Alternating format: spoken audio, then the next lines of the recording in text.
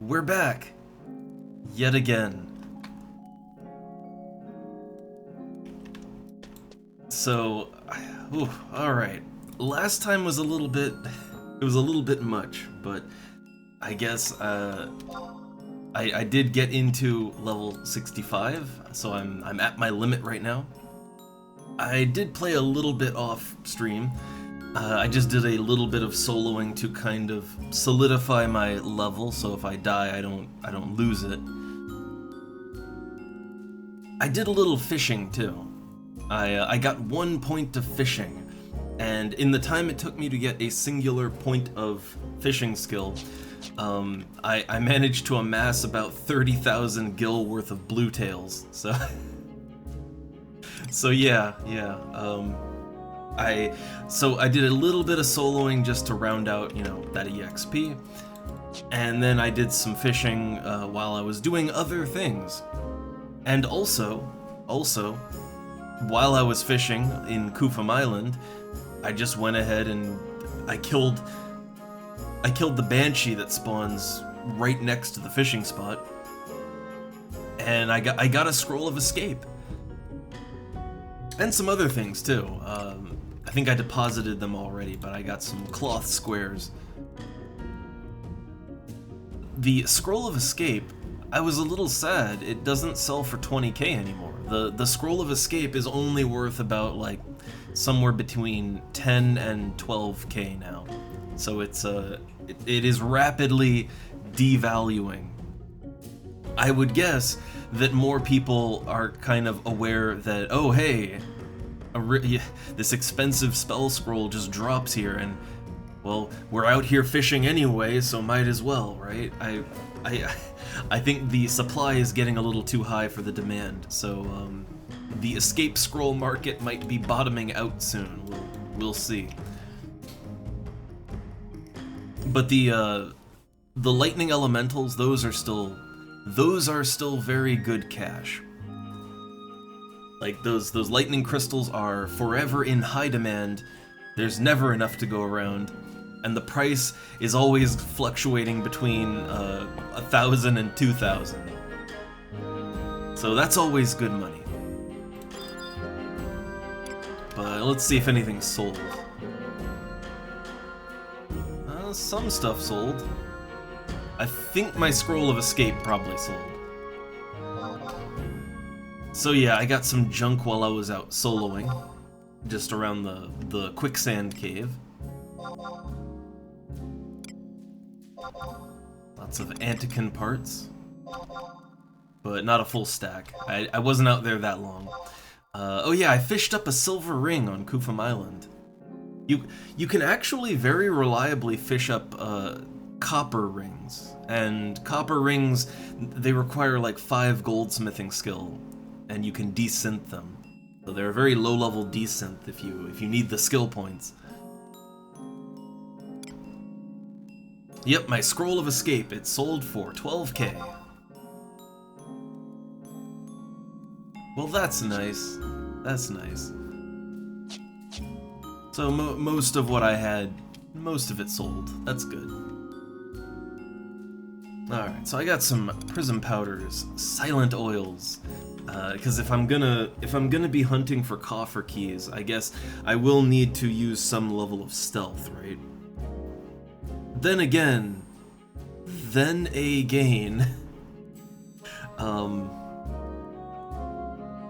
okay, so I can kill enemies down in the Crawler's Nest and in Garlage. I can get those keys. The thing is that, like, I will need to sneak around a lot.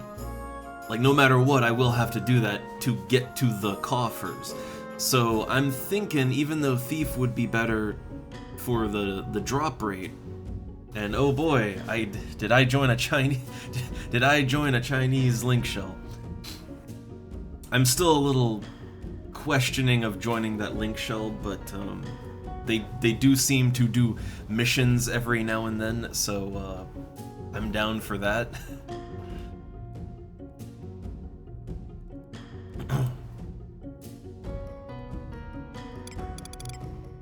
But yeah, okay, I guess.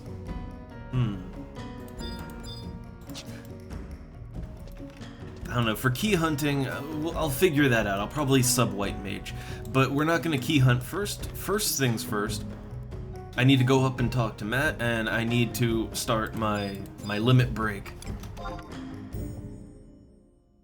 I already have the 4 seals I need just on me, ready to go.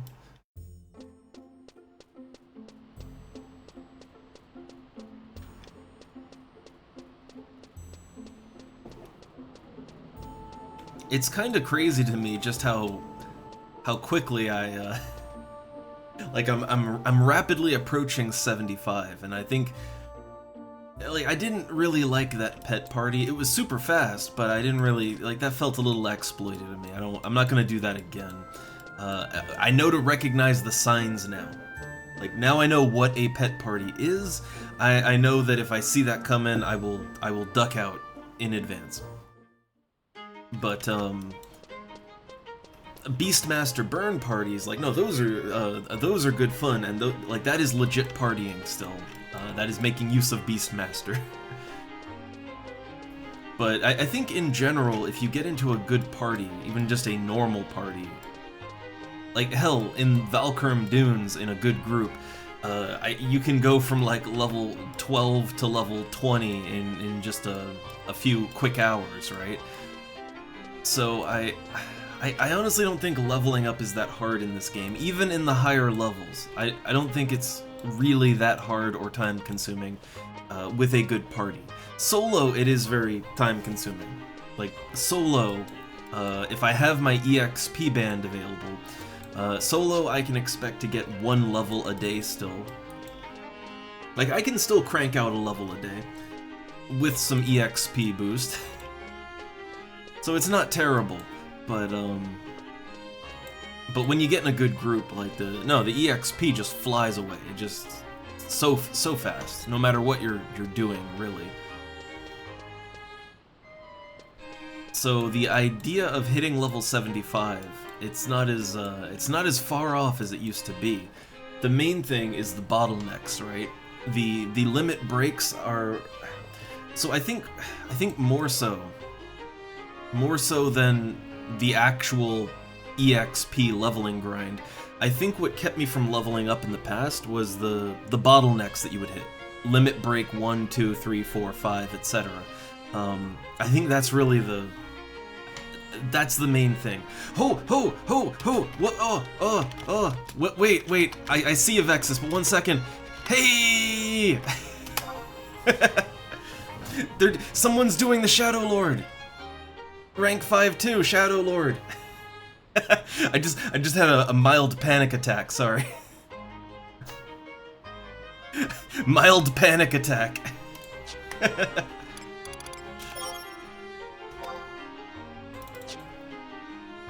I need that mission real bad. That might change my plans today entirely if that goes through.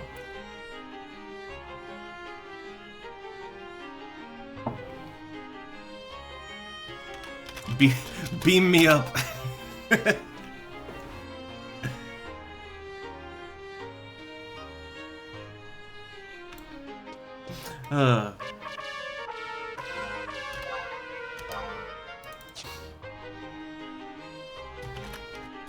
Let's do it.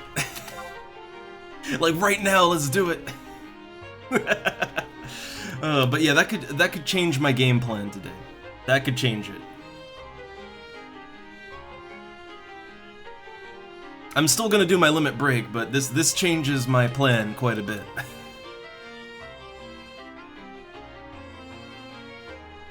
We might actually get the Shadow Lord done today, on stream. That would be awesome. I honestly wasn't really expecting to do it on stream. I thought it'd be something I'd have to do on my own time. I thought it would be one of those cases where I have to stay up to like 2 in the morning to get things done. But anyway, panic attack aside, how you doing, Vexus? How's everyone doing?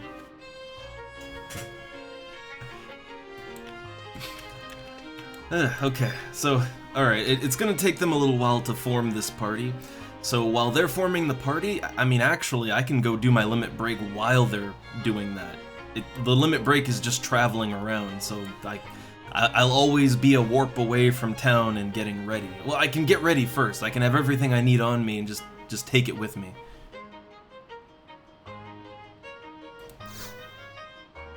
Alright, but let's talk to Matt. I see you're becoming stronger by the day. Maybe you're ready for my next test. How about it?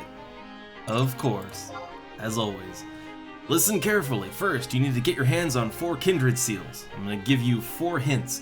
You have to figure out who I'm talking about and give one of those kindred seals to each of them.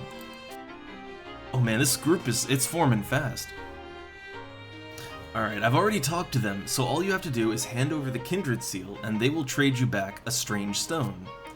If the person you try to trade it to doesn't accept it, it means you've got the wrong person. Here are your 4 hints, so listen up. I want you to find these people. 1. An Elvon who likes her knives sharp. 2. A girl who is positive robes and bronze subligars are the latest fashion. Robes and bronze subligars. 3. A man who started raising his own sheep to get some good wool. That might be the guy out at... I might know that one. That might be the guy out in Selbina with the sheep. Maybe? Like, oh, is it a trivia round? I know that one. A man known for his magic doll upgrades. I don't know that one. Think hard. You'll figure out who I'm talking about. Alright. So yeah, this one is it's a bit of a trivia round.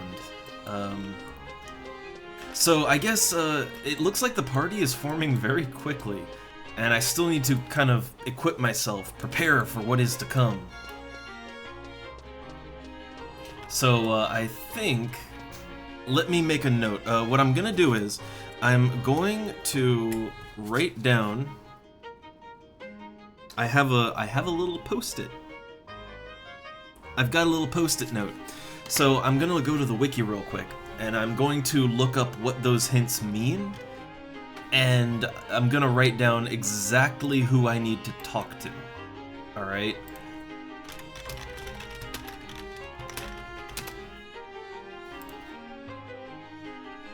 Alright, so limit break. Okay, here we go. Limit break 4. So, the first one is, let's see, an Elvon who likes her knives sharp. So, okay, that would be Sobane at D6 South Sandy. So, Sobane and South Sandy. 2. A girl who has positive robes and bronze subligars are the latest fashion. Let's see, that would be... Oh my god, there's so many things. There are so many things it could be here. Okay, so that would be... let's see, that would be Brigid. So, Brigid in Bestoke Markets. So, Bestoke Markets at K9. Okay, the third one, a man who started raising his own sheep to get some good wool. Is it the one I think it is? It would be Melion in Selbina. It is! Wow, I actually knew that one.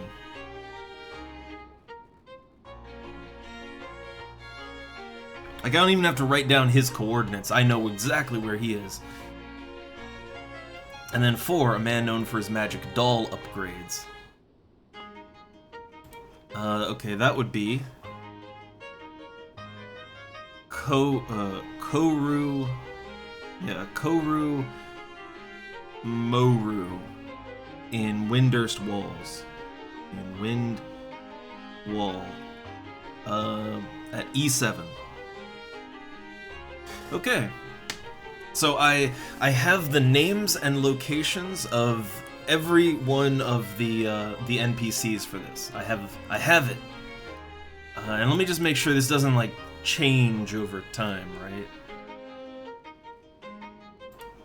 Okay. Then yeah, I know exactly what I have to do.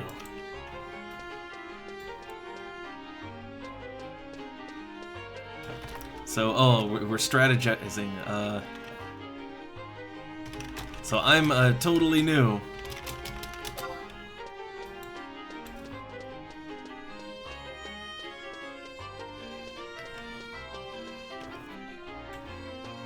But I guess let me prepare myself.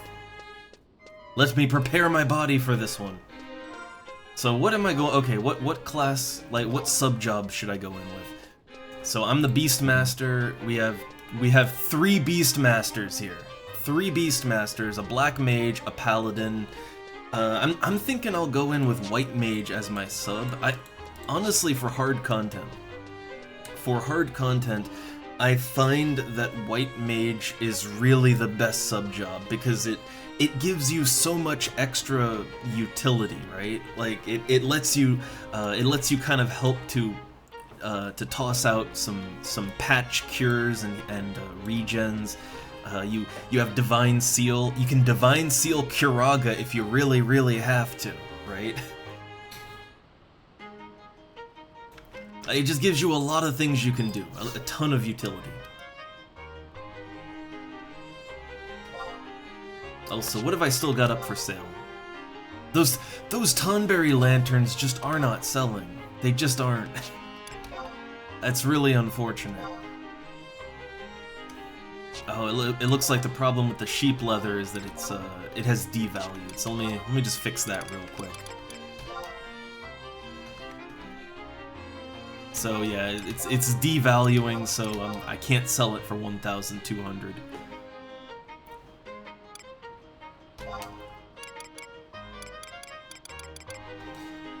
Okay, I already have apple pies, right? But I'm gonna use the damage food for this one.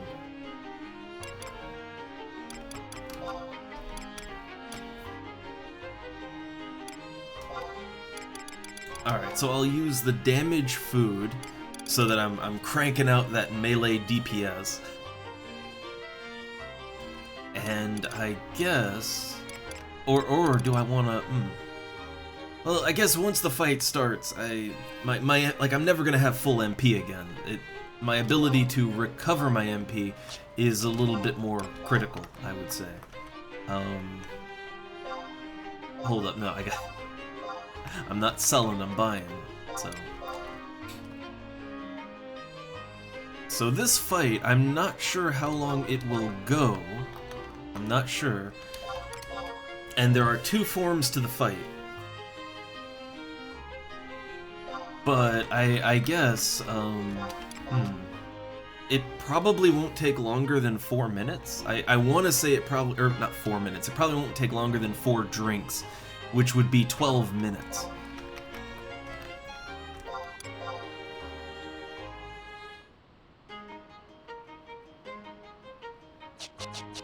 Okay, so 4 drinks, that is 12 minutes of MP regen. That should be more than good. I would hope that's more than good. Alright, I'll pull my good damage food out.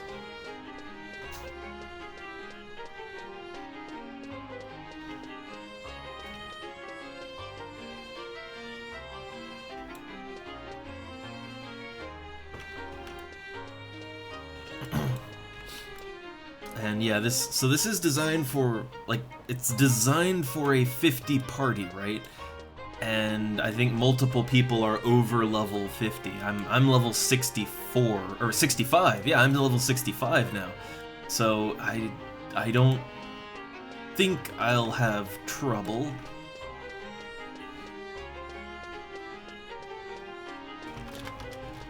Oh, prepare to die. And hey there, Dark.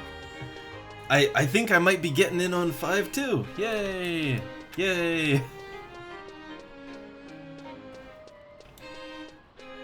It took me very by surprise. Okay, they can go White Mage. So I'll do White Mage as my sub just to kind of help with the healing.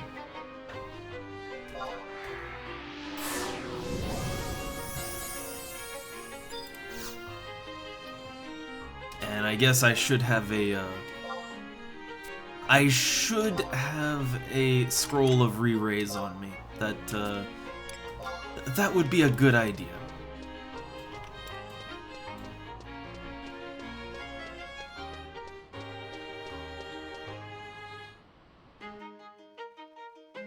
Gonna teleport Vazal. I mean, the outpost, like, isn't the teleport Vazal, isn't that like right next to the outpost? Like, it doesn't really save a whole lot of time, right? They're like right next to each other.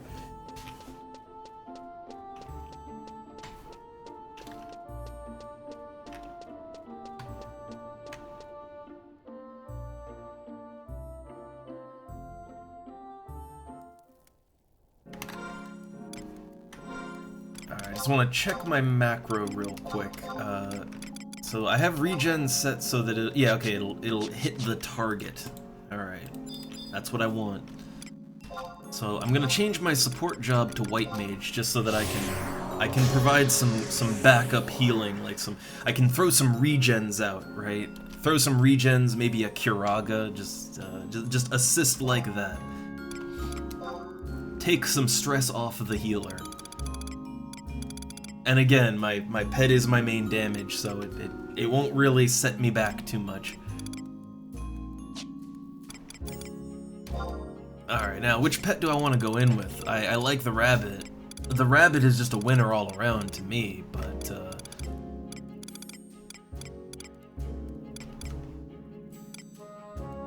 I guess I'll bring in some pet food Delta. What else? My rice dumpling for damage.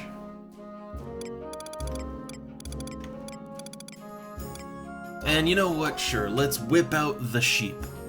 Let's whip out that sheep.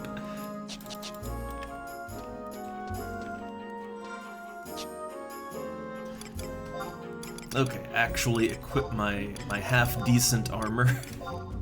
I have some half-decent armor. A little bit.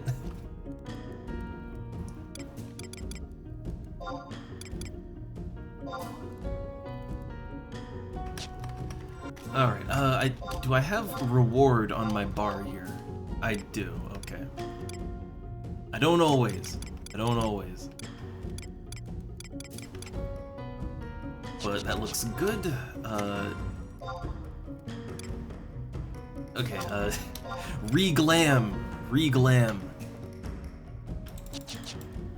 So, I think I have all that I want to go in with, right? I got my pets, I got my scroll of re-raise, I got my rice dumpling, and I have Yagudo drinks to kind of help me to be a bit of an assistant, a healer assistant.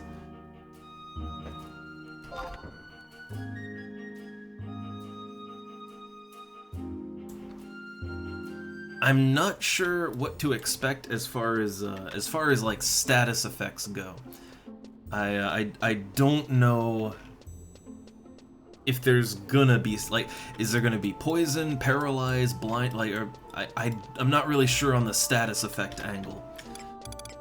But I guess good thing is that at my level I have access to almost all my White Mage stuff. Like, I can erase. I can use erase. Do I have Curaga? Okay, I do have Curaga.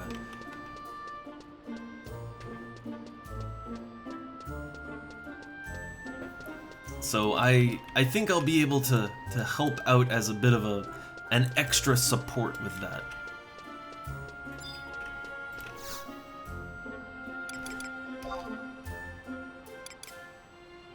Okay, Valdania, that's the one. Oh man. Shadow Lord time. Again, totally unplanned. I was not expecting to get 5-2. I didn't even have to advertise for it. Okay, so the castle is over here, to the left. I have never actually been to the castle.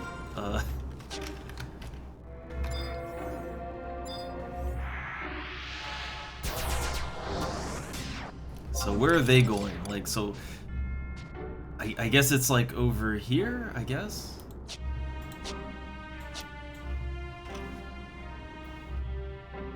But yeah, I've never, I've actually never gone to the castle before.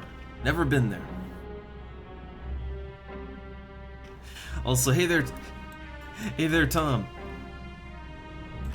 I'm preparing for, I don't even know. All I know is that apparently a gimmick of the fight is that it's gonna switch its resistances, right? Like it'll resist physical, then it'll resist magic, and then there's a phase 2, and the phase 2 apparently he's just gonna AoE like crazy, and we have to survive and kill it, right? That's all I really know about the fight. Not much more on the way of specifics.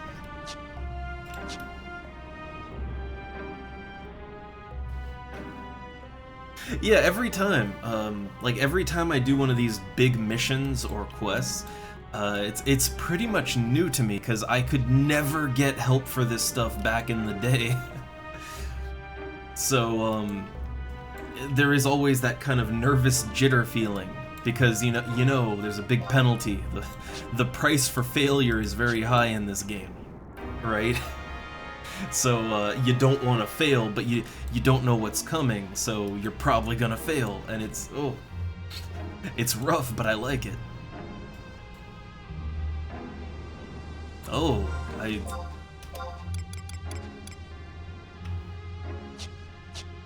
yeah, I don't know how big the actual castle is. I guess the run to get to the castle isn't too bad, but then I guess I have to actually do things inside.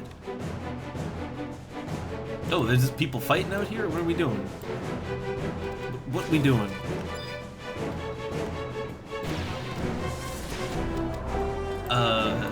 Well, I mean, he's got it, so I'll just keep going.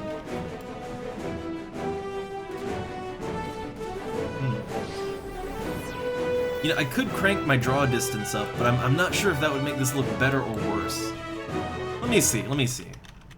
Draw distance, set world 10. Ooh, man, I can see. I'm not sure if this looks better, because, like, everything looks super ominous when you can't see what's going on, right? Like, everything is super ominous when you can't actually see it. Also, my invisible's gonna go down soon. Are these demons? Are they sight or sound?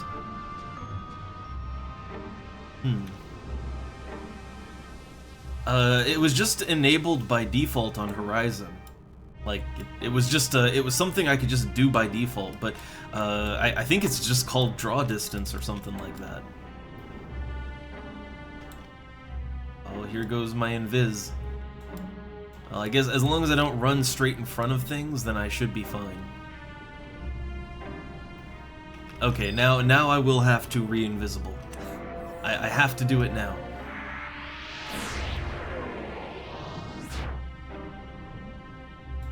Also, Alchemy over there, which I think I've seen that guy just running around, right? Not sure, I don't remember if I partied with him or not. Ooh, very nice ominous castle here. Yeah, so like, okay, if I didn't have the draw distance, so this is what I'd see normally, and I don't know, there is a certain allure to the shrouded in darkness, right? There's a bit of an allure to that. But at the same time, I guess it is nice to see the world, to see what's going on.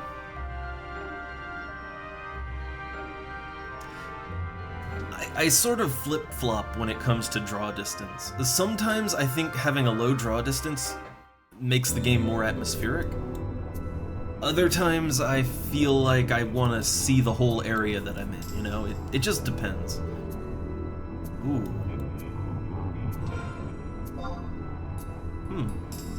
Looks pretty straightforward.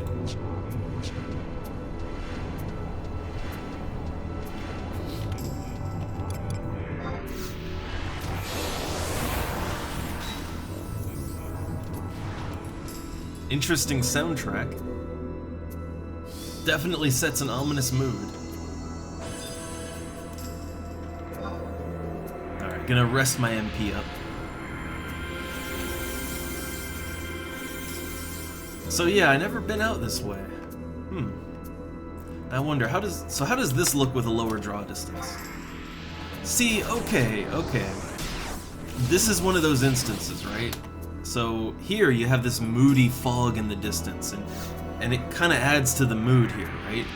When you can see everything, I don't know. So for here, I'm gonna keep the draw distance down to 1 because I think the mood fog really adds something. I guess the problem is when you set the draw distance really high, it sort of gets, like, it pierces through any sort of fog that would be covering up draw distance normally. The problem is the fog is sometimes there for a reason. So basically there is no happy medium when it comes to draw distance. It's either I definitely want it or I definitely don't. Adjust as needed.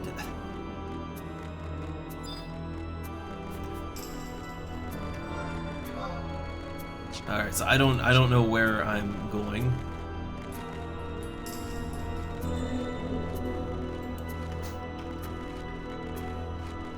I'm just following the little triangle. Just following Mr. Triangle here.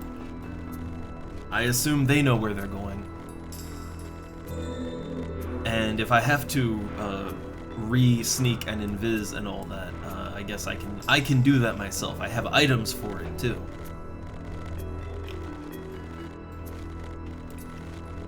And let's see how many. I have more prism powders than sneak oils, so I might have to use one of them pretty soon. So the demons and stuff. I know the eyes. The eyes are. They are sight-based, obviously, right? But what about the demons? Are they... I'm not sure if the demons are sight or sound. I guess whatever I do, I should try to, like... I should try to stand behind things when I have to re-invisible.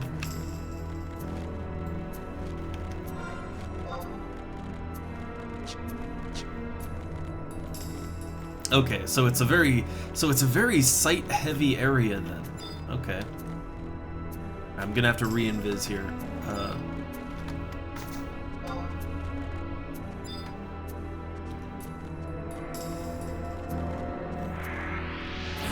There we go.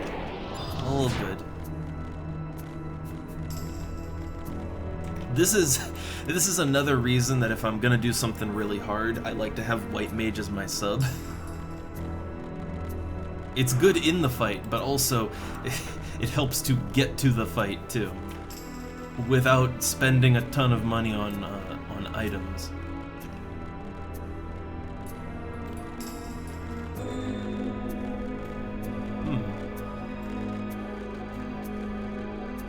Yeah, I'm just like right now. I'm just following this guy, but like on the map, it doesn't look like. On the map, it looks super straightforward, right?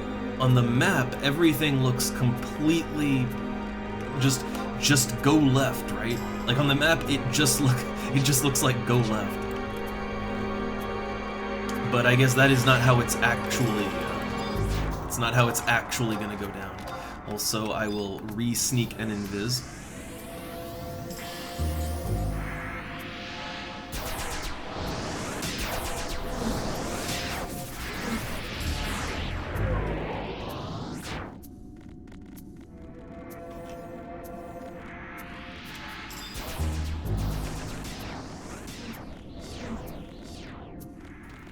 I think also if we're gonna be like stopping to sneak and invis a lot, it is nice when multiple people can do that, so that like it does actually take it takes one guy quite a while to single target buff everyone twice. That takes a little bit. Oh, here we go. Okay, now this is looking a little more maze-like.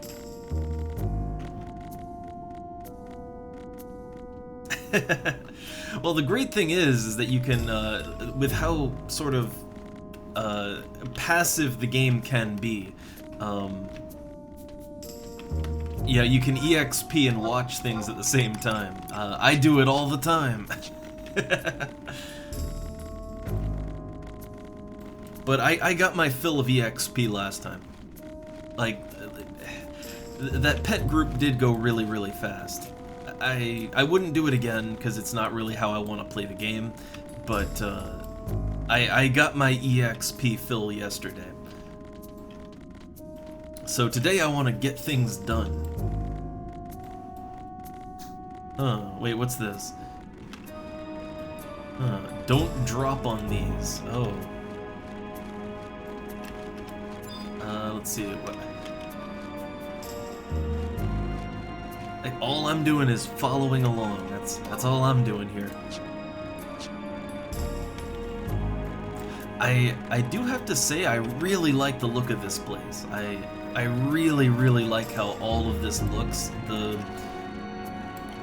The way, like, the material that everything is made out of, it, like, almost, I don't know, some kind of obsidian stone, I don't know, but it has like an almost organic look to it. It's kind of reminding me a bit of Oblivion.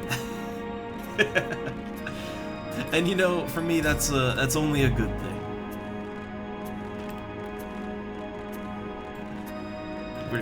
Where do I get my Daedric armor at in here?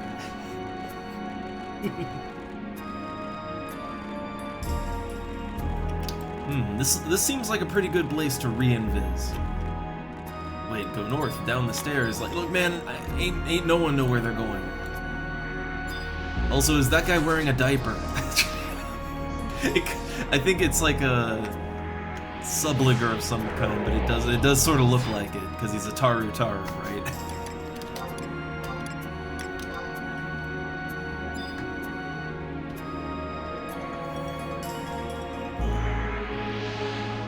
Re-invisibling.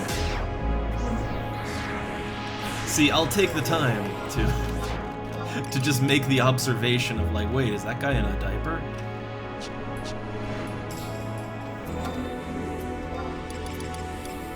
So everybody's over there.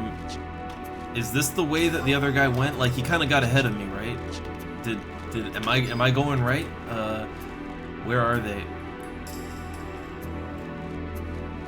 Okay, there's the guy I'm with. I'm just following him.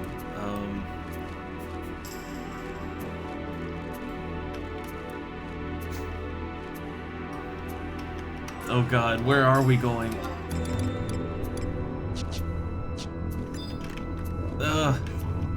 Did I follow someone who doesn't know where they're going? Uh-oh.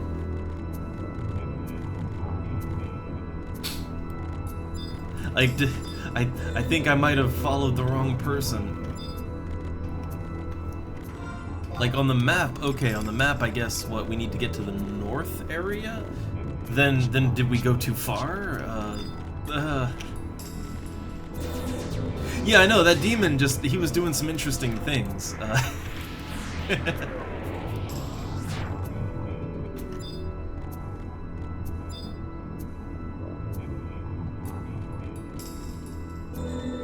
Oh, that's an interesting way to say bathroom. Be right back, water maneuver. Alright, I guess I will re-sneak and invis.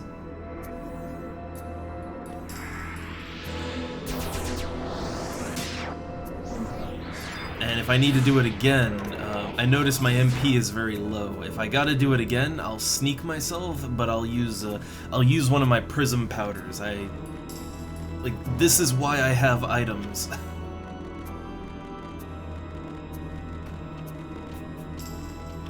Okay, we're going down here? I think so. I think we're going down here.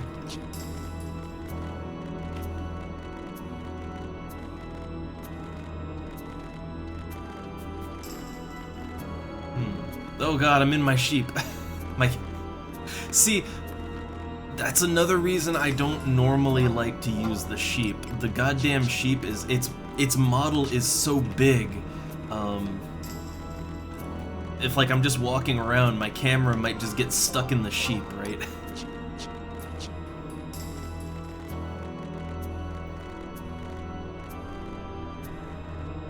Okay, we're up here now. So now, I guess we'll go this way. I still have some decent time on my invis, so... Oh, okay, so now... Alright, so now we just go to the left and then we zone into Zval Keep, which... Wait. So, okay, this is Castle Zval Bailey's. So there's... Okay. I thought that this was just gonna be like one single castle map. That's what I thought. I see I was mistaken. Alright, let's rest that MP up. Okay, so we're now in the keep.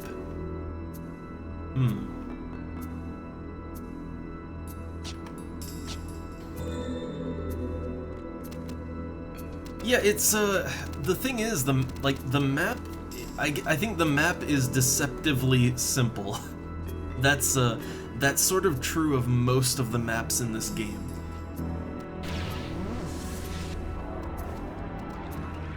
Like, for a lot of the maps, I need to use a wiki map that has, you know, it has the details drawn on, right?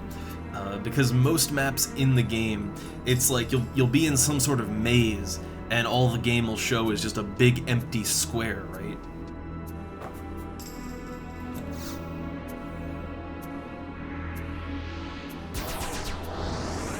Alright, just getting my MP up. Okay. Well, I know Quadovs, you know, Quadovs are sneak, right? You need sneak for Quadovs. Like I wasn't sure on the demons, but for most of the beastmen, I have a pretty good feel for what they aggro to at this point in time.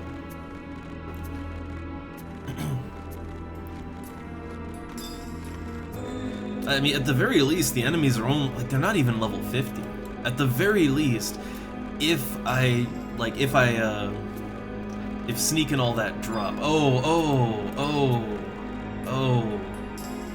have to, okay, I have to drop my invis here. Unless someone else is gonna open the door, yeah. Okay, now I don't have to drop it.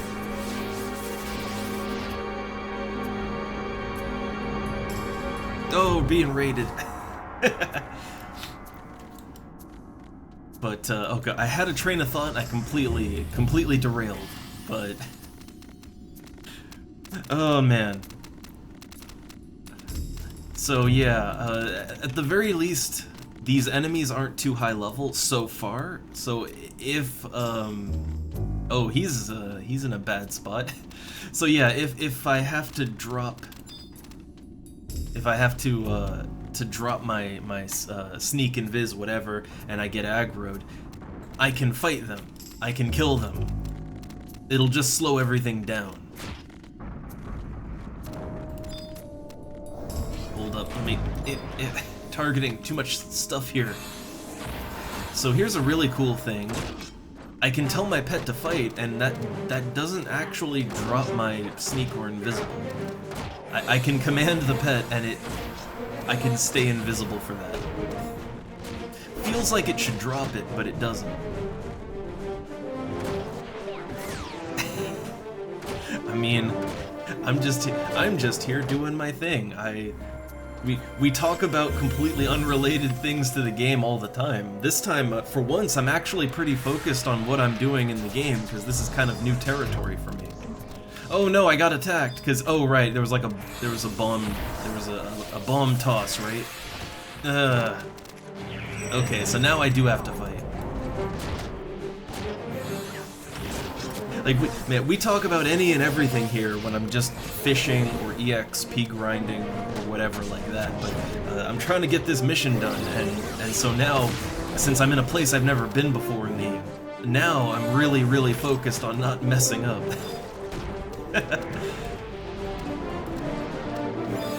And also, like any good stealth game, you know, we try real hard to sneak our way in, but the moment that stealth fails me, well, I guess I just have to kill everyone and burn the whole place down.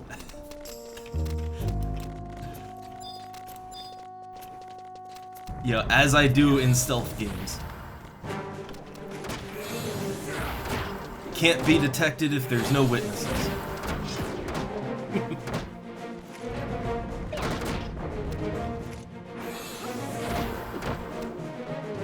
But I said it before, but I am really liking the aesthetic of this place. It looks really cool. It's a little worrying because I don't know where I'm going or what I'm doing, and it seems a little bit maze-like. But it looks cool. It looks pretty damn cool in here. Is that a fountain? What is that? Wait, is that something you can interact with? Oh, the ore door. We're going to ore door. Wait, my attack command isn't working. Why isn't my attack command working?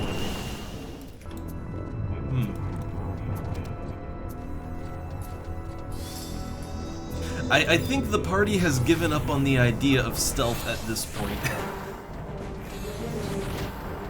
I think they've sort of given up on that idea.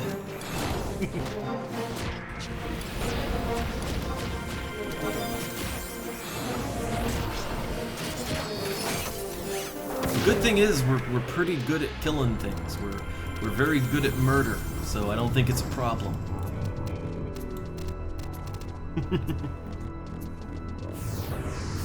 Oh, it's getting a little crowded in here with all these beast pets. My camera.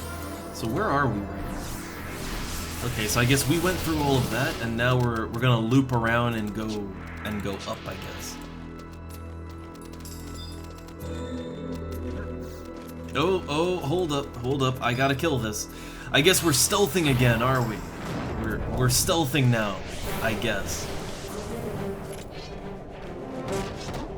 Okay, so I'll re-sneak and invis after this one.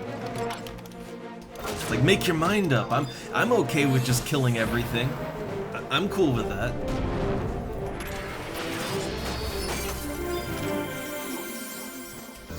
Okay, I'll regen myself so well, I guess I'm slash white mage. I auto regen. Oh. Oh, looks like... Okay, that one wasn't my fault. I didn't do that one, okay? But now I'm asleep for a full minute. Oh wait, eyes are both sound and sight. Oh, I didn't know that. I thought eyes were, you know, they're eyeballs. But I guess they can also hear you too.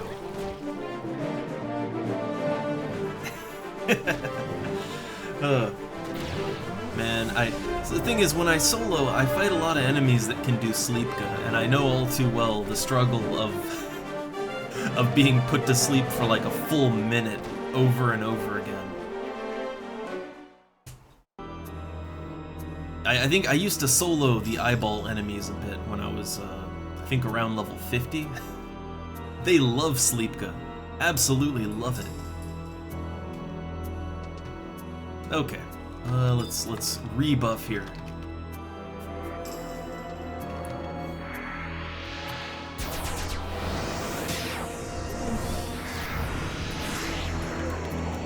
I find that there's, you know, there's two kind of effects when it comes to status magic in this game and how annoying it is. It's either just a mild inconvenience, or it's so terrible you wish you were dead. You wish they just killed you. Oh. Well, now I gotta drop my things if no one else opens it. If no one else opens, then I guess I gotta open it. Wait, is it only closed for me? Then okay. Oh, there's a lot in here. All right, what are we dealing with? Elder Quadobs. Okay, they're only level 49. I guess I'm kind of expecting some really high level opposition at some point, but it's just not really happening so far. The high level opposition isn't happening.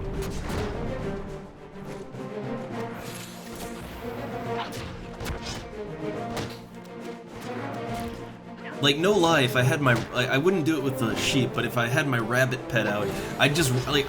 If I was soloing, I could round all of these guys up and just whirl claws them to death. Like, I can solo level 49s, a room full of them, that's fine. But, I guess because I've never been here, I don't know what to expect, and I don't know if we're just gonna enter a room and there's gonna be, like, level 1,000 guys in there, I don't know. I just assume the worst, right? I always assume the worst.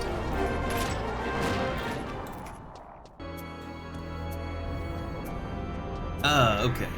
Well, right, I guess this was sort of the original end game, right? This was original end game. And technically that was originally 50, it's just I always sort of... I always think of level 75 as just always being the end game, or the, you know, the cap, right? But technically that was done with Rise of Zalart.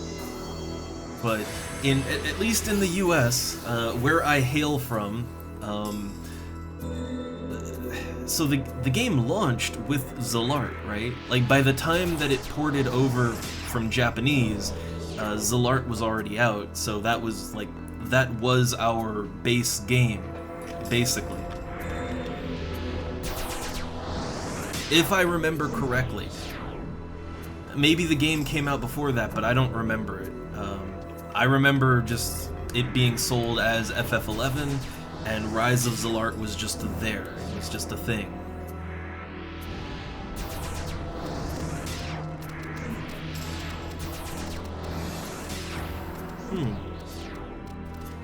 So the UK, like, COP was even the base. Wow. Yeah, but in the US, Zalart was just, like, that was the initial launch of the game in English, in the US anyway. So, like, I always just thought 75 was always the cap, but it's, yeah, technically no, it wasn't. And also, I have never seen a level 50 capped private server for this game. Everybody who wants to go classic, they always go with minimal Zalart, right? Like, at the minimum. And I would guess that's just because that was the base game for non-Japanese speakers, right? Like, 75 was the beginning for most of us.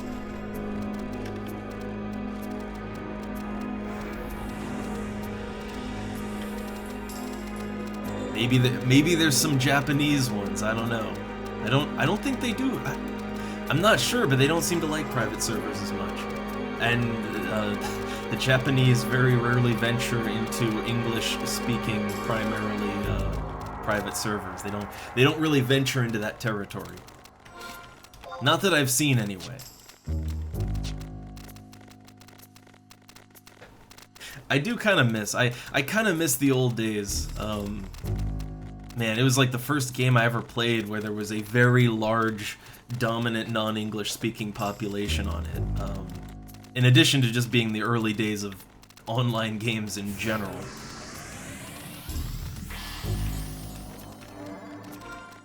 Ooh, this... Okay, we're into a whole...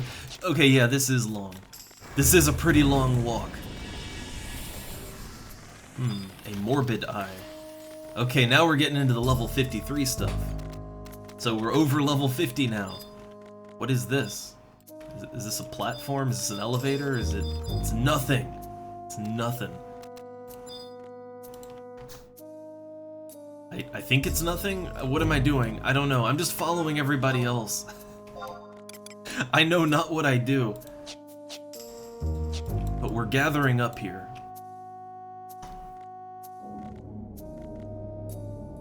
Ooh, I see. Okay, so can I target it now? Or does it just, like, walk on, walk off? How do I make it go? I missed it! I missed it! Was I the only one that missed it? I think someone else missed it too, yeah. Oh, maybe I can't be invisible. Well, alright, I'll uninvis. I wasn't sure if I was supposed to be clicking something or what. Well, I guess it happens every now and then, right? So I'll wait on it again. And keep an eye on where they're going on the map. Because if I have to follow them, I guess I need to know where I should be going.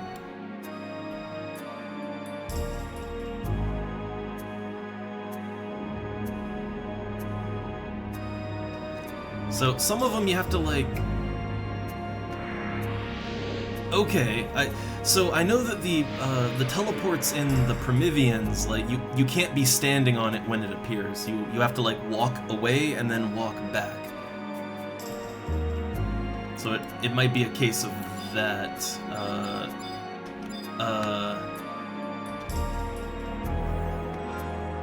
Oh no, not log out. Map. Where am I?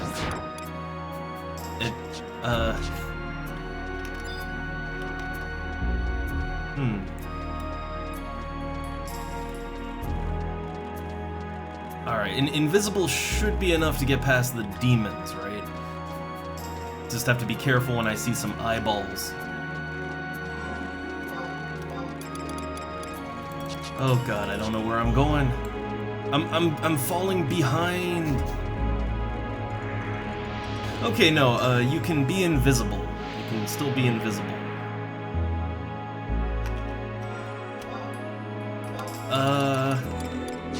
Alright, so now it looks like you have to walk over here. I don't like that I'm sort of falling behind the party, and I really don't want to... I really don't want to get lost in this place. I would really prefer not to be lost here alone.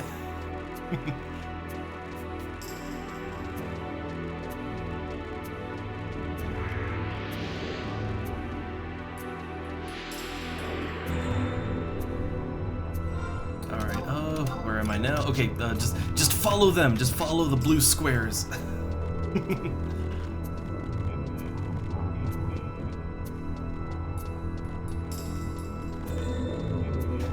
I know not what I do, but I follow the blue squares on my map. That's what I do.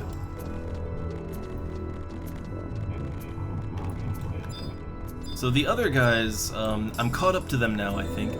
So yeah, they don't stand on the pad. It looks like you have to not be directly standing on the pad. Yeah. So it works like the teleporters in the Prometheans. Oh god, it's a teleport puzzle. Oh, my favorite. So maybe not take that one then, I guess.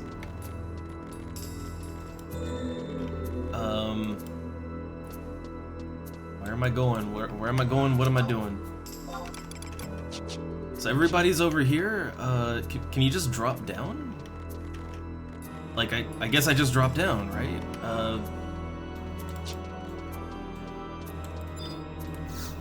And is this the throne room?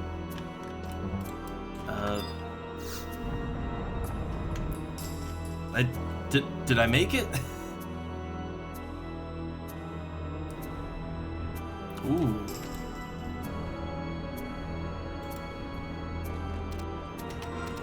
Okay, there is no map of this area. So I take it this is it, right? This is the home stretch. Trying to get a good look around, because I have not been here before, so I'm trying to soak in the atmosphere. Get pumped up before I get killed, right? Can I go first person for just a second? Oh god, sheep.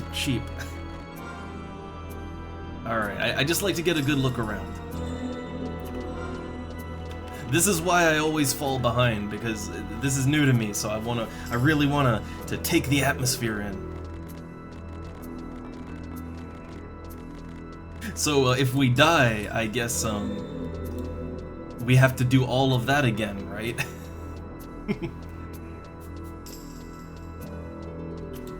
So I guess the answer is don't die, and yeah, don't die, get good. Alright, so get cutscene done first, so I guess that means click the door. Wouldn't it be great if I came all this way and it turned out I missed a step?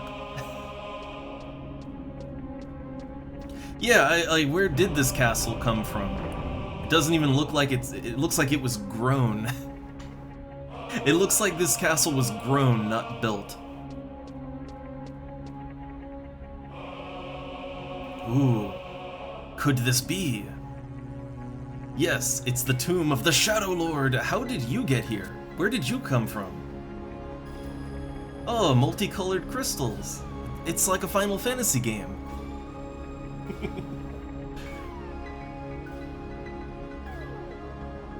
Oh, the crystals tingle. I don't know what's going on, but I like the look of it.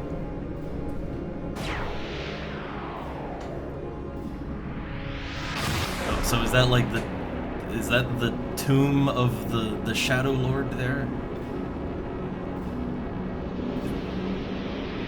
Are we in the Void Arc?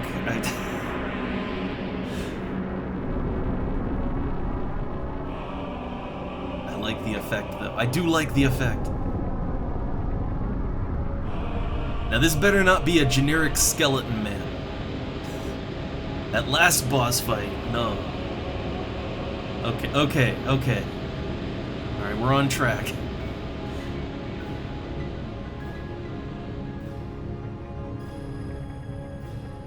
They are really going all out for the presentation on this one.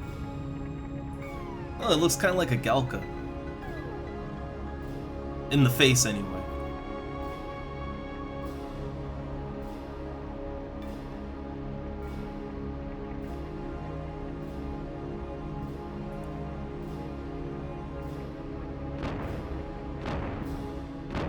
It's like some weird mix of like the big golem enemies and a Galka.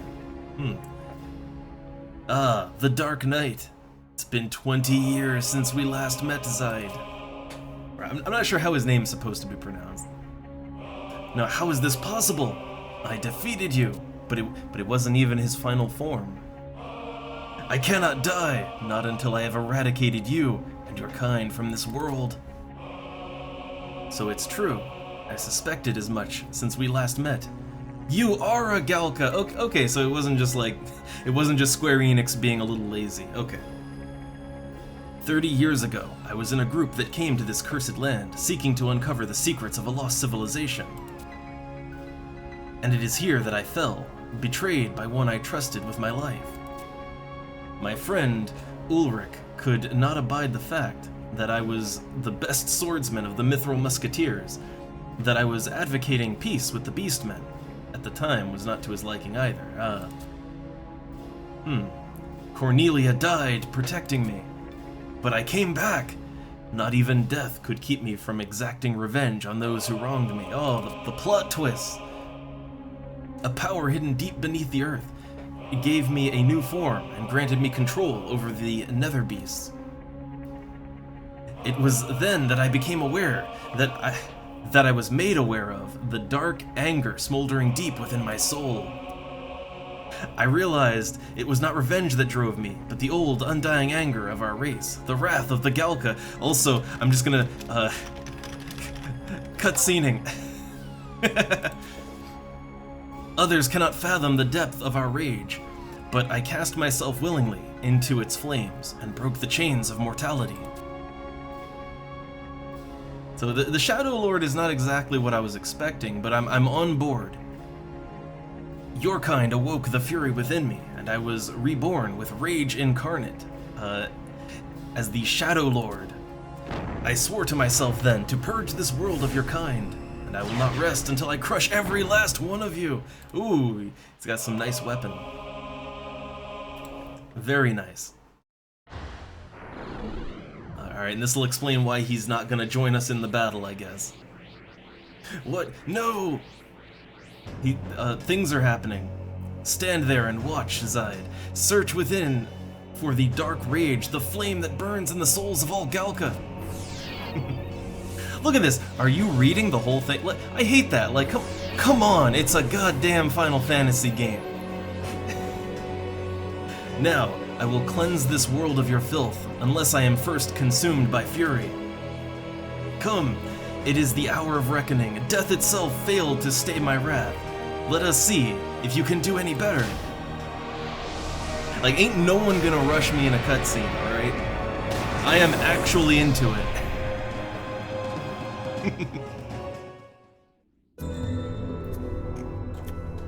Alright, alright. All good.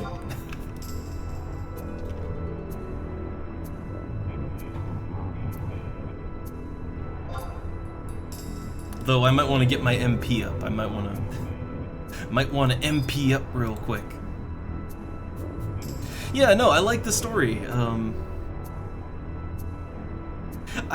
The funny thing is, I didn't really care for the story in Final Fantasy XIV. Like, I will admit I did a whole lot of skipping on that,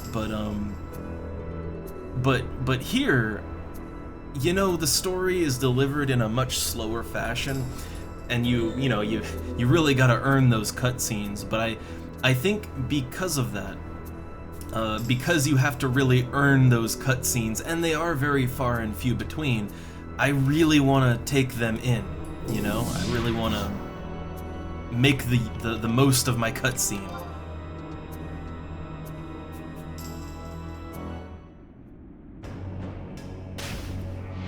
Alright. Man, the record time is 1 minute and 14 seconds. 1 minute and 14 seconds. Well, that's what we gotta beat.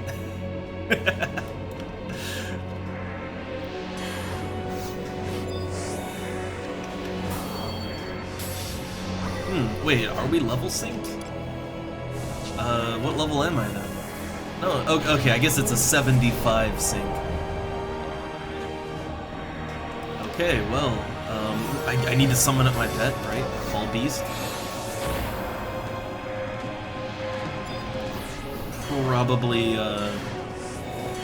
want to give myself the old Stone Skin. I don't think I need, but definitely want to blink myself.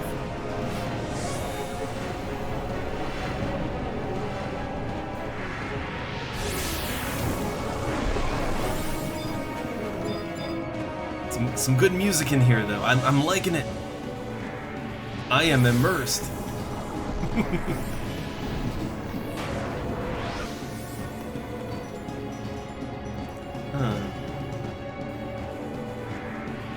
I guess I could also Stone Skin my. I don't know. I can Stone Skin, so why not? Yeah, I guess it lasts for like 5 minutes, right? Like, my macro even uses them both. I was just thinking about MP, but I guess we're gonna... Like, we're probably, well, first off, we're probably just gonna run in there and gangbang him, right? That's probably gonna be the plan.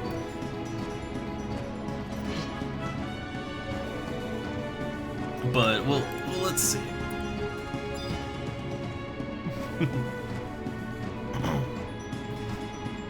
Yeah, I mean, every wiki I've read for this fight, they all say that it's a 75 sync. So I mean, it's good for me. We'll see how challenging it is still, with a bunch of people over the level. I would assume they changed it at some point. Like, I'd guess at some point they just changed this so that more people could actually get it done, I guess.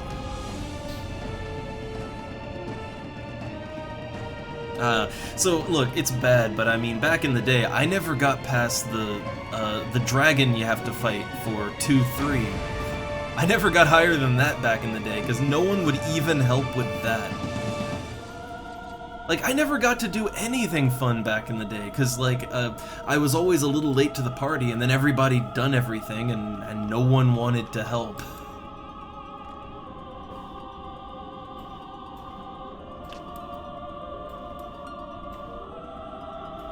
Alright, oh, I should... Oh yeah, right, just in case. Just in case. Maybe pop my rice dumpling, too? Okay. This is probably very excessive. This is probably excessive.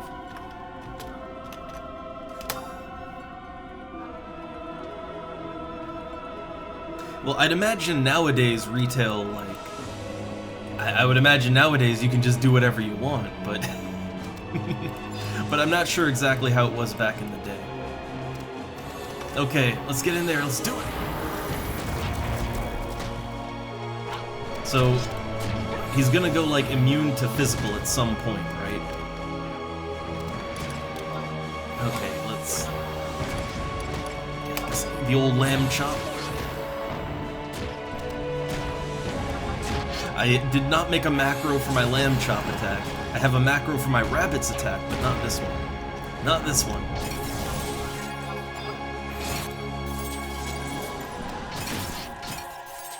And I went slash white mage so that I could kind of help to, you know, cover a little backup healing, but no one's taking any damage, so I guess they don't need it.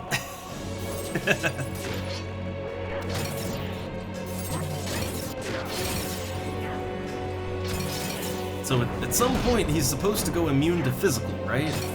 So far that's not happening yet. Like so far he seems to... Ooh. Well, he did some kind of AoE, but I think everyone absorbed it. Oh yeah, I've never done the Zalart missions, obviously, so I can get in on that. Ooh, big damage to all of us. So I'm gonna slap a regen on myself. Actually, since I think the healers usually tend to just throw out the direct cures, I can throw regens around. I can do that. So he's immune to physical damage now. Hey, I've got Dia. Wait, technically I can cast Banish. I have Banish too! I've got Banish! Is that gonna do anything? 23 points of damage. Whole 23 points. Okay, I can cast Banish. I use my Yagudo drink. I think I came in a little over-prepared. Came in just a little over-prepared, but you know, it's better than being unprepared.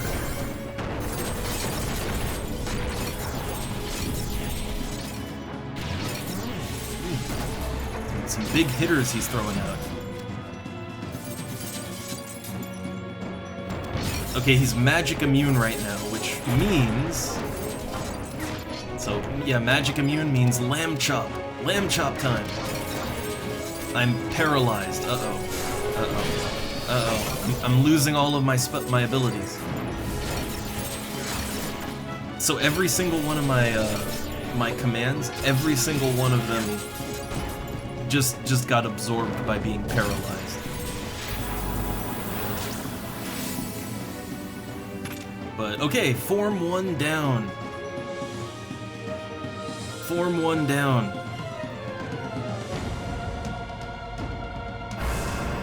Again, it's never their final form. Never. Okay, so what's he gonna do now? Was that it? Was that his, Oh man, Alchemy's real low on health. So there's 3 minutes before he engages.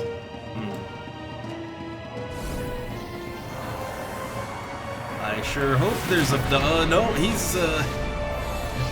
is right in there. Okay.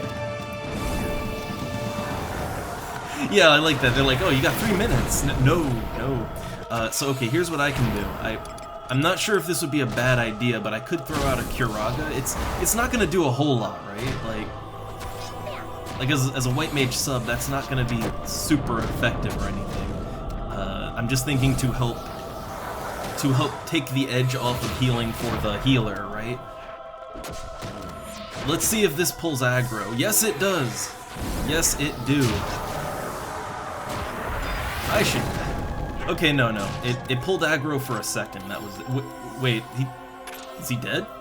I was so focused on healing. I was so focused on like keeping us alive, and then, oh. Wow, damn!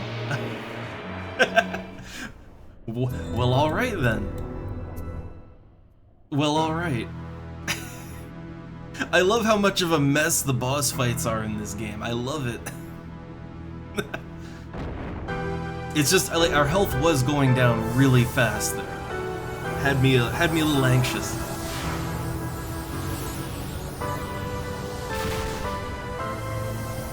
So, the Shadow Lord's defeated forever now, right?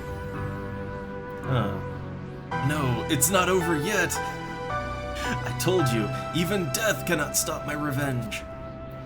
I will not fall. I will keep coming back until the fires of wrath consume me. Rogrim, stop. Listen to me. It's over. I also love the dialogue. Always. Rogrim. No, that is not my name. I am the Shadow Lord. You are no such thing. Search your memories for your true self. You are Rogrim, the Galka's greatest swordsman. Are we gonna save the day with the power of friendship again? This literally wouldn't even be the first time in the game. Oh yeah, here we go. Here we go. I am Rogrim. Ah! I mean, we need a no moment. So yeah, love and friendship saved the day. The real magic of the crystals was the friends we made. So yeah, he's Rogrim. Oh hey, he literally just transformed back into a subliger wearing Galka, as you do. Do you remember? Yes, I do now.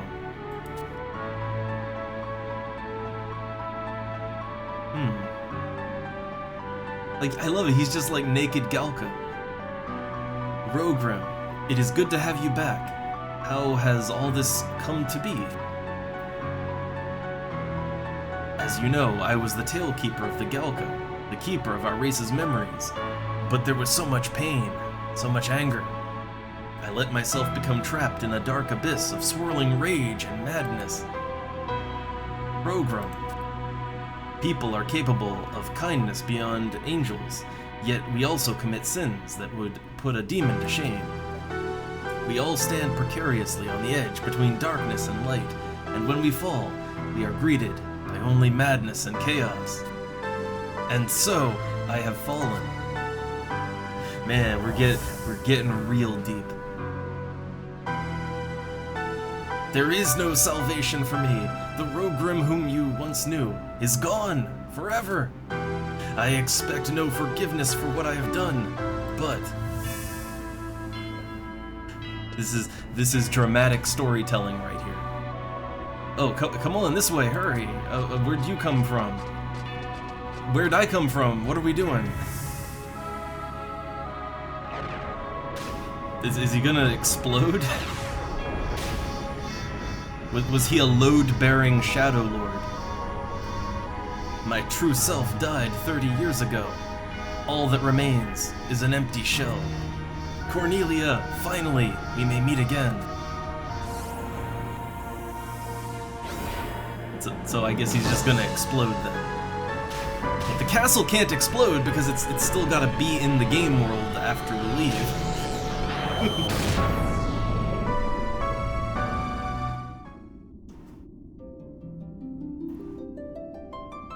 Okay, we're getting our Final Fantasy Heart music. So would this technically be the moment that the credits roll, like in the base game ages ago? Is this a credits roll moment? Okay, so thanks to Doublus's courage and all that, through the clouds shines a symbol of newfound hope for the people of Vana'diel. But none should forget that whenever there is light, there is always shadow. The legend goes on to say, From the deepest, from the darkest depths of the earth, the warrior of the crystal rose. I'm trying to get through it because I feel like I'm gonna miss out on it.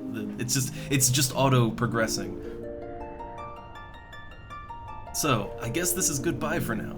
I hear they've started flights to the Outlands. If you ever get your hands on an airship pass for Kazam, come see me in Norg sometime. So I guess this is leading into the Zalart stuff, and because that's Zalart, right? I'll be seeing you, Doubleus. Bye. Oh, all of them are getting out of here. I too feel that our paths may cross again. Until then, I wish you farewell. So I beat the game, right? I win. I can just uninstall now. Okay, and then I'm back here. I obtained the Shadow Fragment. Nice. Also, what is this goblin over here? What's his deal? Huh. It's a blacksmith. Huh. Okay, so I guess he's for something later. I don't have it yet. Good story. Good times. Oh, nice. They got warp. Okay. Very nice. Well, that was nice. So I will say this. I do kind of that was a good time, good group, all that good stuff. But I some of them were a little rushy, right? And I get it, especially if you never stop playing the game, then I guess you've done everything 10,000 times, but for someone like me, it's like, no, you wanna really read through the story and get into, I want to enjoy my cutscene that I earned, right? I think some people, they can do something for so long, they kind of lose sight of that, right? That is a thing that people might want to do. Alright, so I guess, yeah, I guess I'll drop out of the party then, because I was not expecting to get my 5-2 mission done today. I really wasn't expecting that, so, yeah, awesome.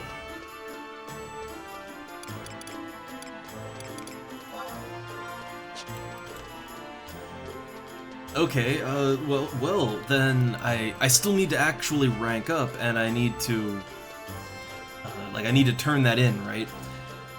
So I have to go back to Sandoria. I need to go to Sandoria anyway, though, because before we started the 5-2 mission, my plan for today was a little bit less ambitious, right?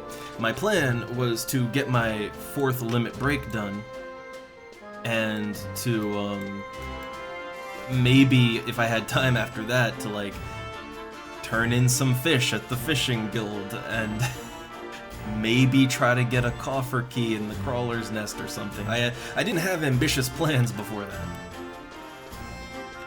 So I guess we're back on track now, right? We're back on track to what I was doing. Alright, so let's warp out to the Ronfar. I do have my seals on me, right? Yeah, I have my seals.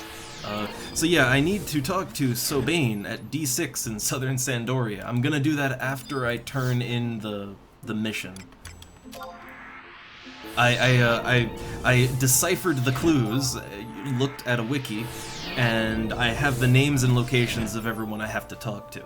So I'll just go down the list after we turn this in. The 4th limit break is, it is such a breath of fresh air after the horse shit you have to go through for the 3rd limit break. and then the hard stuff you have to do for the 1st and 2nd, right? The 4th, it feels like such a step down in difficulty. But I guess it's building up for that mat fight, which, well, I guess depending on what class you main, the mat fight can either also be really easy, or it can be a nightmare. I'm not sure, especially on this server. I'm not sure how the Beastmaster Matt fight will go. I feel like it shouldn't be too hard, but we'll see. That depends on if Matt can resummon his pet, I guess. Or if I should just go for Matt first. I'm not sure if I should just try to nuke Matt first, right? I don't know. Alright, so let's teleport back to... I know town is like just over that hill, but I'm too lazy to walk, alright? Why do you need to use legs when you got money to teleport? Yeah, no, like, I do feel like the fourth limit break would be a real interesting / infuriating challenge back in the day. No doubt. Though so when Matt gave me the clues, I actually did know one of them. One of my clues was like a guy that loves wool and started his own sheep thing.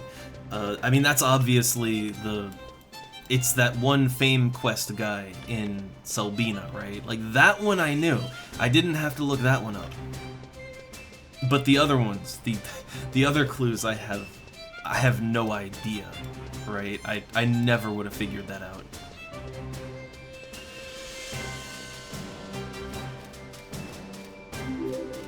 Oh, thanks.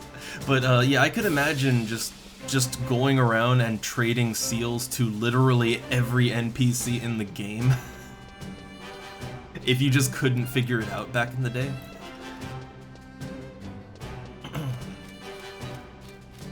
Yep, 5-2 is done.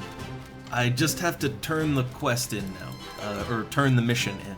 I think I talked to Halver again.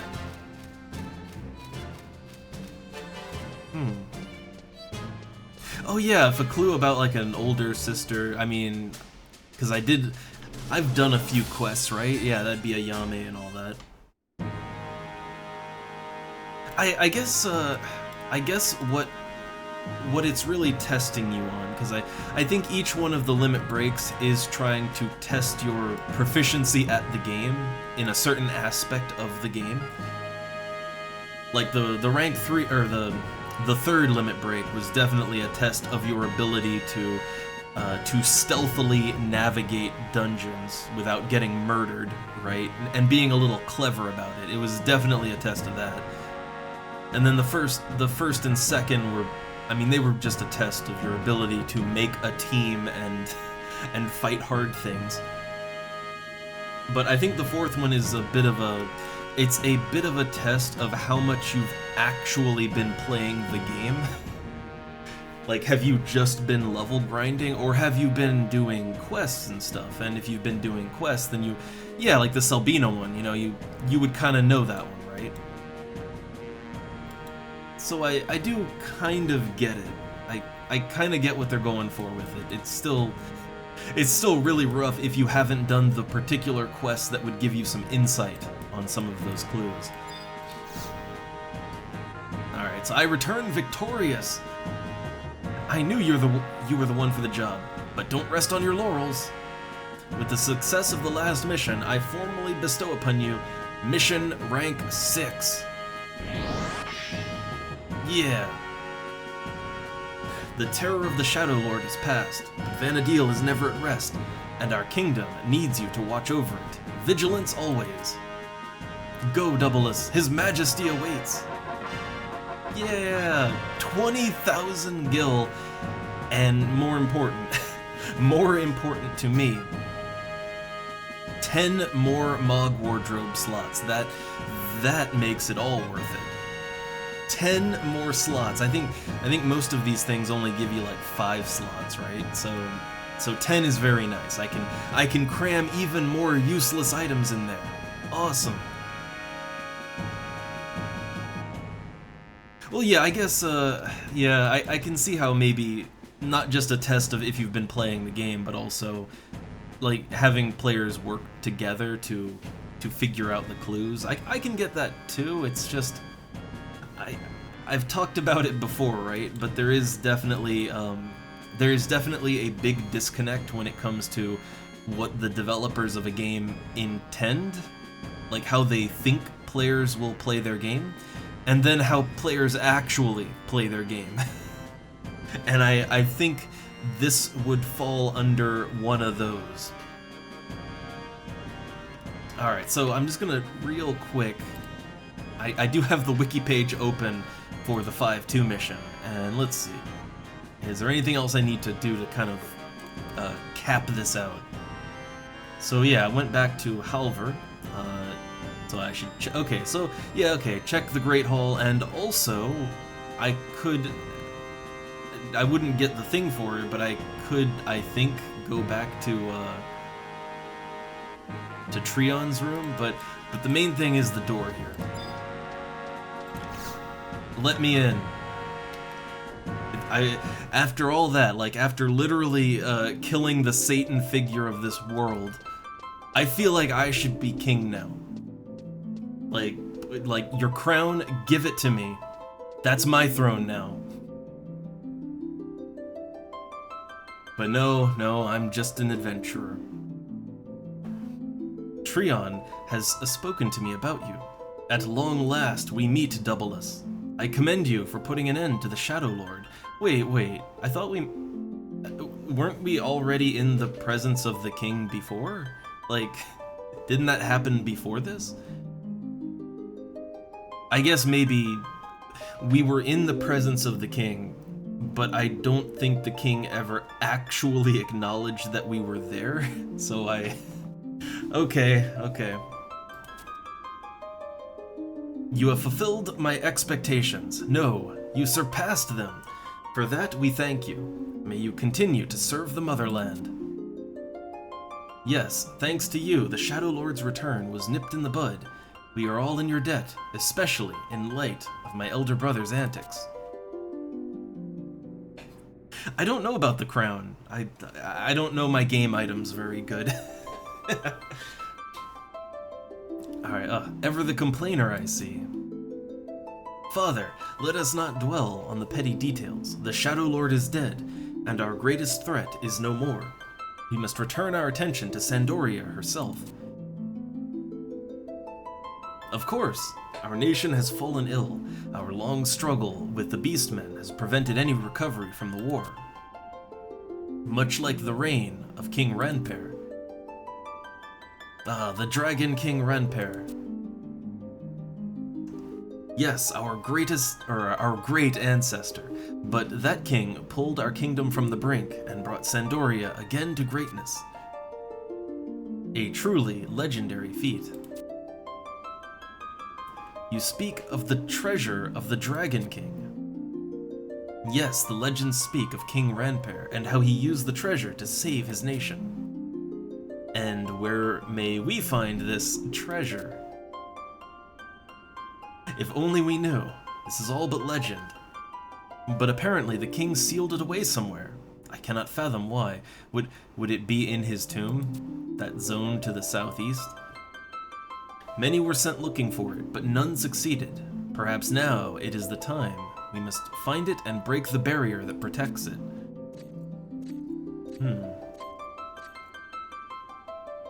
Huh, interesting. I gotta look that crown up. I like items that do weird things. Doubleless, you should you uncover any news of Ranper's treasure, report to us at once. Father, I urge you to send expeditions to every corner of Vanadil. Now just a moment, Trion. Why should we wander in darkness when the Papsk may still illuminate us? The Papsk, Your Majesty. Yeah, what is that? Yes, I have faith that he will find some clue for us. My own life is waning. I must solve this mystery while I still breathe. Father! Wait, is the king dying? When did that happen? When the time comes, Doubleless, your assistance will be needed by us all. Do not let us down. Doubleless, Clady.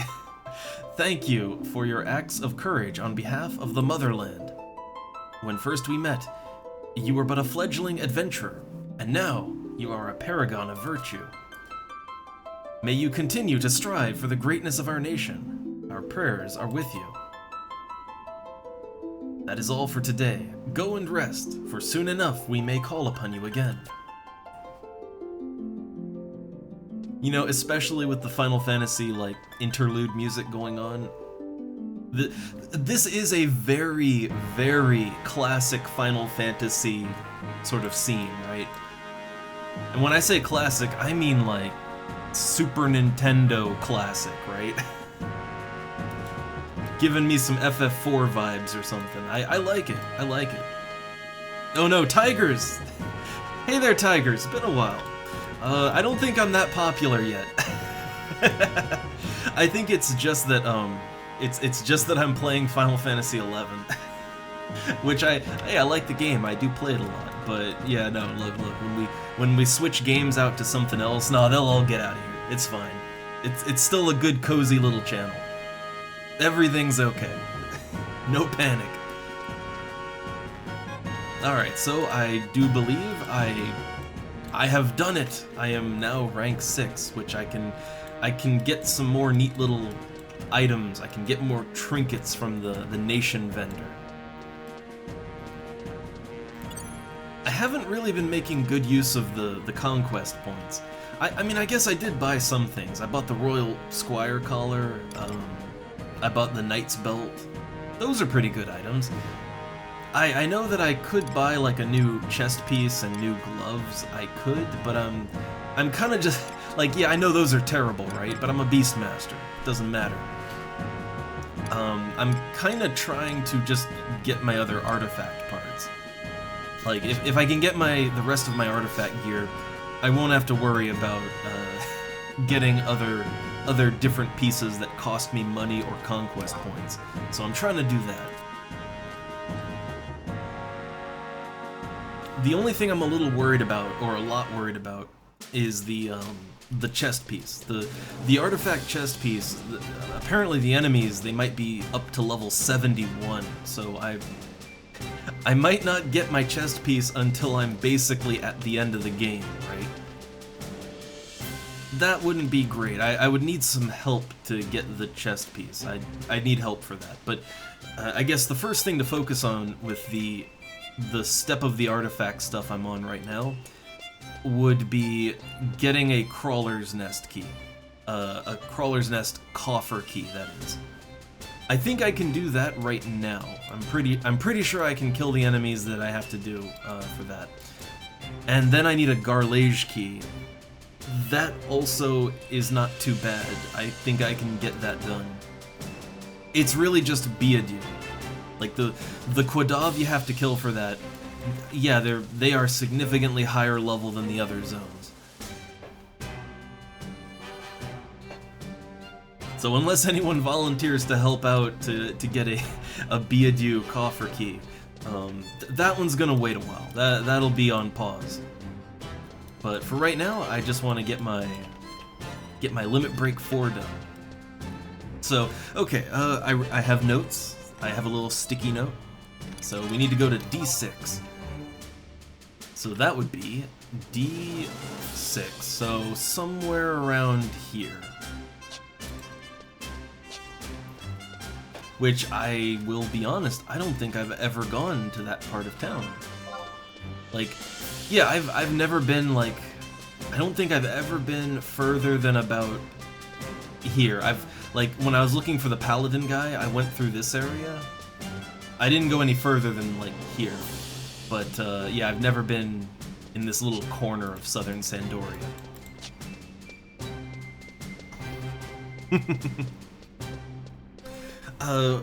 Yeah, I mean, hey, if you want to help, that would be great. I'm not sure if I have to, like, so, okay, I got the quest. So now I need to go out and get coffer keys, right? It's 3 pieces at once, right? I need one from the Crawler's Nest, from Garlage, and from Beadu. But what I'm a little unclear on is, do I have to get the gloves first? Do I have to get the one from the Crawler's Nest first, or can I start with the other ones? if I have to do it in a certain order, then I need to actually get the crawler's nest one first. But hey there, Baru. Man, everybody just popping in here. Everybody coming in. Okay, so I need the quest. I have the quest.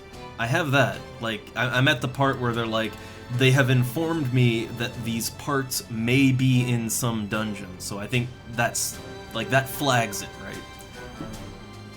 But I haven't gotten any of the coffer keys yet. I haven't done any of that. Oh, okay.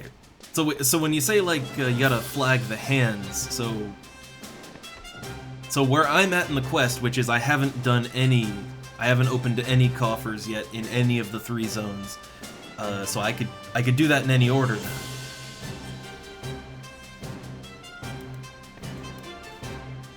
I'm hoping anyway.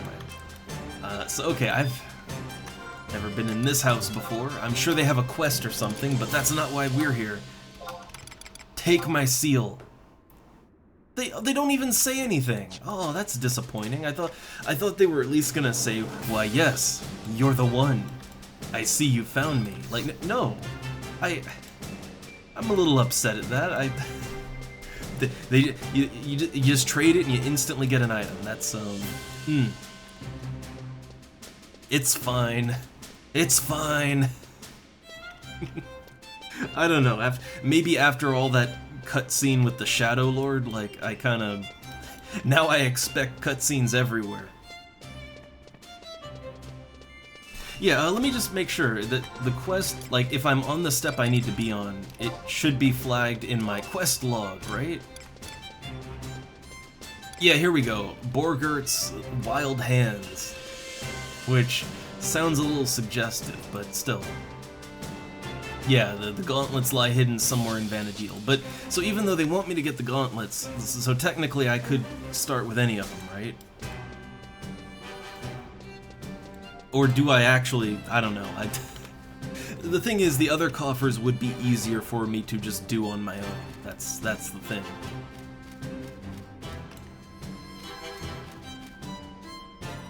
Wait. I thought, okay, so I know about having to go to the Mithra, but don't you have to... So my understanding is, the order is that you have to get the quest from the Galka, right? And then you have to go to the Crawler's Nest, get a coffer key, and get a key item, gloves, from one of the coffers. Then you bring that back, and then he says he can't do anything with it. And then you go to the Mithra, right? And then you have to go back to Castle's Vault. From reading the wiki, that is my understanding of the order of events. That's my understanding.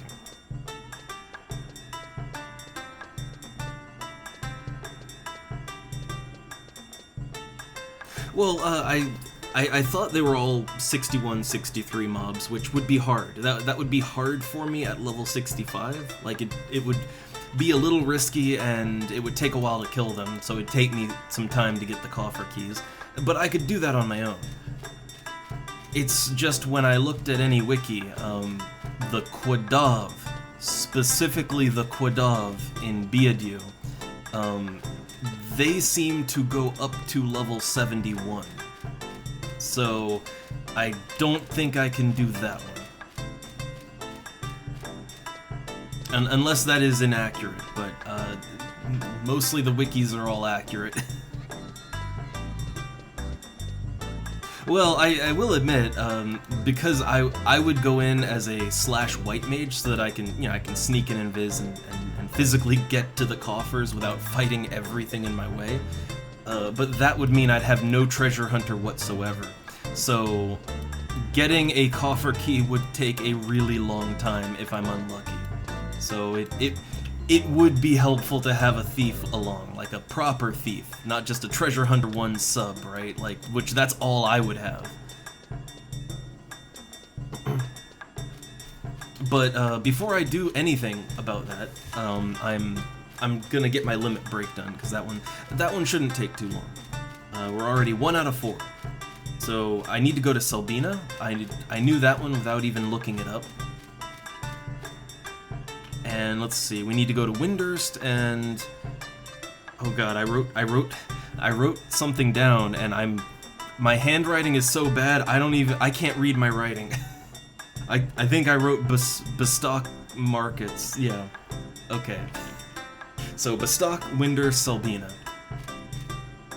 I love it when my handwriting is so bad. Okay, let's see, which one first? Which also, I'm always open to accept help, but I am also willing to help others, like, if I'm not, like, specifically doing something for the stream. Like, today we had a game plan, right? We have a plan, and we're trying to carry through with that plan. But otherwise, and especially if I'm not streaming and I'm just playing on my own, like I am always open to help people with whatever, and I am the type of player that I don't mind dying to help out. It's a-okay with me. So even stupid things are on the table. Alright, so let's see. Which one would be quickest? I guess Selbina. Selbina would be pretty quick to do. So that one, I need to go to Zulkheim. Oh no, I just assumed that all of the class's artifact quests, like I assumed they were all more or less the same. So I guess some people have to... Well, then again, okay, I did have to fight 3 NMs for my pants, right? I fought 3 NMs for those pants, and that was rough. I'm pretty sure I did it wrong, but that was a rough fight. I won though, all by myself. But then I died in the cutscene, because, you know, silly me, I actually read the cutscenes, so... So, like, I died in cutscene, and, yeah, that was great. But hey, I got help after. I got tractored and raised, so it was fine. Alright, so, gotta go to Zulkheim. That's the one.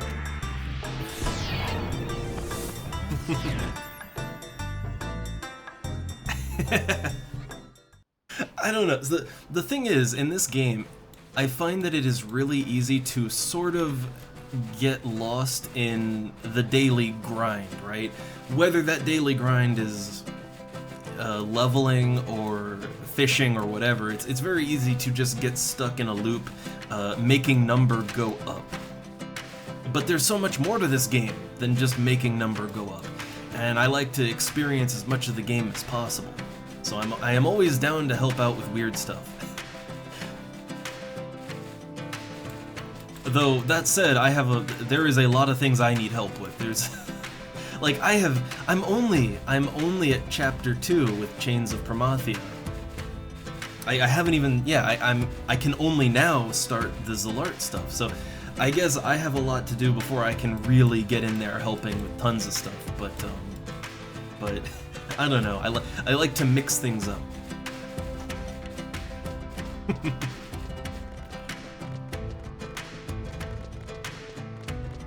Oh yeah, I forgot, some of the artifact stuff you have to... well, some things in general, you have to wait for a certain weather to happen, and... oh, yeah, that can be fun.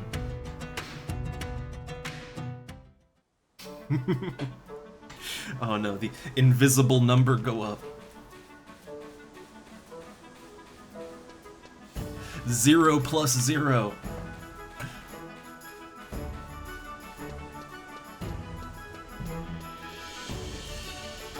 Selbina. I really like this town. It's, I mean, really, everything around the dunes, right? Valkyrum Dunes, Selbina, they're both super iconic to me. Super iconic. Because I think when I played the game back in the day, yeah, I spent a lot of time around these parts. Probably the majority of my game time.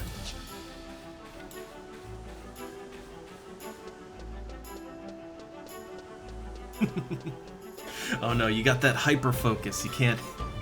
I mean, I think I've hit that several times with smaller things, right? Like, oh, I find this rare item, well, I can't leave till I get a stack of 12 so I can sell them, and then I stay in the area for like 2 days. Alright, so let me think. I need Bestock and Windurst. I guess the easiest way to do this would be to switch out my main job to Black Mage and warp back to Juno. Because, you know, I like saving some monies, right? Or, what I could do, and it would probably be better, I could change my sub-job to Black Mage so that I don't have to change my main job. And then, yeah, eat a pie, right? Eat an apple pie, and then I could just warp around and and still be my level, right? I guess it doesn't really matter. Do you have to be the high-level job in order to turn in the seals? Like, do you... I feel like you should be able to trade these seals to the NPCs no matter what, but I'm not sure about that. Yeah, my Black Mage is only level 17. I literally only got it high enough level to be able to warp. That's all. The problem is that because it's only level 17, when it's a sub-job, I oftentimes don't have enough MP to warp. So I have to eat pies. Okay. Well, so if that's the case, then I guess it would be easier to just switch out to keep it as a support job, but switch to my White Mage. As a White Mage, Black Mage, I have the MP. There's less risk of accidentally getting attacked somehow. Because I think at 17 there might still be things that would want to fight me. going from the outpost to town. But now we're good. We're definitely good now. And I guess I could teleport Mia, Dem. I think that would be slower than taking the outpost. That would be slower. But first step is Juno. So I want to go to Windurst no matter what. I need to go to Windurst because fishing. I actually have not really begun collecting guild points for fishing, and I do intend on taking fishing all the way up to 100. So I need to start racking up points. I need to. So I was gonna go check the guild, see what the fish of the day is, and just buy them and turn them in. I was just gonna do that.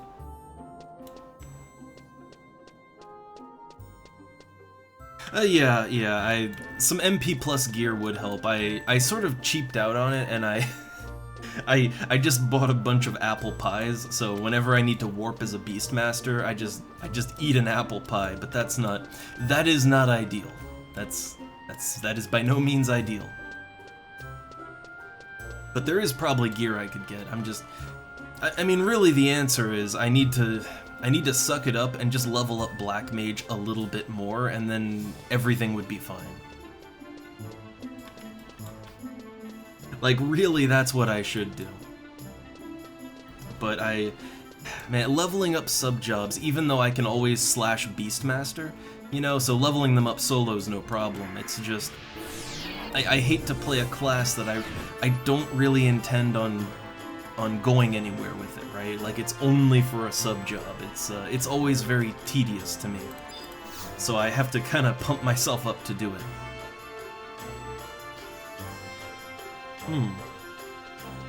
Oh no, yeah, I guess at a certain point, to get higher than 96 fishing, I guess you would have to have like a legendary rod to catch the fish for that. I didn't really think about that, but I guess at 96 fishing, with your fishing gear, technically that is an effective level of 100, right? Like, that's an effective fishing level of 100, so I guess that's fine. No, that Matt's cap, that just sounds like such a nightmare. It sounds like a soul-draining nightmare.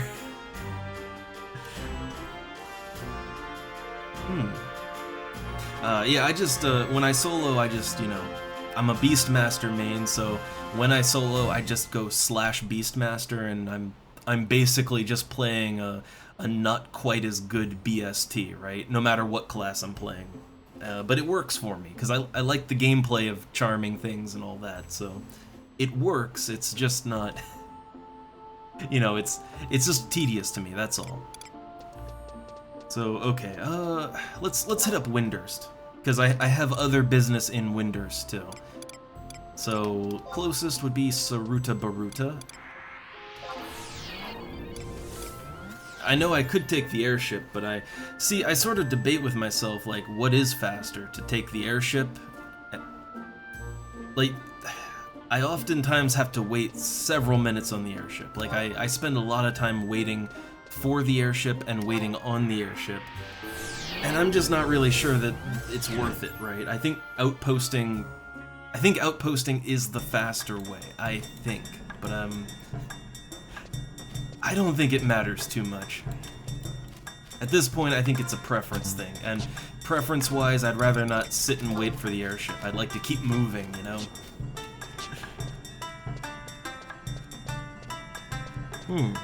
Yeah, I do Baburamu sometimes. I do Kufum a lot. I tend to just go the same path as if I was grouping, like, you know, Newbie Zone, and then, I like the Highlands for a while, killing, like, sheep in the Highlands. But then I usually just move up to Valkurm Dunes, then Kufum. I usually just do that. I play during EU hours, so most of the time there aren't any parties that I have to fight with, so I just sort of have large sections of the zones to myself.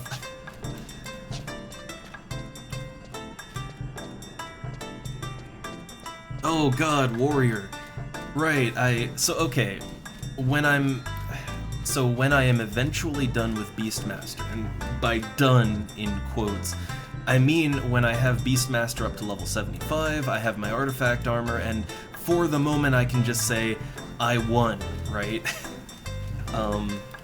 I was thinking to maybe play Paladin. I do have interest in trying out tanking, but I would need to level up Warrior, like for provoke and all that and the defensive stuff. Yeah, I have to level Warrior, and I'm not really looking forward to that. I'm not looking forward to it. Yeah, I know. The thing is, for me, so much of what I'm doing is just I'm really trying to do all the things that I couldn't do back in the day, right? So they're it's a low bar, right? I have a very low bar for success, because there was pretty much I couldn't do anything back in the day. So it's not that hard to find success now. But for me, when I hit level 75, like, that's it. I win. Yeah, I can just delete myself from life now. But a set of okay, my main goals. I want a full set of just the standard artifact armor, because it looks cool. Not even for the stats, it just looks cool. I want to get 75 with A class. I want to hit fishing 100.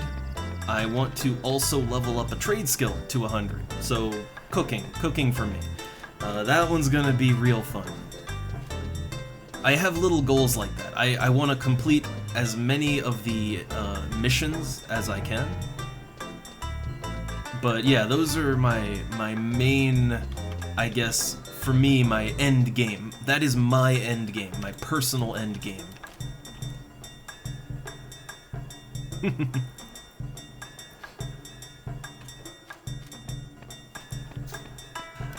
And let's see, fight and kill AV. I'm trying to think what AV is. Again, I don't know a lot of things, so when I see an acronym, chances are I probably don't know it. Also, I have to go to Windurst Walls, so, or, wait a second, let's swing by, since I need to go to an auction house, let's swing by the Fishing Guild first, because I do have business there, no matter what. Oh, right. I know of absolute virtue. I know of the bullshit that, the bullshit is rather legendary. Also, I took a wrong turn.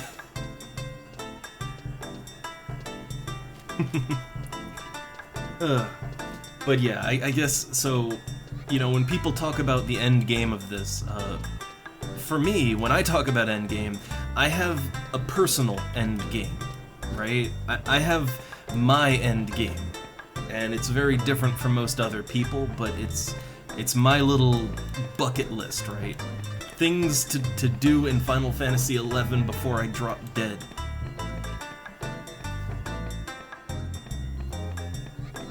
Which, oh, also, I think, isn't Absolute Virtue getting some kind of rework on Horizon? I think I heard about that.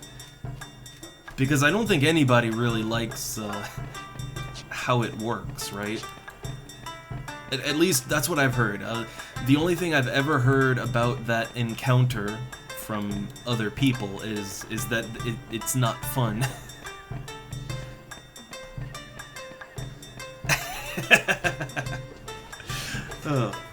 Yes, my Ender's Game.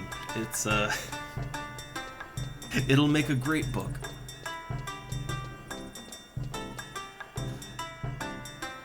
But yeah, I don't know. I think this is the way to do it, right? Don't worry about what is the traditional end game, but just have your own set of goals. I think having your own set of personal goals for this game, I think that's probably the best way to do it. And I'm also being very careful to play the game in a way where I am always having fun in some form.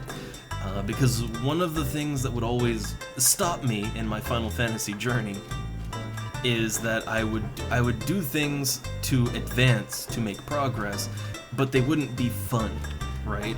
And I would just keep doing that over and over because I'm like, well, I gotta progress, right? I gotta get to the end, and so I was having so little fun, I would just burn out, and then I would take a break and I'd play something else, and that break would turn into months, and then I would kind of forget what I was doing, and I just wouldn't come back, right?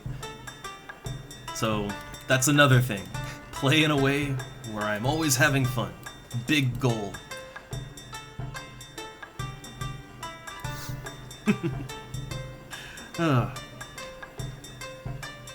But yeah, I know Absolute Virtue is one of those things that gave MMOs a bad name. I'll agree on that. There's a couple of things in MMOs back in the day that definitely did that. Again, I was not a raider in EverQuest, but in EverQuest there were some things that got a bad rep as this is a waste of so much of your life, right? And when more modern gamers, when they talk about things they don't have personal experience with, and they talk about old MMOs, they usually reference stuff like Absolute Virtue or The Sleeper in EverQuest, or things that, like, even at the time, they weren't necessarily fun, right? Things that were just super time-consuming and a little bit bullshit or unfair, things like that.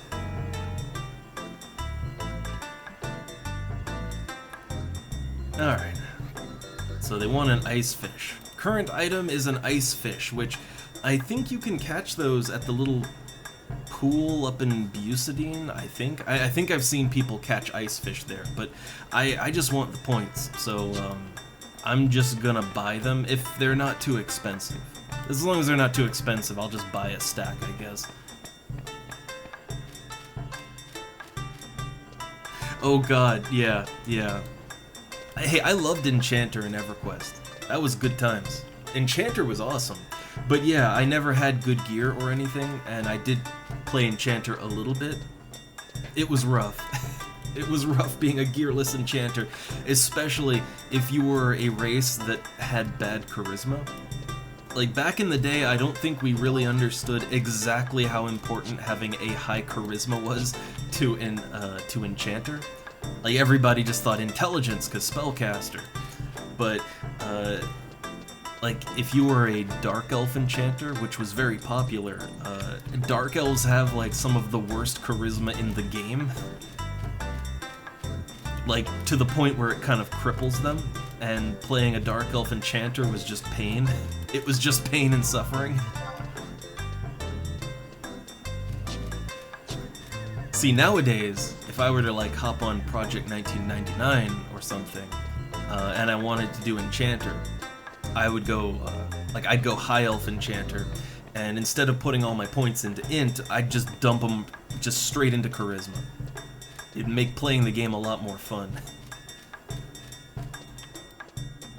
Like, High Elf enchanters, if you just dump all their points into charisma at the start, they have a pretty good charisma score, actually. To talk about the meta of another game, listen, we do that here, alright? I think out of the many hours that I've put into the Final Fantasy streams, or really most of my streams, we tend to go off topic a lot. It's just how it is, right? I mean, what else are you gonna do when you're just sort of walking around, or you're just grinding for a few hours, you know? You gotta... you can't talk about that forever, so we go places, but I try to keep the focus at least on the same general area, right? Ancient MMOs and game mechanics.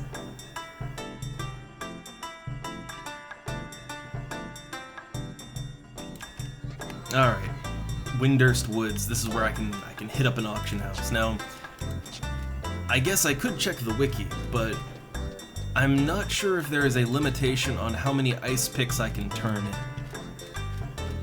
I think the wiki will tell me, but I'm not sure if I can just buy as many ice picks as I can afford for points, or if they're gonna cap me out.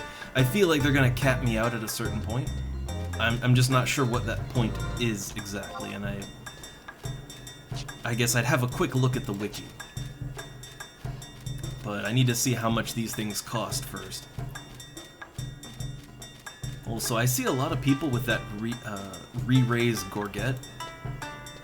I've just been buying scrolls of re-raise, but if it's not too expensive, I might have to buy one sometime. Okay, so I need food, fish. So how much are ice picks? Where are ice picks? Or was it ice picks or ice fish, or hold up, it was ice fish, right? Ice fish. I don't know why I thought ice pick. Ice pick is a fish in Final Fantasy XIV. Yeah, that's a fish in FF14, and I did fishing in that game, so I kind of my wires got crossed for a sec there. Okay, so ice fish. That's the correct one. How much is it? There's 15 stacks for sale. 5,000 gil. 5,000. So, okay, now is the point where I check the wiki and make absolutely sure. Like, I need to know how much I can turn in. Okay. So let's see. They should have a... Oh god, the wiki's freaking out on me. Okay, fishing guild rank system. I would assume that's the one? Okay, yes. So, ice fish. Where are ice fish?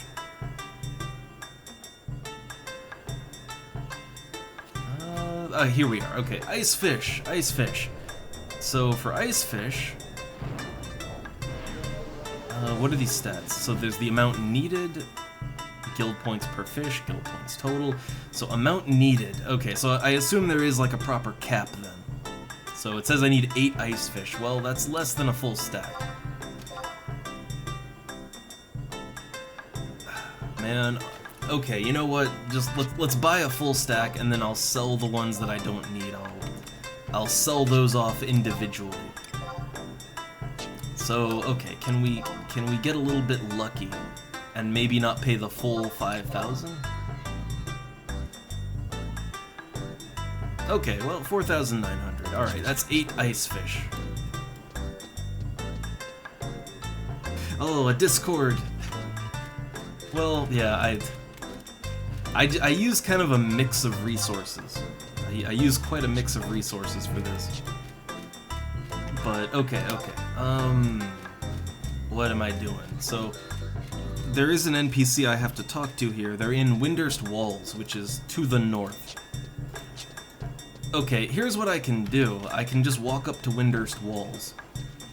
I can talk to the NPC that I need, and then I can hop into the Mog House, right? I can hop in the Mog House, and I can take the exit out to the port. I am here for multiple reasons, but I kind of realized at a point that I'm up to fishing skill 51 now, so hey, yay me, I'm more than halfway there. But I realized that you get a lot of things you will want to have with the guild points. I think it unlocks some fishing abilities to catch better fish, and there's lots of fishing gear that I might want to have. So I really should start earning points, right? And really I probably should be turning in fish like every day, right? Especially since it is capped, so it will take me quite a while to build my points up. So I should get on that. Alright, so I am looking for Korumoru at E7. E7 is a little ways up here. So E7, is that on the east or the west side? That is over here, E7, it's it's on the map. Literally, it's on the map. Like, I'm over here, like, trying to triangulate a position. It's like, Korumaru, where is he? Where is he? Alright. I have my moments, okay?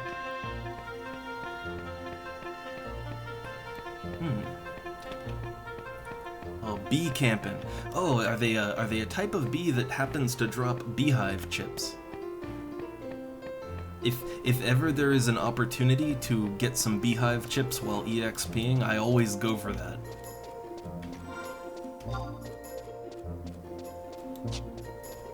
I try to kind of optimize when I solo. I try to go for enemies they're gonna drop the good stuff, the things that can make me that gill. Alright, Korumoru. Here, I have a seal for you. Okay, got a spirited stone. Alright, now my only business in this town now is to turn in my ice fish. That's all I got to do now. Actually, hold up. I was thinking about going over, like, going to the residential district to the south. But I could go west here, and there's a residential district like right on the inside there. Wait, there's a Warp Taru. Oh god, I don't know the Warp Taru's locations.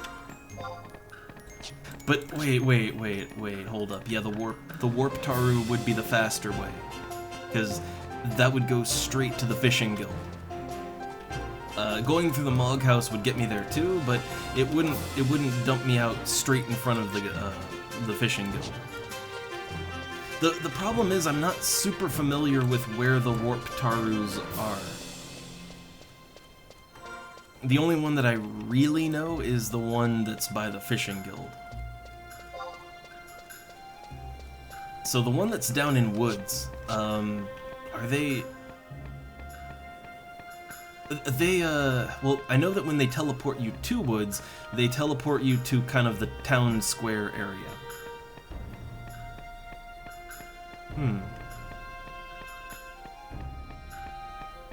Oh, wait, so there's one in walls. Let's see. Oh god, But see, now if I turn back now, I feel like I'd just be wasting time, right?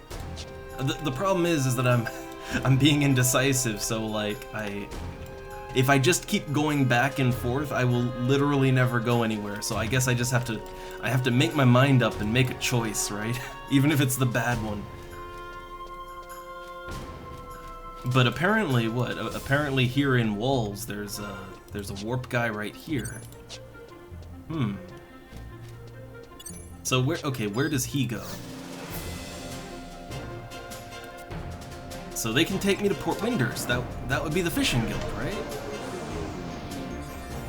Okay. So there's one above the auction house in Walls. I'll have to keep a note of him.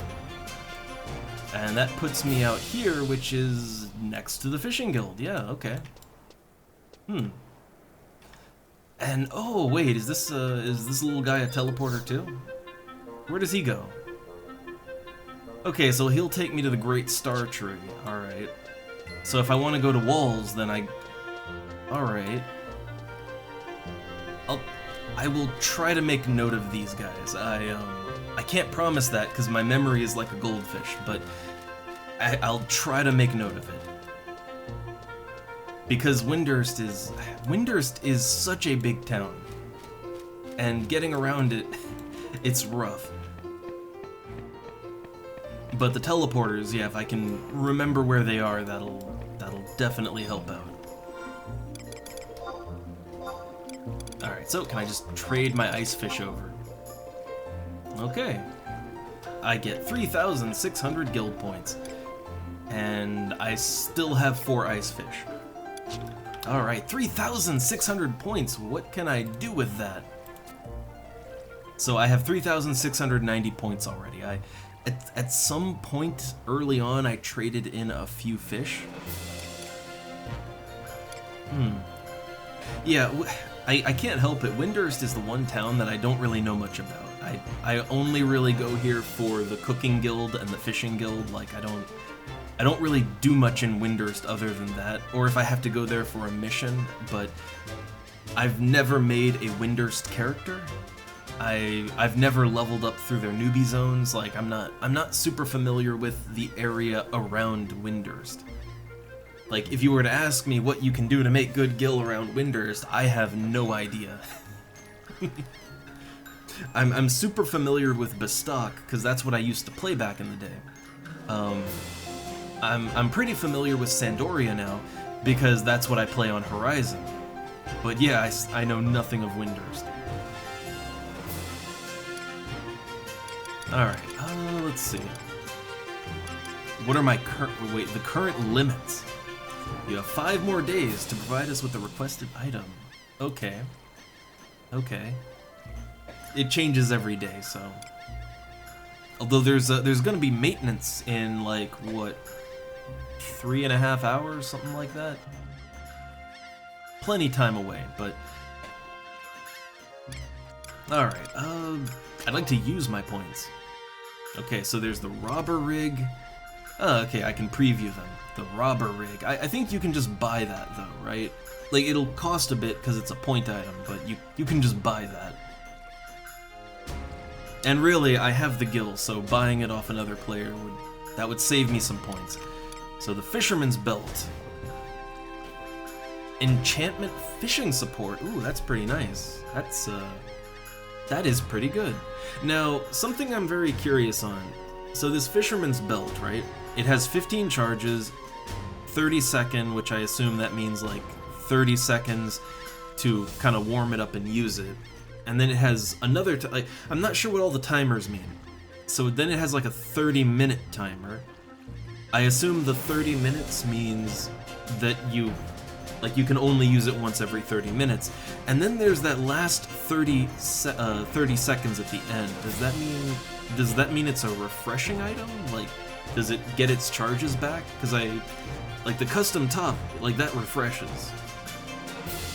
But I know a lot of items don't have like a refresh on their charges.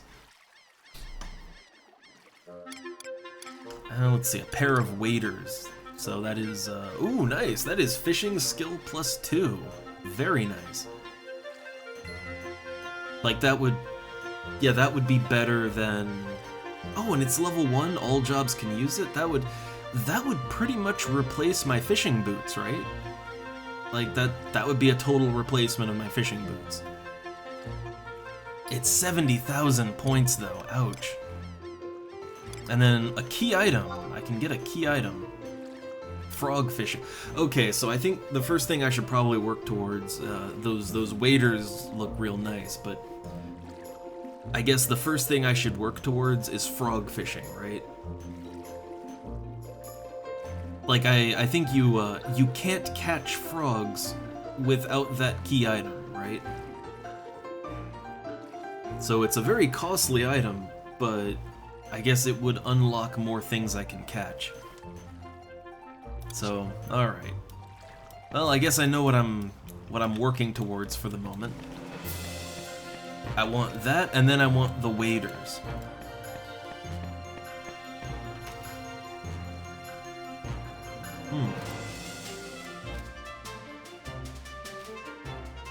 But yeah, so I'm hoping that as I rank up too, that like I'll be able to turn in fish that give a little bit more, give a little more points, right? I would hope. And I guess there will be more key items as I level up too. But well, so I guess the first things that I should go for are the key items that give me additional fishing abilities so that I can catch more fish. I would guess that should be my first order of business. Like getting the boots that increase my skill, or the belt that gives me like a fishing reinforcement, right? That would be nice, but I don't guess it's super critical. It's not opening up new gameplay, right? Okay, so hold up, let me think. I turned in the item here, right? Yeah, I turned my fish in, I turned my seal in. I am done in Windurst. So, let's warp back. So warp back, and the next place on our list of stops is Bestock Markets. At K9, I need to talk to Brigid.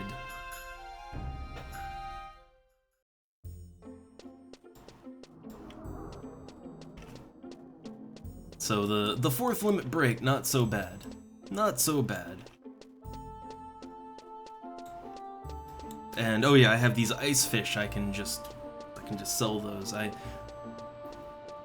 The thing is, I feel like I'm pretty much going to be buying my guild point items every time, because the way that it's set up, you have to go to the fishing guild to, like, you have to know what the item for the day is, right?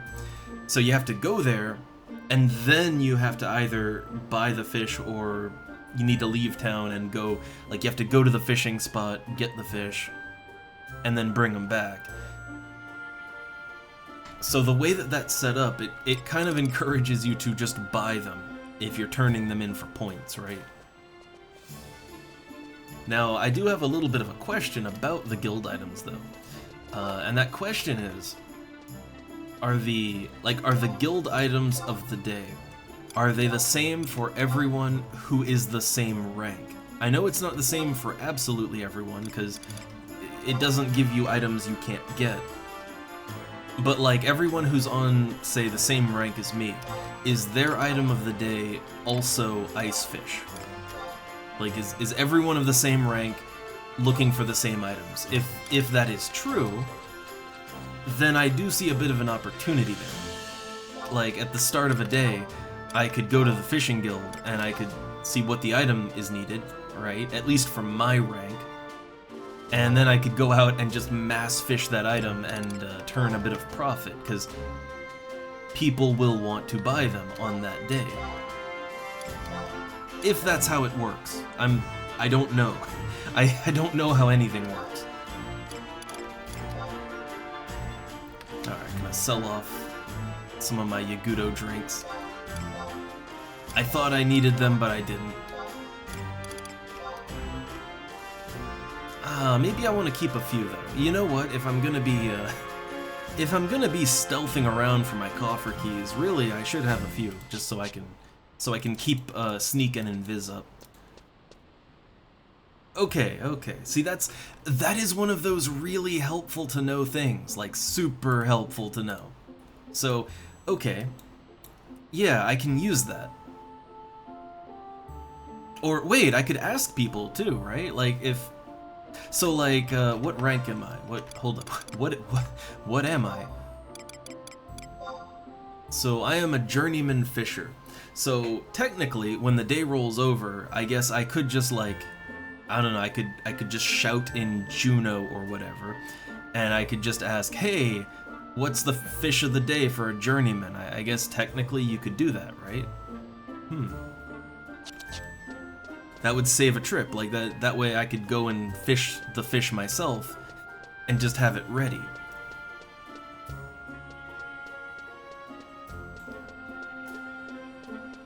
Well, I know that like the fish that is required, like that changes around.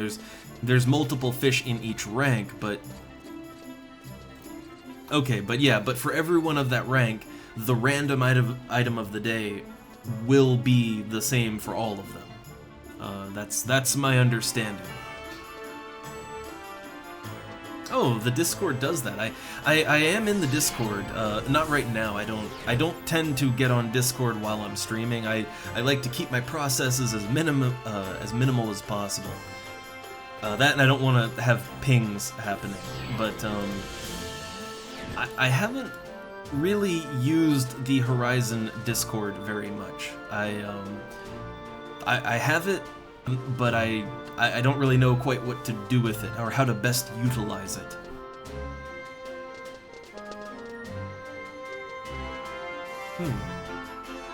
Well, I guess that is a way to do it too. You could just kind of store up items and wait for the time. Wait for that moment in the sun. But okay, let's see. So next place, I need to go to Bastock Markets.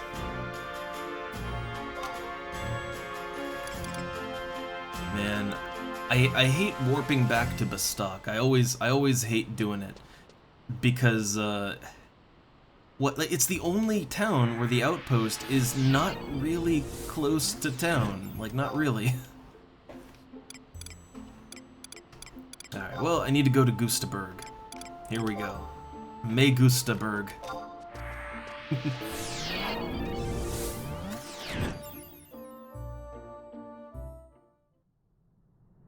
Alright, yeah, I will have to definitely check out the Horizon Discord then. That would be super useful information. I guess when it comes to Discord, and I know this might sound a little hypocritical because I do have the Discord channel for the channel here, right?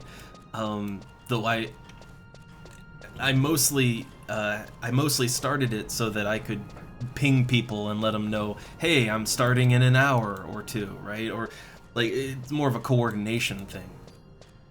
But like when it comes to using Discords for games and stuff, I very rarely do. I very rarely hang around Discord.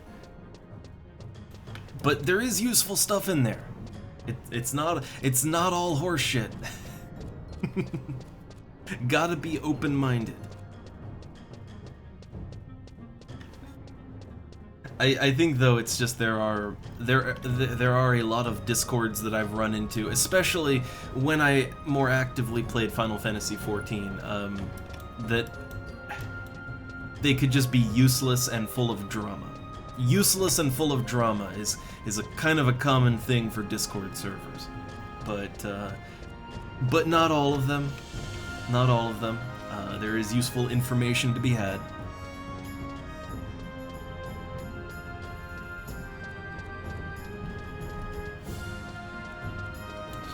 Alright, so back to Bastock. I'll never stop complaining. Why did they put the outpost there? Like, look at this. Bastock is over here, yeah, but there's this big divider, and you have to go down through South Gustaberg and then around. It's I don't know why they did it like that. or why they didn't just give some way to get up from like the bottom of the cliff on North Goosterberg, like a little ledge or a rickety old mine lift or something, right? It's a very minor thing, and it's not that bad, right? It's not the worst. It's just the way that it's laid out. It feels bad to go to Bastok from the outpost compared to all the other cities in the game.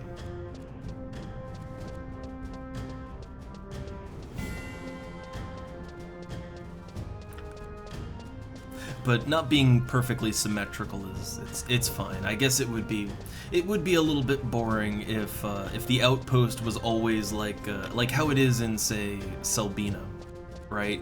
You port to Zolkheim and Selbina is just a few feet away, basically. Like, yeah, sure, that's super convenient, but it would be a little boring if that was how all of them worked. The only thing I can't really tolerate is too many of the outposts are, they just have enemies wandering through them. Hostile enemies. I'm not really down with that one. That is a game design decision I could do without. It's not so bad here. I haven't run into this problem as much on Horizon. I do feel like they've kind of tweaked enemy placement around a little bit when it comes to that. It can still happen, but not as often. On other servers, teleporting into the dunes would pretty much be guaranteed goblin aggro. Like, guaranteed.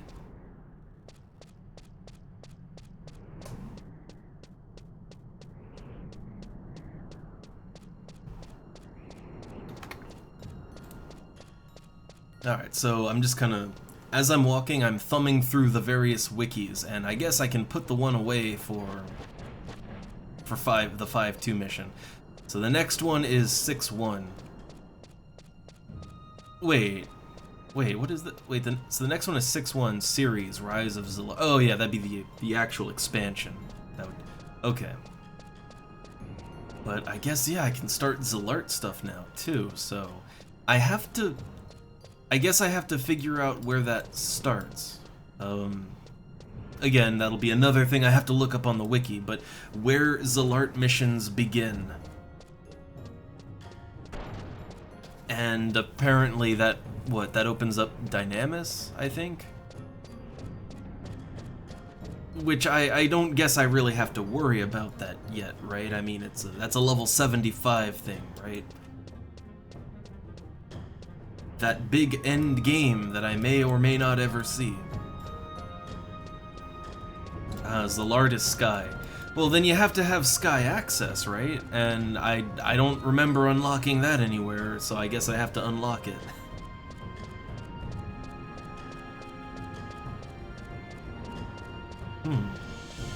Oh, huh. You just zone into Zarkabard. Huh.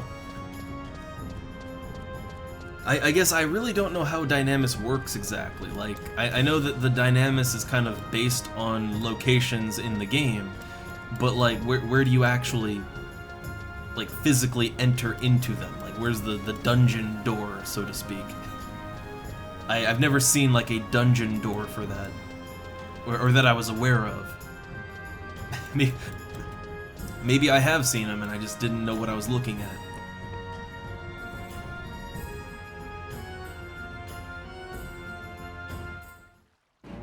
But I guess, yeah, if Zillart is Sky, then I guess I have to work to unlock Sky access then.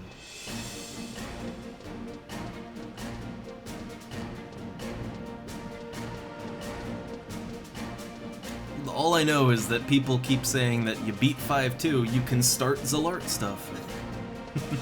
That's all I know. I try not to look, like, too far ahead in the wikis. I try to keep the wiki stuff to where I'm at right now, like what my current goals are. Like, I don't want to say, like, oh, spoilers, but just so that I stay in the moment and I'm not, like, kind of hungering for what is to come. Alright, so in the markets, I need to go to K9. So that would be K and 9. So somewhere around the Gold Street marker. Somewhere around there. Should be someone called Bridget.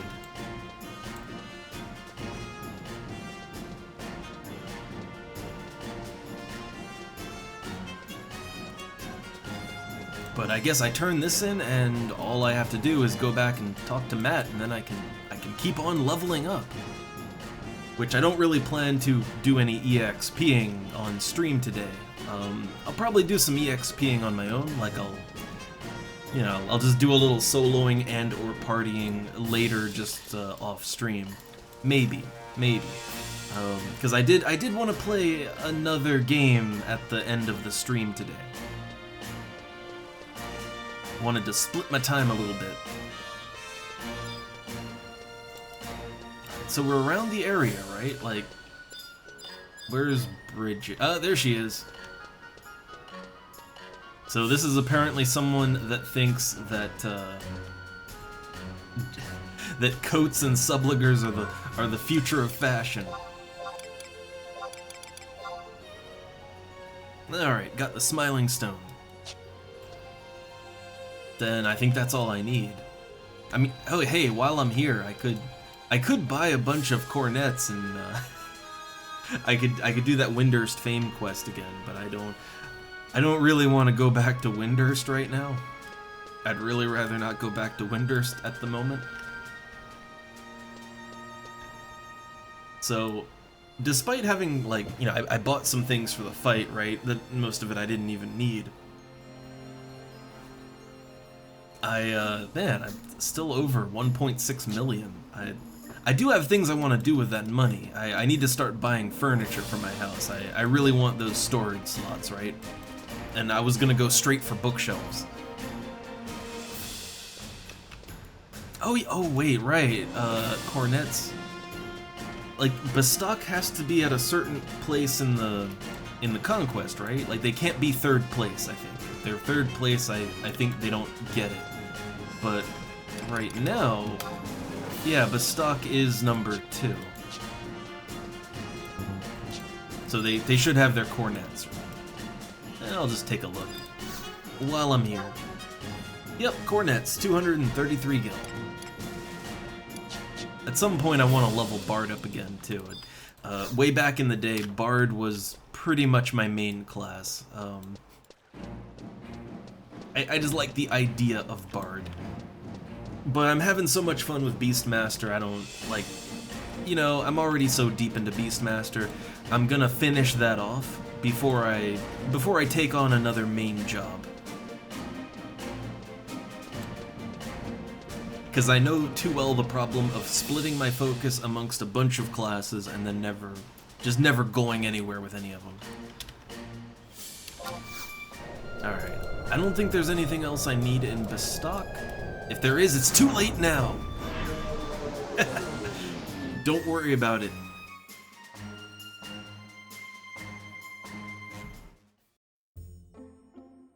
Alright, but I do think I need to switch back to my proper job before I talk to Matt. Probably. Either way, I want to switch back to my main job. I will have accomplished everything I really set out to do. The main thing I set out to do today was to get my limit break done, to get some fishing guild points. And I was gonna, like, I thought I was going to fruitlessly put out a shout for the 5-2 mission. I thought that was gonna be a fruitless endeavor, but that was literally the first thing we did because someone was already making a party for it. So okay, I have more than accomplished what I wanted to, but I do still want to do more. I wanted to try to get some coffer keys. Like, I wanted to try and get some coffer keys. I mean, you can just look at my equipment and see how terrible it is. I'm sort of relying on my artifact quest to fill my gear in. And that's not because I'm super cheap, partly it's because I'm super cheap, but it's mainly because I really want to just, like, I want the artifact armor, right? I like how the artifact armor looks, it's got cool effects on it, I want to just jump straight into it, right? And I'm a Beastmaster, so really I shouldn't be, you know, I don't get hit that much. So I can afford to have crappy gloves and chest piece. And a crappy hat too, but not as crappy as as the doublet. But mostly it's just I like the look of the Beastmaster stuff. I would definitely set a style lock aside. I definitely set one aside for the Beastmaster glam, right? That's the main reason I want it. Which is petty, that's entirely petty, I know, but that's, it is what it is.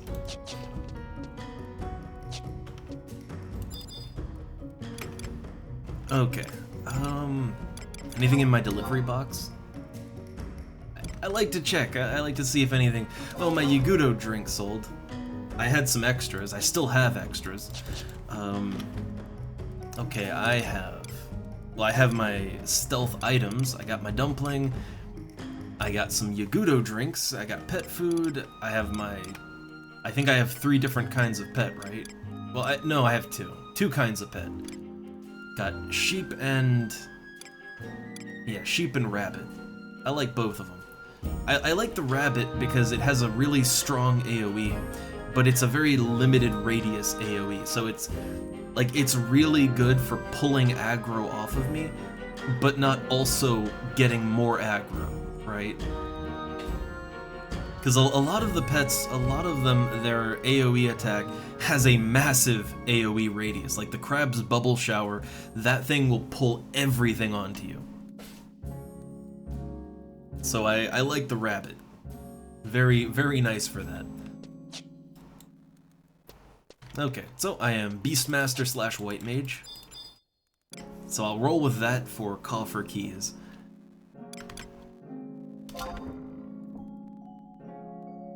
And I don't think I need help to do the coffer keys in the Crawler's Nest and Garlage. I don't think so, but it will be very, very slow. It's mainly Beadu, that's the one that, like, yeah, that's the one I would definitely need help on. Like that, if I have to solo that, it's like, nah, I wouldn't get it till I'm level 75. Which is a little late to be wearing a level 11 doublet.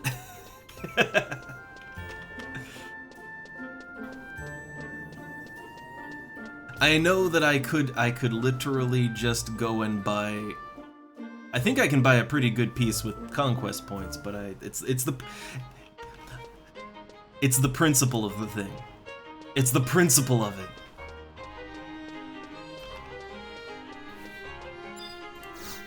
I think anybody that has hung around my streams for enough time now, you kind of know that I go through life creating sort of my own set of rules that I have to follow, even if they're completely arbitrary and don't make sense.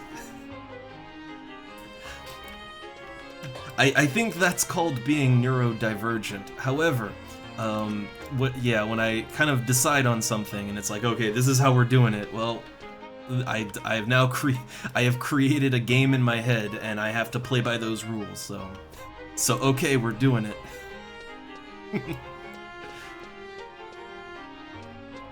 Alright, to Matt. That said though, okay, at some point I might want to buy some of the Conquest armor just because some of it does look pretty cool. I will admit that. The only problem is I don't really have a full look to go with it. Like for Beastmaster, there's some armored gloves and chest piece, and they look pretty cool, but it's just I don't... well, then I need to get a full set, right? Then the rule becomes, well, now you need to buy a full set to complete the look. It's an endless rabbit hole. It is an endless rabbit hole that just goes deeper and deeper. It's kind of like how I made that one choice that, like, okay, I don't want to do Summoner on this server. I don't want to do it, so I just avoided fighting leeches. Like, no leech ever. Because I might get a Carbuncle Ruby, and if I get the Ruby, then I have to become a Summoner, right? But then I started unlocking all the classes, and well, then I guess I can't just not unlock everything, so... So basically, in summary, it's torture. It's just torture in my brain. Alright, Matt, I got your things. Excellent job. Remember, adventuring is not all just about battles and monsters, but about the people you meet along the way. Matt, are you doing this to me? Try not to forget those faces. Is Matt is he literally, it was about the friends we met along the way?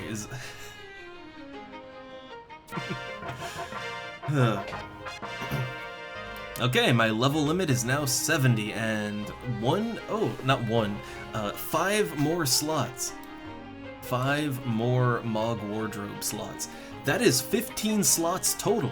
Like, I have unlocked 15 wardrobe slots today.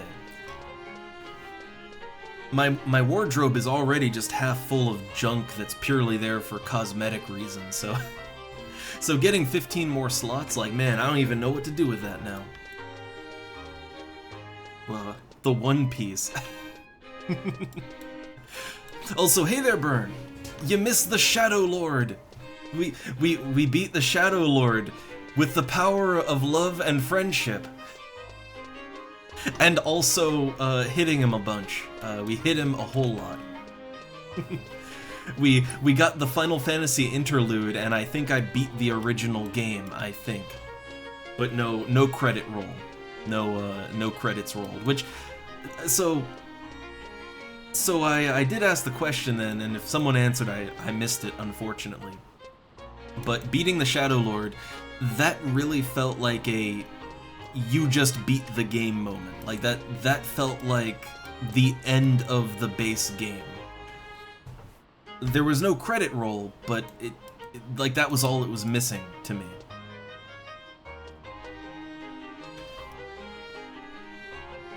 I guess I will admit, maybe I've become a little spoiled by playing through FF14, and in that game, for the base game and every expansion, when you beat the big final encounter at the end, you know, you get the grand cutscene complete with Gungan Parade, or, you know, Lalafell Parade in that case, and you get the end credits and all that good stuff. So you get the end credits like half a dozen times.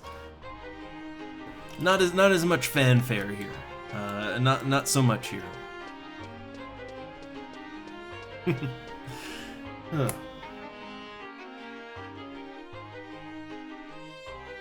Well, I guess I'd want to wait till... I mean, I'm not sure. I would assume that it's a level 70 fight, right? Like, I would assume that Matt is level 70 no matter what, right? So I would assume that I would want to wait till I hit 70 to do that. I'm a little nervous, I will admit. I know about the Matt fight, and I am very, very nervous for it. Like, it's one of those things where I always dreaded that if I ever managed to even get close to level 70, that's gonna be the thing that keeps me from getting to 75. Like, that's gonna be my personal bottleneck that I cannot pass. Because you have to do it alone, right? It's a one-on-one fight, no sub-job. Like, you have to do it all on your own, and oh boy, that never goes well for me. That never goes well. Oh yeah, I need a testimony, right? I need a testimony. I'm not exactly sure where you get those, but I mean, I can look it up when the time comes, right? And I would assume it's just, I think it's just you have to fight certain enemies, but they're not NMs or anything, right? So I should be able to solo that when the time comes.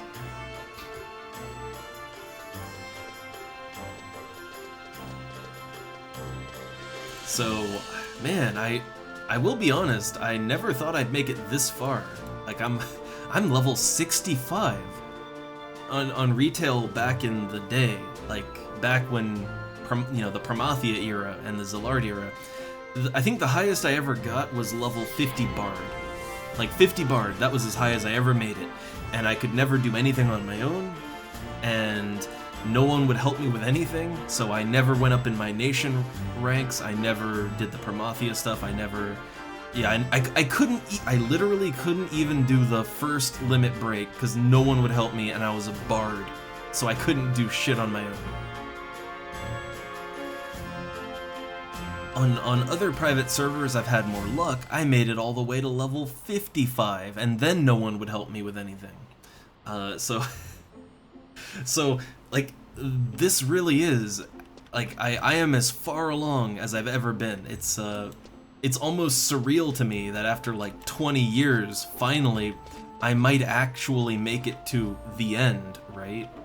The very idea is surreal to me. I will be honest, I kind of thought that I kind of thought, yeah, I could just go to my grave and never have beaten classic Final Fantasy XI. I was kind of committed to that idea. But no, it's actually much more within reach than ever before. And hey there, VGFX. Good afternoon. It's a nice 1 p.m. here. I skipped lunch as usual. It's actually kind of working for me to skip lunch. Makes me real hungry for dinner.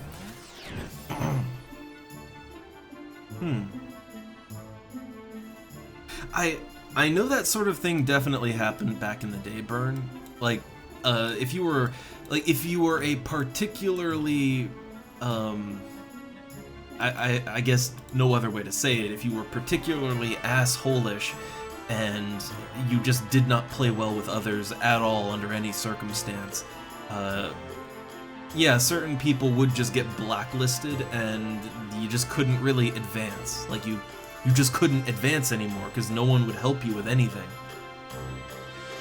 Being at least semi-friendly is a good idea in this game. Now, you know me, I'm very, yeah, I tend to be a bit wild spirit about things, right? Like, I play the game the way I want to play it, and I don't like being bossed around. It's why I solo a lot. But, well, exactly, right? Rather than try to wedge myself into parties that I just don't get along with on either end, I just go solo, right? And that works out better, and I group up with people that have a more similar vision or are at least open to it. Or, you know, I will conform a little bit, but, like, that's better than just being an asshole, right? You don't want to be the asshole. That's how you just hit a dead end in this game. Because now you're on everyone's blacklist. It is sort of a danger of a more social MMO. You do run that risk. I think it's one of the reasons why FF14 is so incredibly kind of antisocial, right? Like, they make it real hard for players to block other players' progress, because you're just gonna get randomly match-made with other players, and you can't really do anything about that.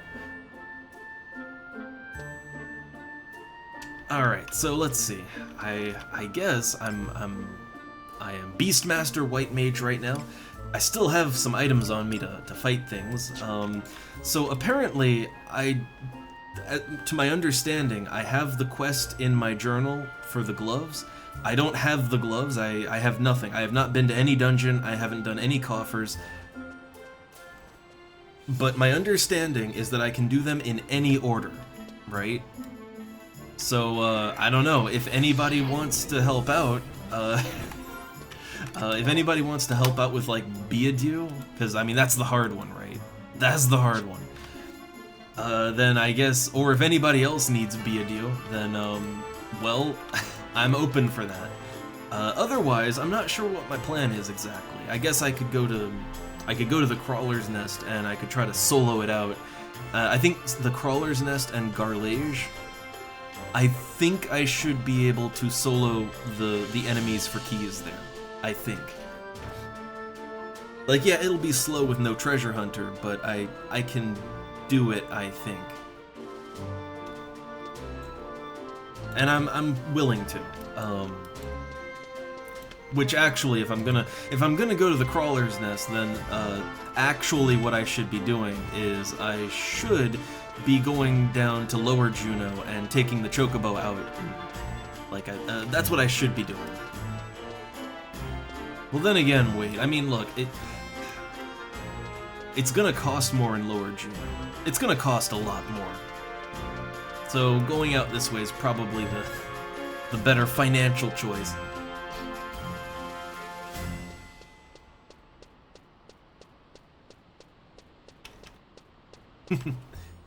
Yeah, well, I mean, with FF14 Burn, my problem was that, yeah, you never run the risk of getting stuck or anything, but what I noticed is it just sort of felt like every interaction I would have with another player was really, really hollow. You know, I never, like, you never get to know the people that you get randomed into a group with. If you talk at all, you're still never gonna see them afterwards. Like, most people aren't interested either. They would, like, I've had players in groups in FF14 where you're just doing a dungeon, and dungeons in that game are brainless. Like, you can just be lazily going through your rotation and not really paying much attention, and everything will be fine, right? But there are players who will, like, they'll get on you if you start talking. Like, why are you typing? Push buttons in your rotation. If you're typing, you aren't pushing your rotation buttons. And I hate that. So, yeah, I don't know. It just always felt a little hollow, you know? Yeah, Tom. I mean, honestly, that's one of the things I like about private servers of old games in general. Well, there's a couple of things, right? One, everyone who is on a private server for whatever MMO, they are there because they want to be. Like, yes, also free is nice. You get a little bit of that, but really, if you're playing a game like this in the current year, you really love the game, or you're really curious about it and you want to love it. But either way, you're there because you want to be there, not because it's the hot new game that everyone's playing and so I guess I'll play it too. No, there's a little more purpose to things. And then the other thing is that, yeah, you get older players. Players that are, you know, they got life going on, right? For the most part.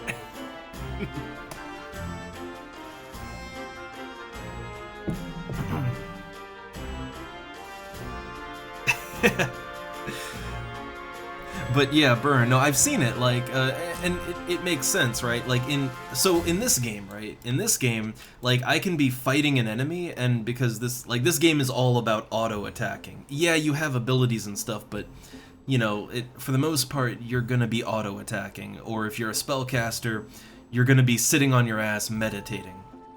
So you have a lot of time. You have a lot of time to just type, right? Like you can type while fighting. But in a game like FF14, it's all about just, you know, like playing the piano with your keyboard and just getting your rotation out. You are constantly pushing buttons. Like you push buttons as fast as you can push them, basically. There is literally no extra time to type. If you type in FF14, you are missing out on several hits of your rotation, right? So I can understand why people would get angry at people for talking. I get it there. I don't like it, but I get it.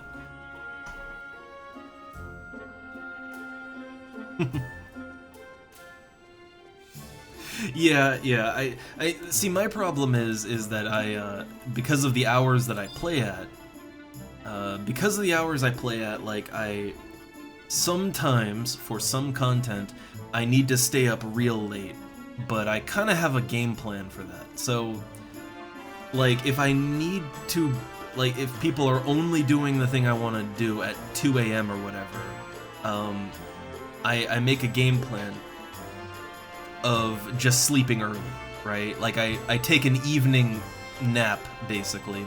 I wake up when it's time to do the thing, I do it, and then I immediately go back to bed. That's my game plan for that. Now, I may not be the most focused and alert, because, you know, you're basically just waking up for a moment to do something, but but it does work. It does work. The only thing that I haven't seen too much of on this server is the no-lifer that just never logs off, and they're like, back in the day, I remember seeing stuff like people farming crawler silk around the crawler's nest, and I remember seeing like a guy who would be killing crawlers for their silk, and I'd see him one evening, and then the next morning I would see him, and he never logged off, and he was doing that for like 2 days straight. You used to get a lot of that back in the day. People who would play an unhealthy amount of time doing very repetitive tasks. I say that as I really enjoy fishing, and I find grinding relaxing, but all the same, right? Okay. So, with no assistance, I guess I will go to the crawler's nest and see if I can get some coffer keys. See if I can make that work.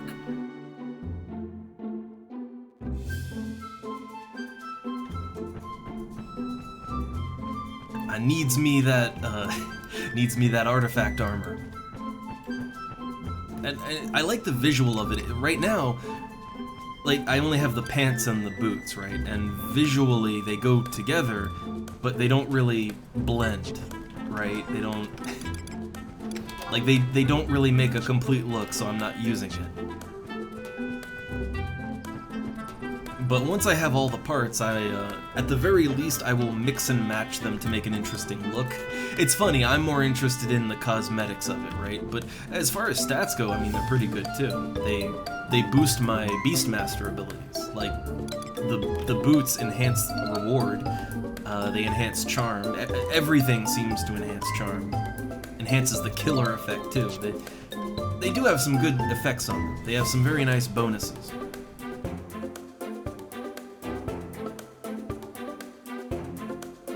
Yeah, people that play like really no-lifey like that, you know there's a poop bucket, but also that they probably are, like, the only thing keeping them alive is an intravenous feed of Monster Energy or Mountain Dew or both. Again, there was a time in my life where I was kind of bordering on that, and hell, Look, I spend too much time with my PC as it is. I can use the excuse that I'm running a stream here. Alright, this is a proper stream. But I do like my PC more than I should. I grew up a nerd, what can I say? But some people, even I think, oh no man, that's too far. That's too much.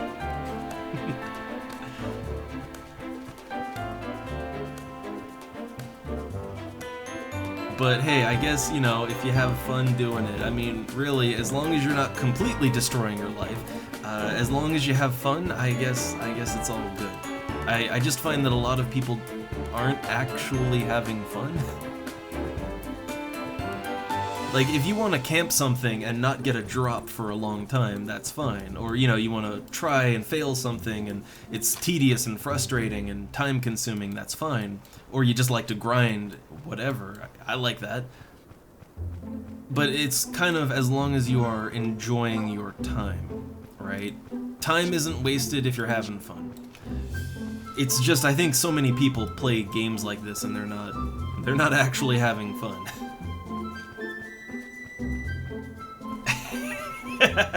Oh no, gotta put away the poop bucket.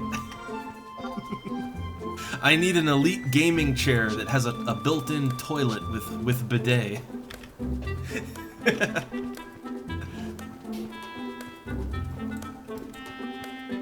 I think the gamer toilet, the gamer chair toilet hybrid, it needs to be a real thing that.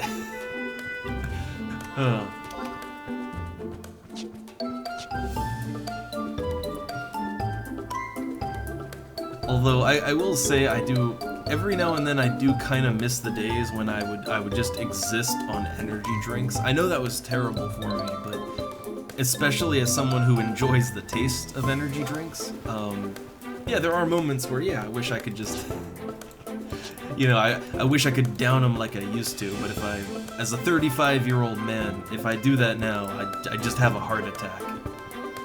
I just died.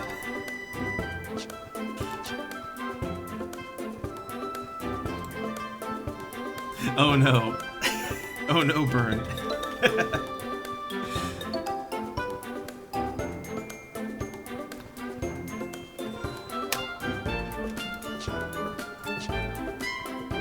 Also, we still need to find some time to get you in and playing. We need to find some time for that.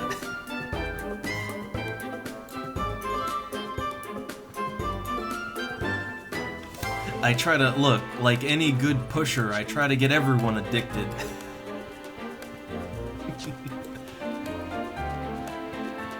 I don't know, I've been having a lot of fun here, and I know a lot of that is that I finally get to do all the things I never could do with this game, but it's not like, you know, it's not retail where it's kind of just given to you. Like, I still feel like I'm putting in all that hard classic work, right? That's the big thing. I don't want to just like retail it, right? I want that hard-ass classic experience. That's what makes it all worth it. It makes the rewards taste all the sweeter.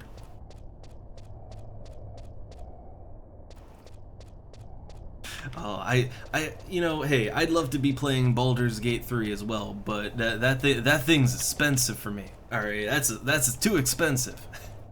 You think this stream making any money? Come on now. But I just always wait for games to go on like a 50% sale or more. That's just how I roll. Alright, so wait, I'm in the crawler's nest, and I mean, I assume I'm gonna have to...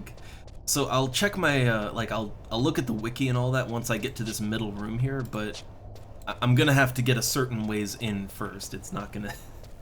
The coffer keys aren't gonna be at the entrance to the dungeon.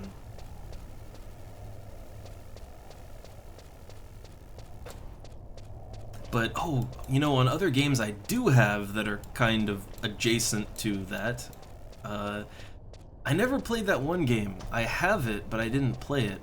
Solasta, or Crown of the Magister, or something like that.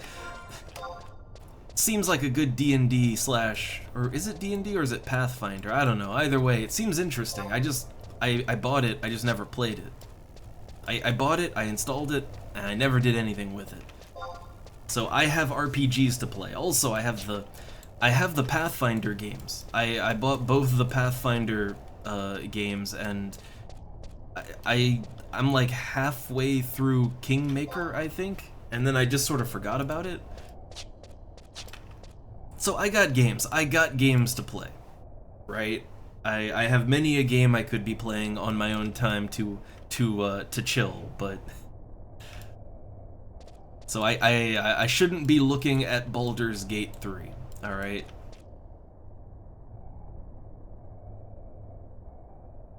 Oh, okay, so it's 5th edition.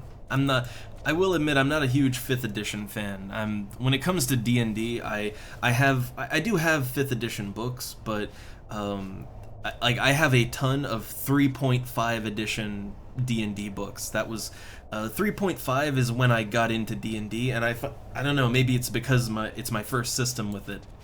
I like it the most. All right, I like it the best. But really, I'm not super huge on D&D when it comes to tabletop. There's a lot better tabletop games than Dungeons and Dragons, at least to me. And I have a lot of them. My bookshelf is full of RPG systems I'm never gonna play. Okay, we're in the center room here, so let's see. I need to look up the wiki to kind of get an idea for what exactly I have to kill. So, alright, crawlers. So let's see, crawlers. I can't spell crawler. Crawlers, nest, coffer key. Okay, so the enemies that will drop that. So I'm not gonna fight water elementals, that's gonna be too rough. So the enemies are between level 59 and 63, so at level 65, the higher end ones are gonna be that's gonna be a rough fight, but I can do it. Alright, so helm beetles, crawler hunters, and night crawlers. I think are there helm beetles? Are they in like that middle ball sack room where parties like to go? Or is that a different? That's probably a different kind of. That's probably a different kind of beetle, I would assume.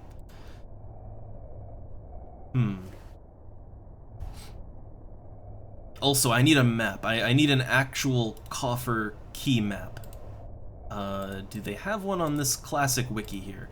They have a tiny ass version that isn't the full thing. Okay, so I'll have to go to the real wiki then. So Crawler's Nest, coffer key map. So I'll kind of have to use a mix of the retail wiki and an older wiki. That's how I normally do it. Okay, so I see. Okay, I see where the coffers are at.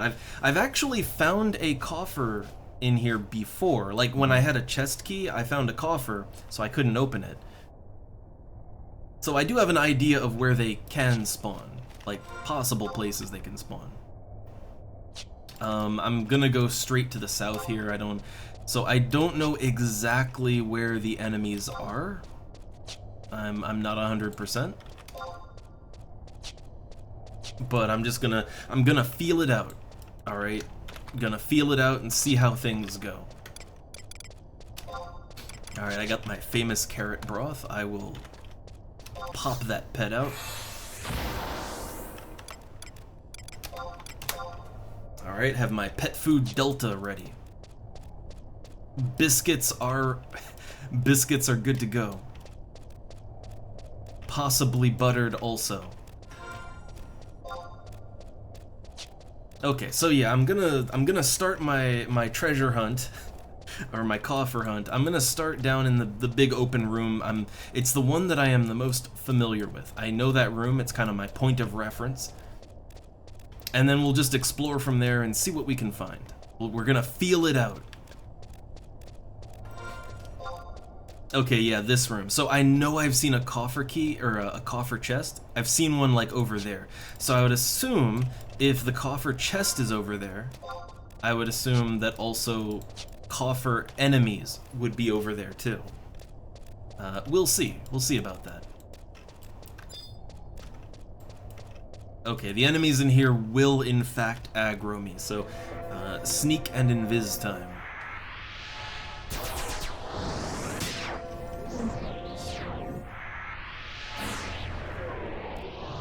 Okay, so let's head over here to the west, and we are looking for, so there's 3 types of enemies: Helm Beetle, Crawler Hunter, and Night Crawler.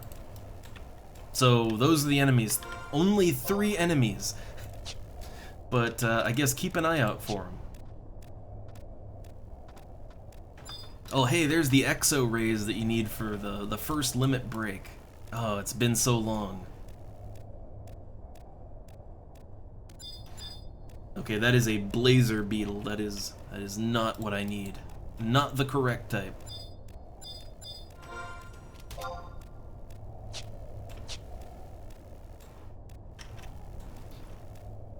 So I might be going to a bit of a dead end with this one, but we'll see.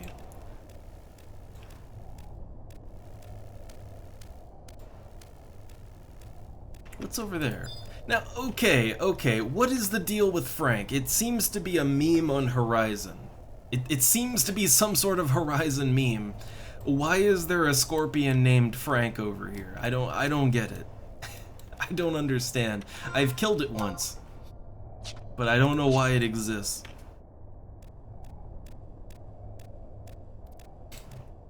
I don't get the Frank meme.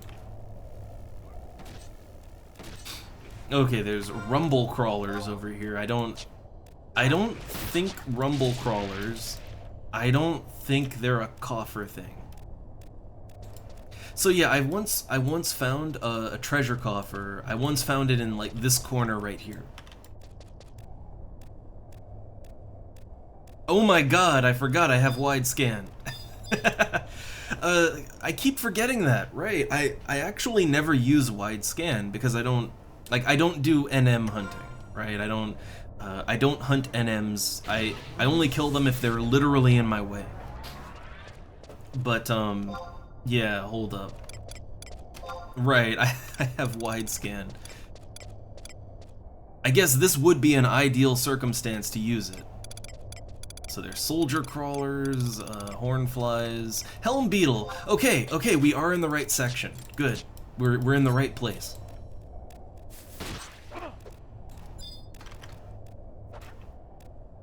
So like I said, I should be able to kill these enemies, I think. I think I can kill them. Yeah, here we go. Helm beetle, level 61, 62, 59. Okay, well, let's start at the beginning. So yeah, I should be able to kill him, but it's not gonna be comfy. This is not gonna be a comfortable experience. Though I guess what I could do, like I have all this Beastmaster gear that extends the duration of charm, right? I guess I could pop my charisma gear on, and I could charm the enemy, and then, well hell, I could charm a higher level enemy, and then familiar it. That is a tactic. We'll see how this goes. My pet is killing it just fine. I'll have wild carrot ready to go. Also, just doing a quick edit on my macros. Hold up. I need to... No, that... Copy. Paste. There we go. Just so Whirl Claws is, it's just right here and easy to access. But yeah, I frequently find that I forget I can do certain things. You know, like, oh right, I'm a Beastmaster, I have wide scan. If I was into named monster hunting, I'm sure that would come in super handy. It's just I always kind of associate wide scan with ranger, right?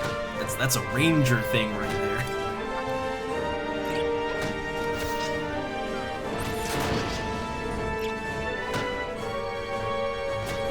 Oh, Burn, you made a commercial. Well, I got time just fighting it. Let me see. How long is it? 'Cause I know you can output some long ones. Oh boy, that's a long one. Okay, let me see. Let me see if I can zoom in enough to read it. I can.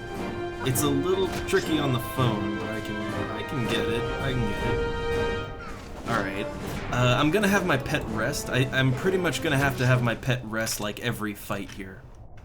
Like every fight I'm gonna have him rest.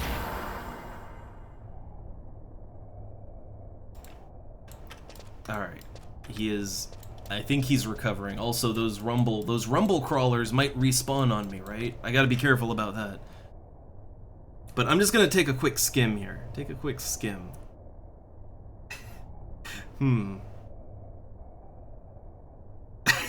I love it, I love it. Scene, a sleek, futuristic gaming room with neon lights and cutting-edge gaming equipment. The camera pans over, a stunning gaming chair with sleek contours and integrated technology. The chair is equipped with a built-in toilet and bidet. Oh. Narrator, enthusiastic voiceover. Introducing the ultimate gaming experience, the elite gaming chair with built-in toilet and bidet. Say goodbye to interruptions, discomfort, and missed gaming moments. I could see this commercial. I could see the commercial.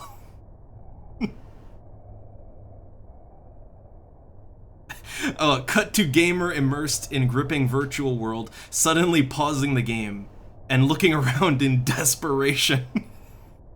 Okay, I'll look the rest of it over later, but I hate it. I hate it, but I love it. I love it and I hate it.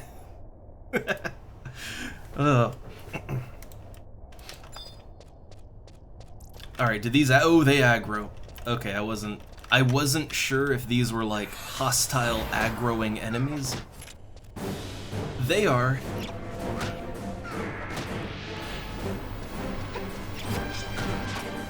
Man, isn't AI wonderful? Isn't it?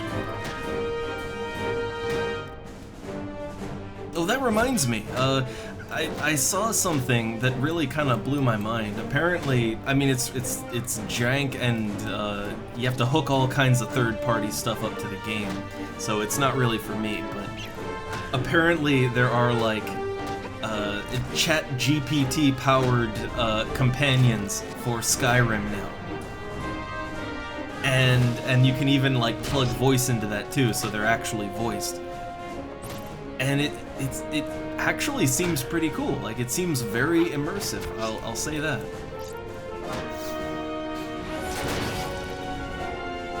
Like, that is kind of the main thing I would like to see AI used for with games, is making in the moment realistic companions where you don't have to rely on some a Hollywood writer to create some sap story for you to follow and to act out, but like actual characters that are actually in the game, right?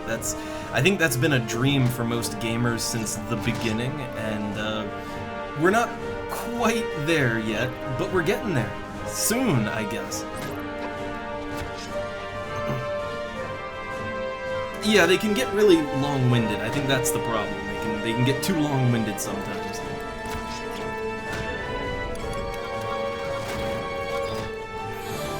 But I do feel like we are getting closer to having proper immersive AI characters in games.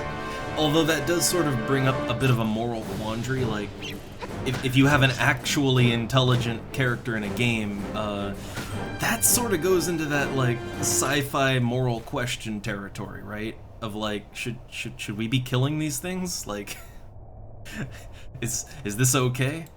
We're kind of hitting on that. We're getting closer and closer to it.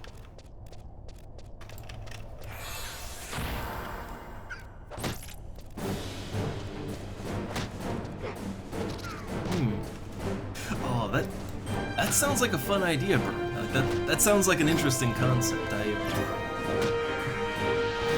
I like to focus on the positives and like, oh yeah, this is a way we could use this technology in a good way, and not just a shitpost way or a dystopian way.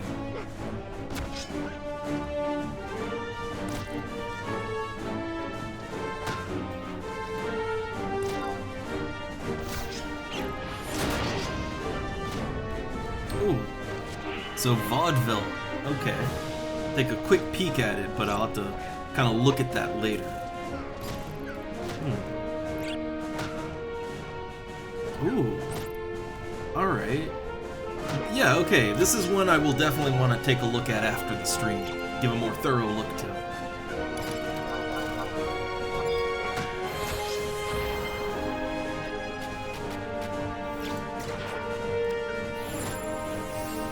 It's just, I feel like a lot of AI right now, it's only really getting any use as sort of a shitpost thing. So it's nice to see a bit better applications that aren't also dystopian.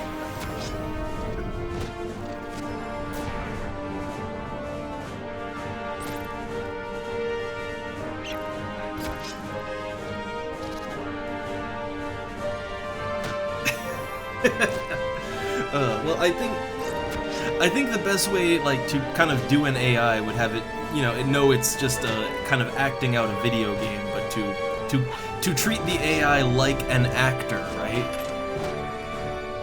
I think probably that's the way to get around the moral problems, too.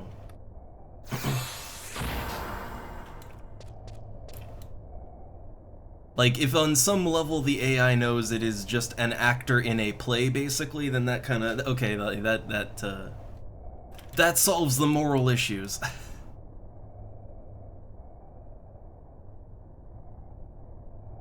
Though I think maybe that might be like the best way to kind of handle AI for games, right? Is kind of as sort of an AI director, if you will, or an AI storyteller. So just the AI is kind of like, it is the theater, right? The theater and crew, and that might be a good way to do it rather than trying to like make an AI that convincingly thinks it is this character or whatever. That might work out better.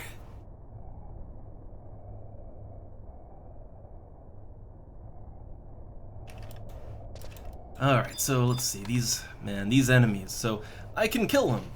I can kill these things. It's slow. I have to rest a lot, but I can kill them. It's working. Let's see. Now, can I get a better coffer map here? So it looks like there are 2 coffer locations where I'm at. Only 2. So if I manage to snag a coffer key, I am going to have to, like... I'm gonna have to do some backtracking and really explore the crawler's nest to actually make use of the keys.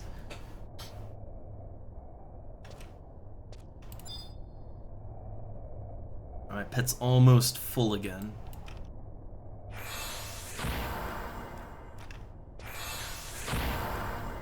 Now, the thief that was in here, he was fighting rumble crawlers, right? I don't know if those rumble crawlers, like, did he pull them from this room? Like, do I have to worry about getting spawned on right now? Or did he pull them from the room before this? If it was the room before this, then we're okay.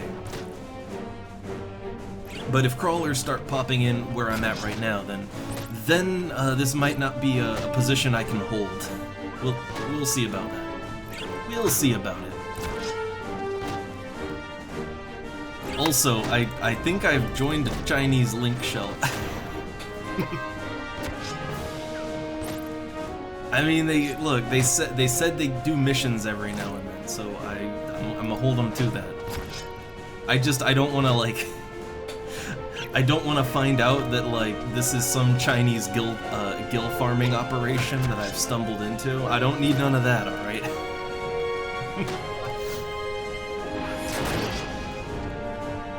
Which I know it's a bit of a stereotype, but I have been in groups in other private servers for Final Fantasy XI that had literal Chinese guild farmers. Which it's crazy to me that they try to do that on private servers, but you know, I guess money's tight, right? You gotta go wherever you can.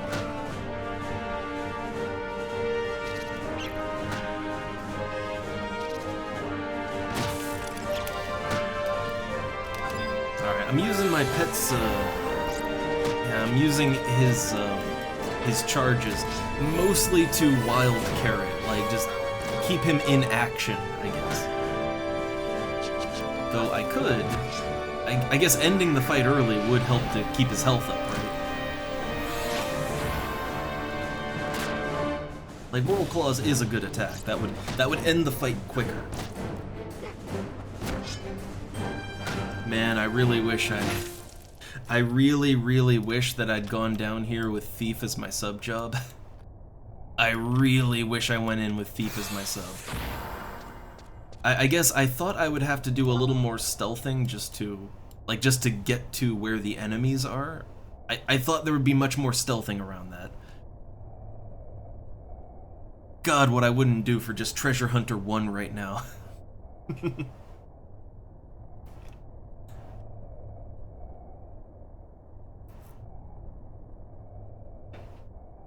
So you know what, I could look up the drop rate for coffer keys. I could do that. However, I feel like if I look that up, I am probably only going to depress myself. So I am gonna just keep killing these helm beetles, and I'm gonna go with the assumption that I might be a winner every time. And hey, I guess it's not all for naught, right? Like, they aren't half bad for EXP. I could do way better if I wasn't killing such high-level enemies. But they're not half bad. I am getting EXP, and, you know, that is contributing, right? So, I guess it's fine. I guess.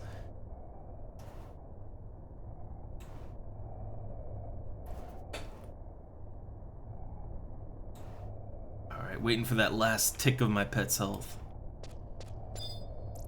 Oh, I'm under attack. Beetle, go! Or not beetle, go. Rabbit, go. You see how my brain works, right?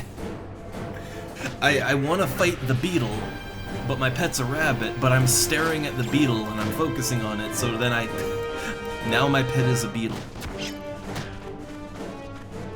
Oh, look at him. Look at him just strutting around with his full Beastmaster artifact gear. Look at him.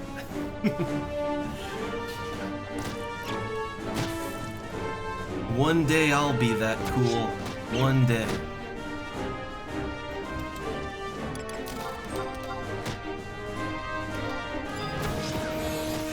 Listen, everybody who's wearing a full suit of Beastmaster artifact gear, I just assume they're taunting me, clearly.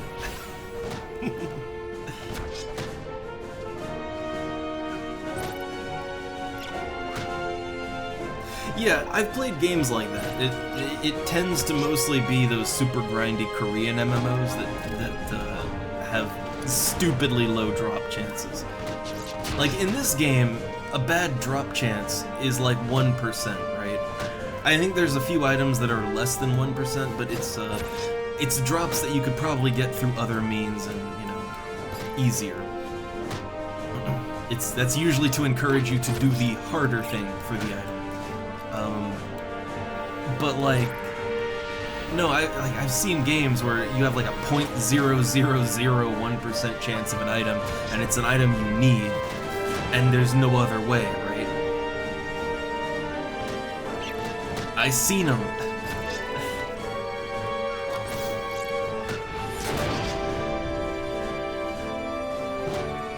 Oh, this guy is killing helm beetles too. Oh, that's great. That's great.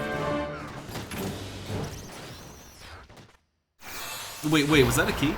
No, a bunch of items flew by, and I thought one was a key, but no, just wing, beetle shells, all that good stuff. Man.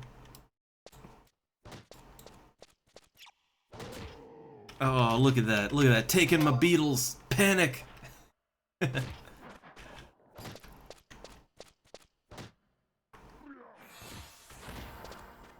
God, it is slow. Yeah, this is gonna go real slow. But you know what? It's slow, but I can do it solo, right? Slow, but it works. Slow and steady. Slow and steady. I wonder if there's more enemies deeper in. Also, yeah, there's the rumble crawlers. So the rumble crawlers, I'll have to stealth to get back through. Oh, I do have reward, right? I can reward my pet.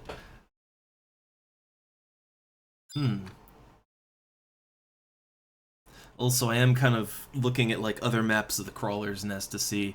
So apparently there's actually not that many places that treasure coffers spawn. There's 2 in the area where I'm at, and then there's a whopping 5 in another area, so it's not super common. We might have to do a little traveling to actually get to the coffer, assuming I can get a coffer key to drop. Assuming.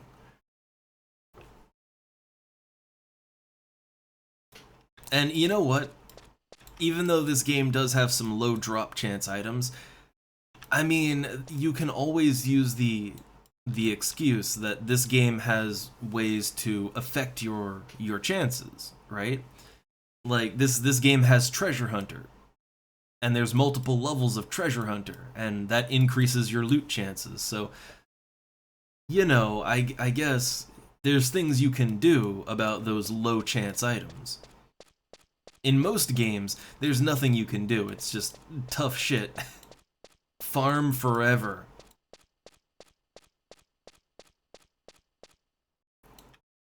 Okay, he's over there killing all my beetles. So now, not only do I have to very slowly do this, but I also need to be quick, and I have to grab the beetles before he does. So now I have competition. What are the chances?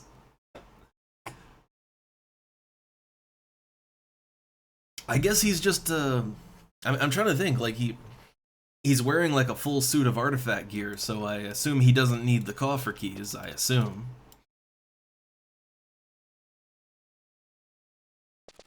And, I don't know, does he need EXP? I mean, there's so many places you could EXP at this point. Like, let me see, like, what's, is he a level 75? Yeah, he's a 75 Beastmaster. Got Thief as his sub, of course. So I assume he's not here for EXP, then I assume he's here for the coffer keys, right? Well, what is he, like, what do you need coffer keys for if you're a 75 that already has the artifact stuff? What do you get out of that?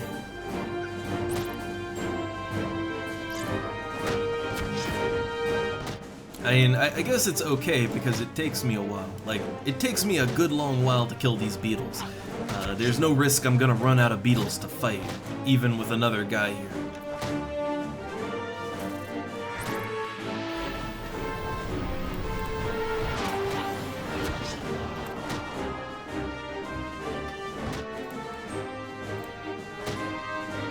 I'm just kind of double checking that, yeah, these are the coffer enemies. I'm always a little worried that I've just wasted a lot of time on something I don't need to do.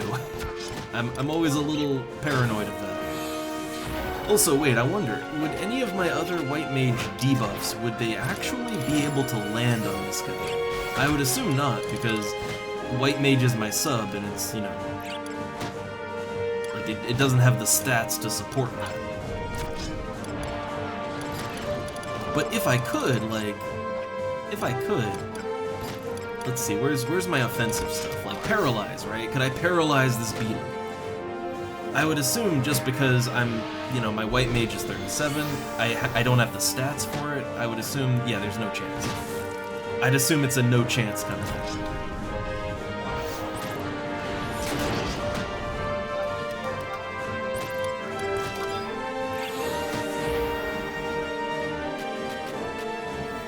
It's kind of the problem with most sub jobs is Beastmaster is the only one where you can charm effectively still, but as anything else, like if you use /white mage, your white magic, like your white magic offensive spells, they are never gonna land, like ever. And that's just because of the level difference alone. If you sub black mage, it's never gonna hit. I mean, hell, when I sub thief, I almost never successfully steal, and that's because of the level difference.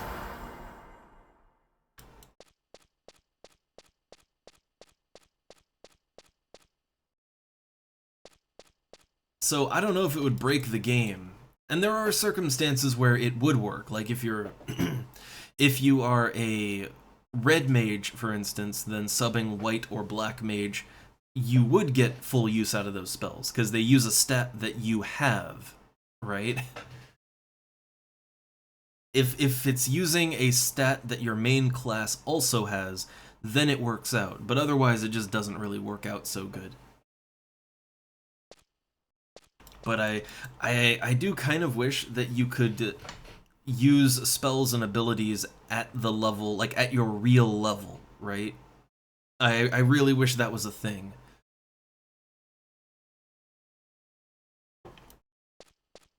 But I guess that could kind of break the game, right? Like that could open too many exploitative doors, I guess.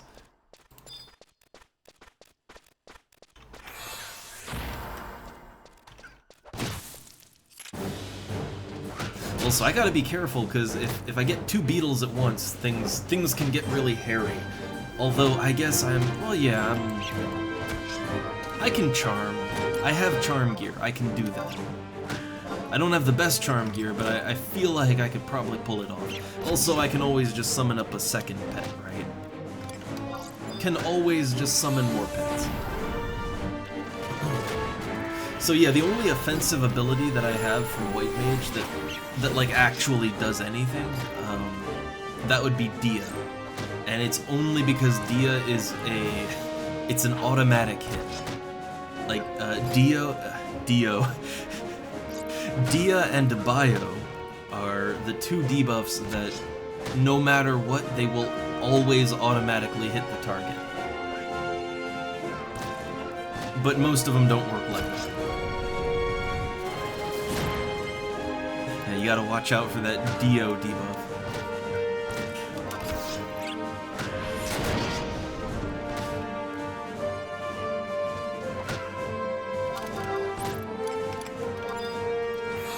Yes, I could be telling my rabbit to do its whirl claws attack. I could.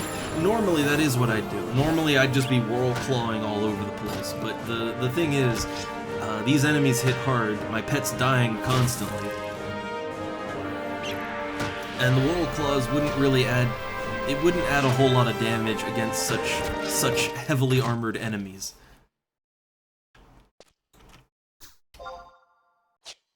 So for me, like, best I can do is sort of just, yeah.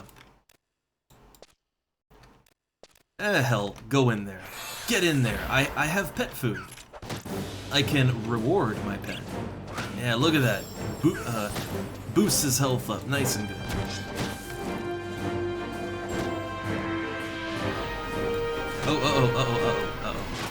Other beetle right there. I'm just gonna pull this back a little bit. Just a little bit.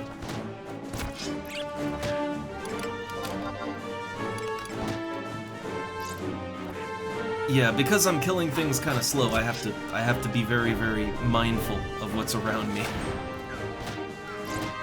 Because you know enemies are gonna respawn, like, while I'm fighting.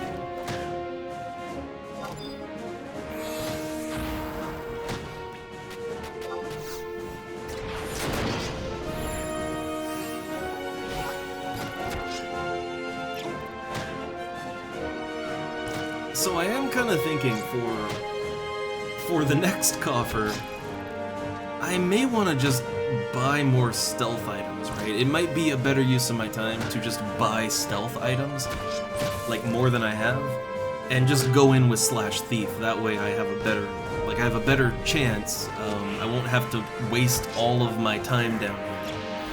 That might work out better. But, you know, this is what I decided on. It's the course of action I chose. This is the grave I decided to lay in.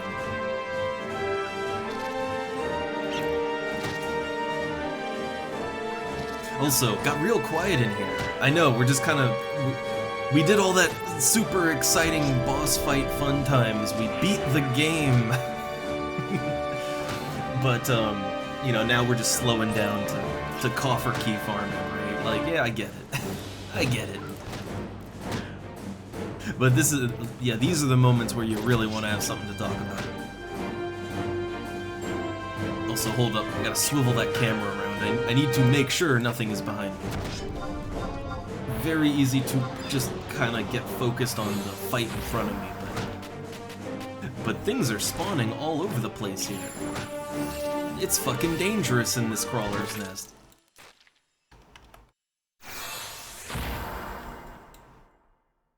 How many bug parts have I got? Let's see. I've got 7 beetle shells and 3 beetle jaws, which is actually kind of impressive considering I don't have treasure hunter. Like I don't even have a single level of treasure hunter, so that is actually rather impressive, all things considered.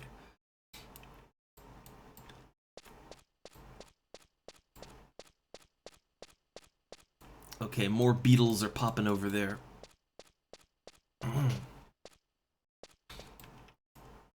So yeah, I'm just gonna let my pet rest. Kind of. There we go. I don't have too many biscuits. I only brought a stack, right? So I can't just constantly reward my pet forever. But I mean, we shouldn't be down here that long, right?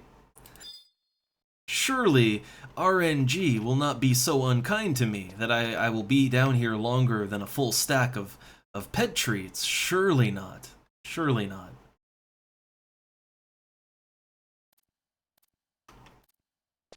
Yeah, no, I'm a fan of like items that do cool things. This game does that a lot. Like there are a lot of cool items that do cool things in FF11. That's one of the reasons I like this. But oh, gotta pull back, pull the fuck back.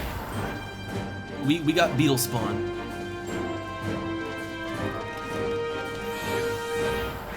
Okay, but yeah, I've only played a little bit of World of Warcraft with Turtle WoW, right? But I've already noticed that there are a lot of items with interesting effects in that game. Just like items that do stuff in an interesting way, kind of open up new possibilities. I think a lot of games don't like doing that.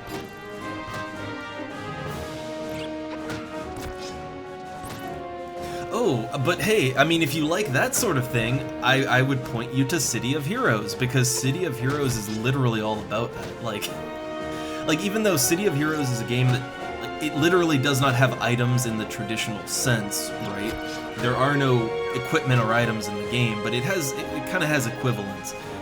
And one of the things City of Heroes loves to do as a reward for completing certain things or beating certain bosses, they love to give you temporary powers. Like, I don't know, you fight like a big minotaur with a battle axe, and it'll drop like temporary power, darkness axe, right? And you get like 50 uses of that giant battle axe. It does stuff like that, right? And to me, that was always really cool. Like, I loved that, because the temporary powers would let you sort of break out of the mold of your character. Because, you know, your character just has their normal powers, and that's what they do, but it would give you extra options. Well, yeah. I think a lot of games, I mean, I can't really think of, you know, City of Heroes was really one of the first games I played that would give you some sort of, temporary powers. That's a good way to really say it in general, right? I mean, this game does it a little bit too, but not quite as much. But I think most games shy away from that. They shy away from it now because, it gets in the way of the meta, right? Like, you have to perfectly fine-tune everything about every character. And if you're just giving people all of these extra abilities all willy-nilly, well, how do you balance that, right? Like, you can, but most games don't really want to do that. It's easier just to not give them interesting items. Yeah. I think of EverQuest, actually. EverQuest had tons of stuff like this. Ultima too. Ultima also. But in EverQuest, some of the big items that I could remember, even as like a terrible noob that really never made it that far. The boots.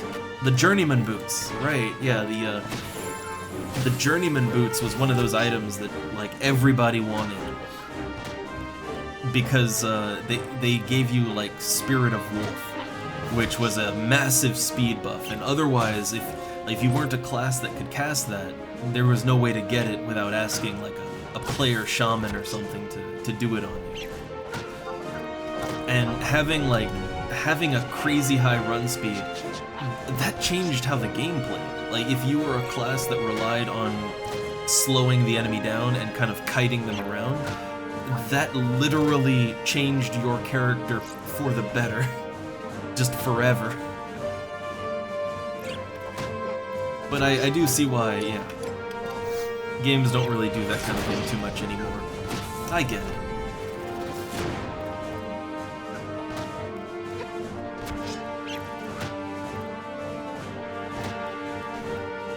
But I would still, again, like anybody who isn't aware of it, or who maybe thinks it's just dumb superhero game, it isn't. Like, for that sort of thing, City of Heroes is, I think, the king of rewarding you with temporary abilities. Like, it is amazing for that.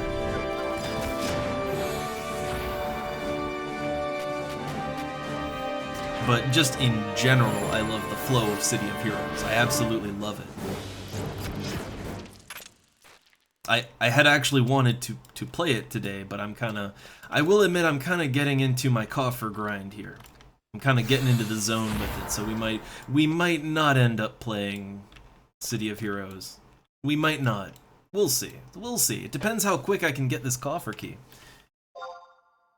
If the coffer key drops soon, then we might have time. But otherwise, I'm into the zone with this grind.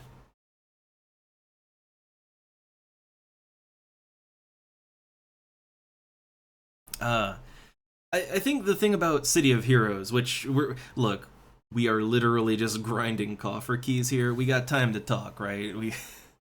So I think a lot of people just kind of looked at City of Heroes, and admittedly the game does not look the best, right? Even for the time, it doesn't have the best look to it, but the gameplay is incredibly solid, and the actual, like, the lore and backstory and the immersive feel of the game is actually one of the better out of any MMO I've ever played. Like, you really get into the world of City of Heroes, and it's not all about, I guess, stereotypical superhero shenanigans. It's, especially the later stuff, it's really not about that. Not really. And it's overall just a very solid game. Like, even if you aren't into superhero stuff, it's a very solid title.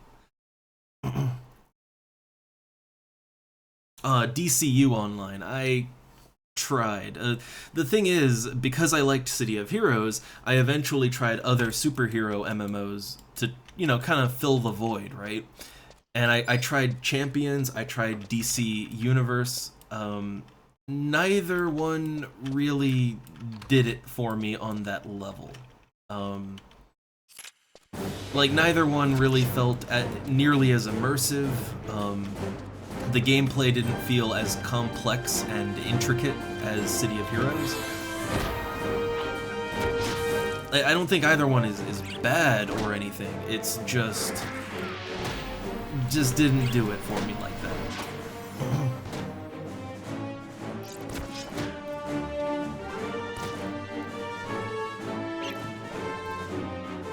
Oh man, I hate ganking. I'm not a PvP kind of guy. I've played a few Korean MMOs that have open PvP, and for me, that is the worst part of the game. Like, I tried Lineage 2 for a bit. I like the look of that game. And when I played it many years ago, it played smooth. I liked the ideas. I liked the RPG elements, but then the ganking happens, and it just interrupts everything for me. I also used to like Ion, but that is also very much about realm versus realm PvP, and like, I would be having fun and getting immersed in the game until some rando comes along and just ganks you into submission over and over again, and, well, I guess I don't get to learn any more about the lore of the game. No more quests for me.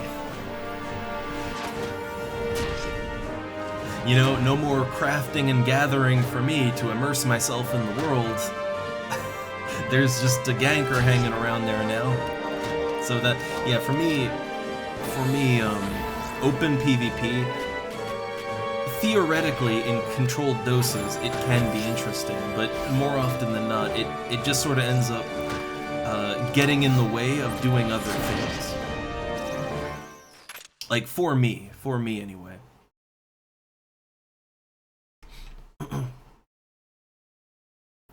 Well, now here's the thing about Ultima Online. Ganking was indeed part of the game, but it worked out better back then because I was there, right? I was there back in the day, and while there was open PvP, while that was a thing, I really don't remember that many people actually making use of it. Like, every now and then, I would run into a red PvPer in the wild and get killed every now and then, but it wasn't like games that came later where there were just gankers everywhere, and they were the persistent kind that would just gank you over and over, not for any reason, just literally to ruin your game, right? Like, that's what people do now. But back in the day, like back in the Ultima times, yeah, there were gankers and all that, but overall, much less people made use of the full PvP. Most people were just so excited, like, oh my god, we can play a video game with other people anywhere in the world, in this massive shared world. Like, most of us were just so like we were so overwhelmed with that idea alone that we didn't really get into the specifics of things, right? We weren't worrying about metas or about you know, optimizing or ganking or whatever. We were just sort of enthralled with the very simple concept, right? And so the open PvP worked because it wasn't being overused. The problem is now you try to do the same thing now, and you will literally get people who they join the game just to make other people miserable, and that's why it doesn't work. That's why every PvP game I've ever seen just tanks hard, like every time. Like even the ones that are more known, like hey, EVE Online, no, that game is not doing well. It is not doing good.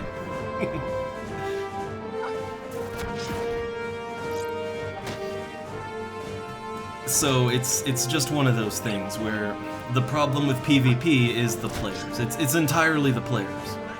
I think you have to have really good systems in place to not just discourage, but to literally prevent the sort of abusive player killing that you inevitably get. Otherwise, you're kind of scaring people away from the game. And scaring people away from the game, even if it's not PvP related, it's not good for the long-term health of the game. It's really not. That's how you get dead servers and then eventually dead game. Yeah, I've seen Mortal Online and Mortal Online 2, and it definitely has its dedicated fan base, but it's a very small dedicated fan base. Like, again, there is no hugely popular open PvP game. There are big, hugely popular competitive games. Like, people love first-person shooters and stuff like that, but that is a very different beast, right? Like, it is a very different thing to be playing like a match-based competitive shooter or whatever, where it's just match begins, here's your gun, go shoot the other guy, right? Like, that is a very different experience than, oh, this massive open world that's so immersive, and oh, you can make your RPG character, and oh, there's so much you can do, and then you just die over and over again, right? That is a different beast entirely. No one really wants that. Like, I love me a good competitive, like, match-based game. I like that. Hell, I played Dead by Daylight, and that game's terrible, but I played too much of it, right? You know, that's just competitive, right? But, I think it's that when you try to blend genres and please different crowds of people, it just ends up not pleasing anybody.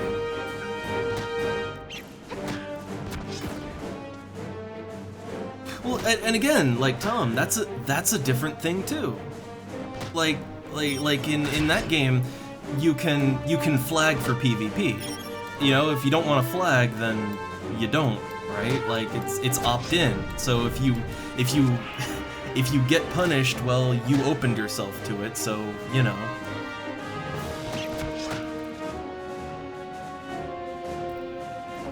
Oh look, somebody telling me for a party. No thanks. I'm trying to get my coffer key.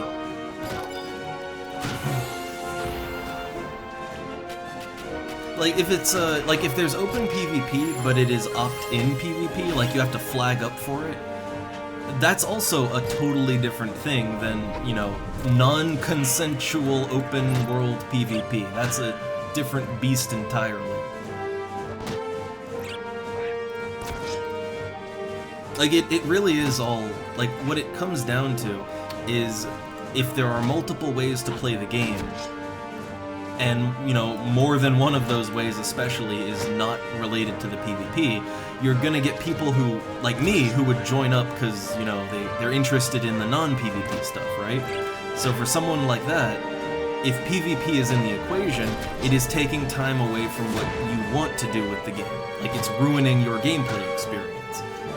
And people like that, which, to be honest, that is the majority of people. Like, that's me, that's most people. You're just gonna leave, you're gonna quit, right? You're gonna quit out because you're not having fun. If you are forced to get killed and interrupted, it's not just if you get killed, right? Like, it's not just a sore loser thing. it's distracting from what you want to do, right? Like if you want to go on a quest, but every time you go anywhere near the quest, you have to fight someone, even if you win every single time, if there's just fight after fight after fight, and it's a never-ending conga line of people lined up waiting to get their ass beat, it doesn't matter if you're winning. It's like, I don't want to do this. I just want to do my quest, right? Like, that's the problem. Like, it's not a sore loser thing at all. Like, I don't want to have to beat up 50 guys to go turn in my quest.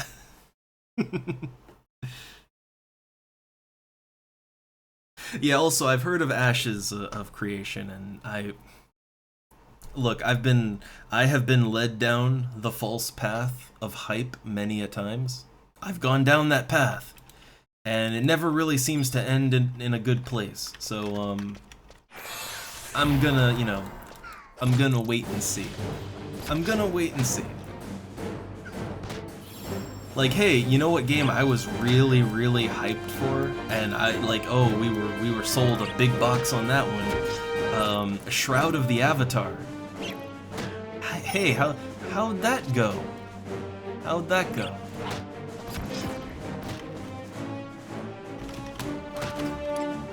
Oh god, right, I have my party flag up. I should specify with my search comment. I meant to specify with my comment. I meant to specify it. So I need coffer keys. Yeah, that's what I'm Again, like PUBG, that's fine. It's a drop-in matchmaking game. Like, that is such a different experience. Like, I've played shooters in the past. Like, I loved Team Fortress Classic. I liked NS and NS2. Like, it's a different experience, right? Like, those games are just all PvP, but, well, that's the thing. You literally, there is no non-PvP in that game. Like, there's nothing to lure someone in with the promise of, oh, you can do this, and no. It's, you pop in, you're gonna start shooting people, right? And you're gonna get shot at, and that's just like, there's literally nothing else to do. So there's no like misdirection there, you know? There's no false promise there.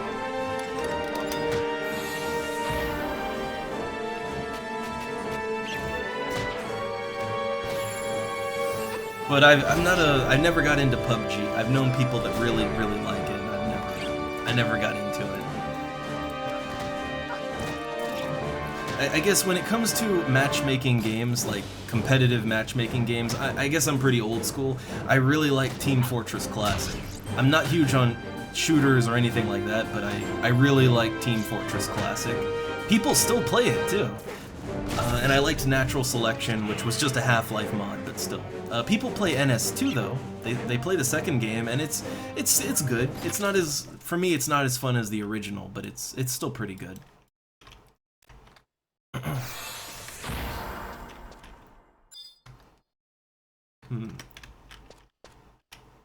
I keep thinking I can do something with White Mage to help me out here, but I can't. I can't heal my pet, so.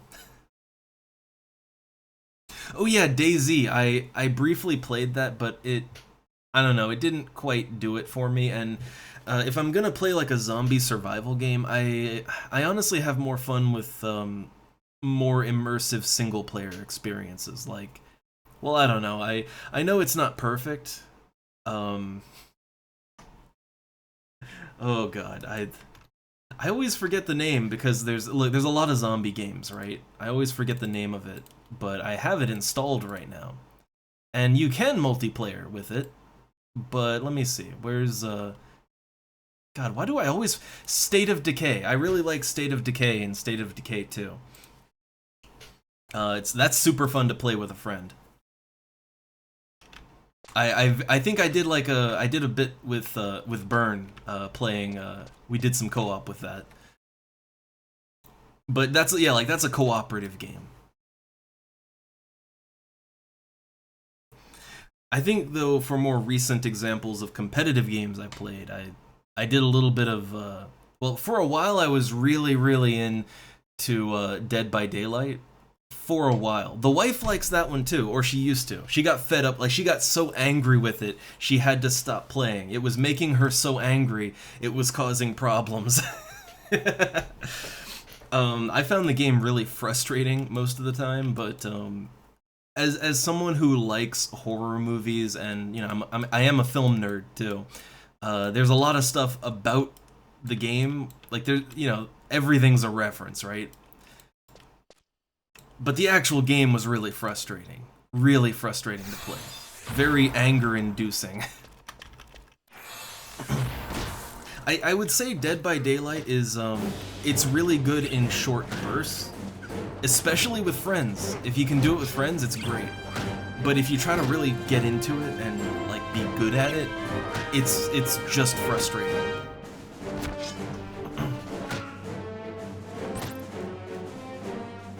But yeah, but State of Decay, like no, those are good games. Those are really good. There was supposed to be a third one coming, but then I just stopped hearing anything about it. Like, is that canceled? I don't know. It sounded like they had a good idea going, but yeah.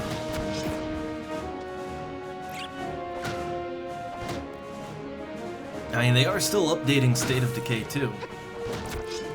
I've played on the absolute like the broken bullshit unfair difficulty where if you basically get bitten by a zombie, you're as good as dead, right? I have played and beaten the game on that difficulty, and it is addictingly fun.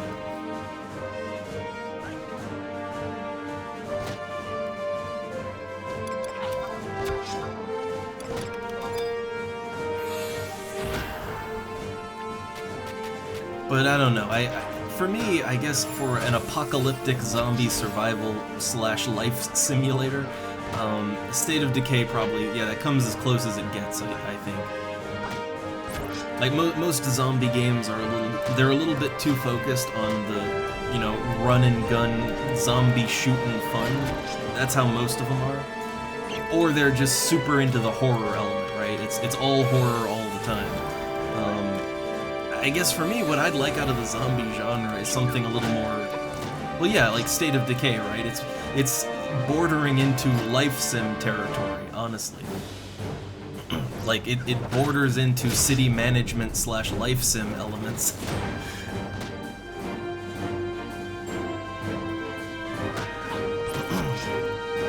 Oh, I think one game that's kind of good for that, I have it, but I haven't really played it all that much.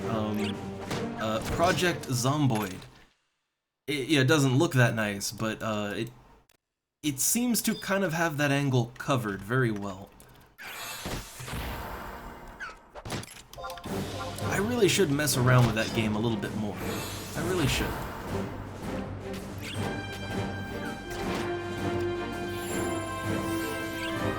I didn't know about that. I didn't know the backstory of it, but I guess when I think about some of the gameplay elements, that does kind of make sense.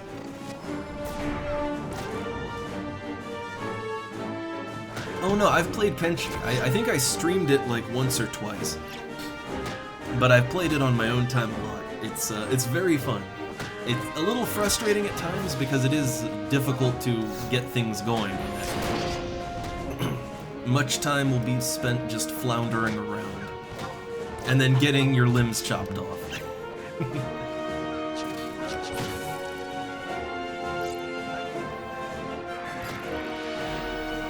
Yeah, I think Kenshi's great. It certainly has room for improvement. Like, there's certainly things that could make it a better experience, but I mean, I guess that's what mods are for, right?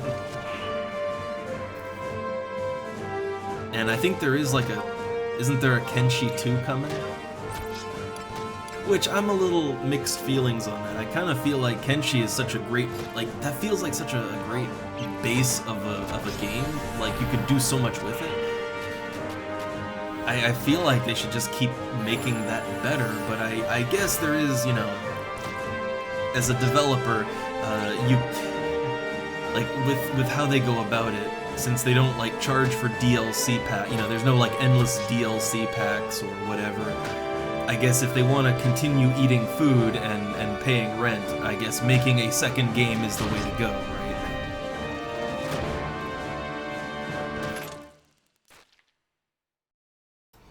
Man, I wonder if coffer keys exist. I wonder if those are things that exist. Okay, you know, let me just take a look. I'm gonna look and see, like, what is the drop rate on coffer keys?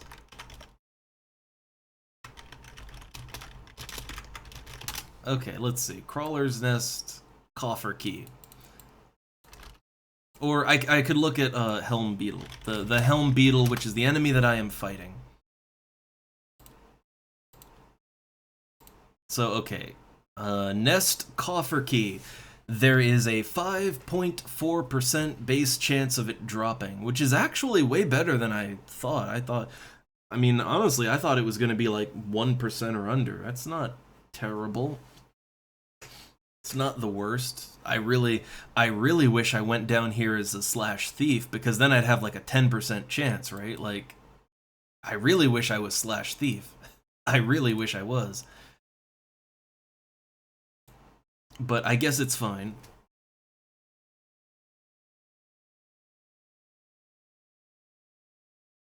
And yeah, Riggs, I think most of the games that I have really enjoyed in the past, like, 10 years or more, it's pretty much been the small stuff, the indie stuff. There's been a few big games I like, but for the most part, big games, because they cost so much money to make, they play things really safe. Like, they don't want to take risks, they want to do what they know works, and they just want to keep doing that forever to make the money that they, to make those multi-millions back, right?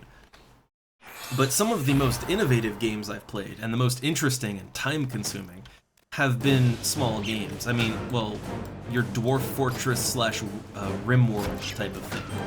Dwarf Fortress is a little too much for me. It's hard for me. But I love RimWorld, and to me, that is a game that it's kind of a new genre in a way, right? Like, that type of game is relatively recent, within the last decade or so, right? Like, well, I guess since Dwarf Fortress, really, which that's been out for quite a while, but, like, when I was a kid, there wasn't really anything like that. There were simulation games, but not on that level, right? Like, not simulating that many things on such a scope specifically. And in such a sort of procedural way. It's kind of incredible to me still. But that's a small studio thing.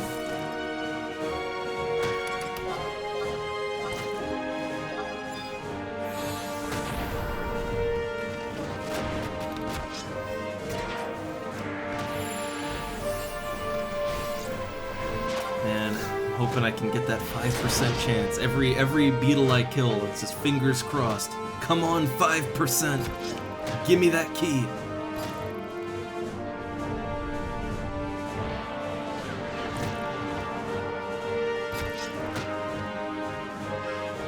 And yeah, I've seen screenshots for Kenshi 2, but I haven't really been keeping up with the news on that. Although, when it comes to games I'm looking forward to, well, I mean, there was one that I was informed of and I bought, and it's out already, but it's in progress. Shadows of Doubt, in terms of an immersive game, right, that uses a lot of procedural generation. Man, procedural mystery game. That sounds fun. But for simulation stuff, for simulation things, or simulation adjacent, well, I don't know. I'm really hoping that there's going to be some sort of Sims alternative in the near future. There's lots of potentials, right? There's a lot of potentials out there, but nothing has really come of that just yet. And I mostly really hope for that because I may not seem like the type, but I always loved the Sims franchise. And I think it's because I like the Maxis games, like the early Maxis games. I grew up with Sim Tower and Sim Tower, Sim Ant, Sim Farm, all that good stuff, right? I loved Maxis's software toy simulation games. I absolutely adored them as a kid. And when The Sims came out, well, yeah, I was on that too, and I really liked The Sims 1. I really love The Sims 2 as well. I'd say that's the best one. I like The Sims 3 as well, but the problems were starting to show in The Sims 3. And 4, I can't play it. I just can't. The main problem is The Sims has just gone in a direction that isn't really what I want. It's catering to a very different demographic than it originally did. And I would just love it. It's so predatorily monetized. So predatory. So I would just love it if anyone came along and made a Sims alternative. Even if it's not the best, like even if it doesn't look good, I would play it.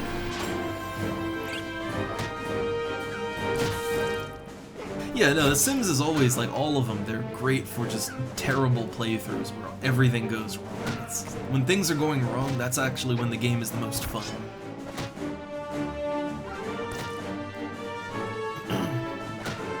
But I think the problem with The Sims as a franchise is that as they went on, they definitely appeal to a different demographic now than they used to. Like, I think early on The Sims was very much a game for simulation nerds that, you know, they're really interested in the function of everything, right? In the gameplay. The Sims 1 and 2 are actually kind of hard, and they focus more on the gameplay. But The Sims 3 and 4, three is still a good game, but especially 4, it tends to focus more on the aesthetics. It tends to focus more on playing dollhouse, basically, and making your perfect dollhouse with the perfect doll in it, and then acting out your perfect stories, right? There's a certain demographic that wants that, and they don't really care about the gameplay. Like, they don't care about it as much, right? Like, they don't care about the simulative elements of the game. And that's kind of who The Sims is made for nowadays.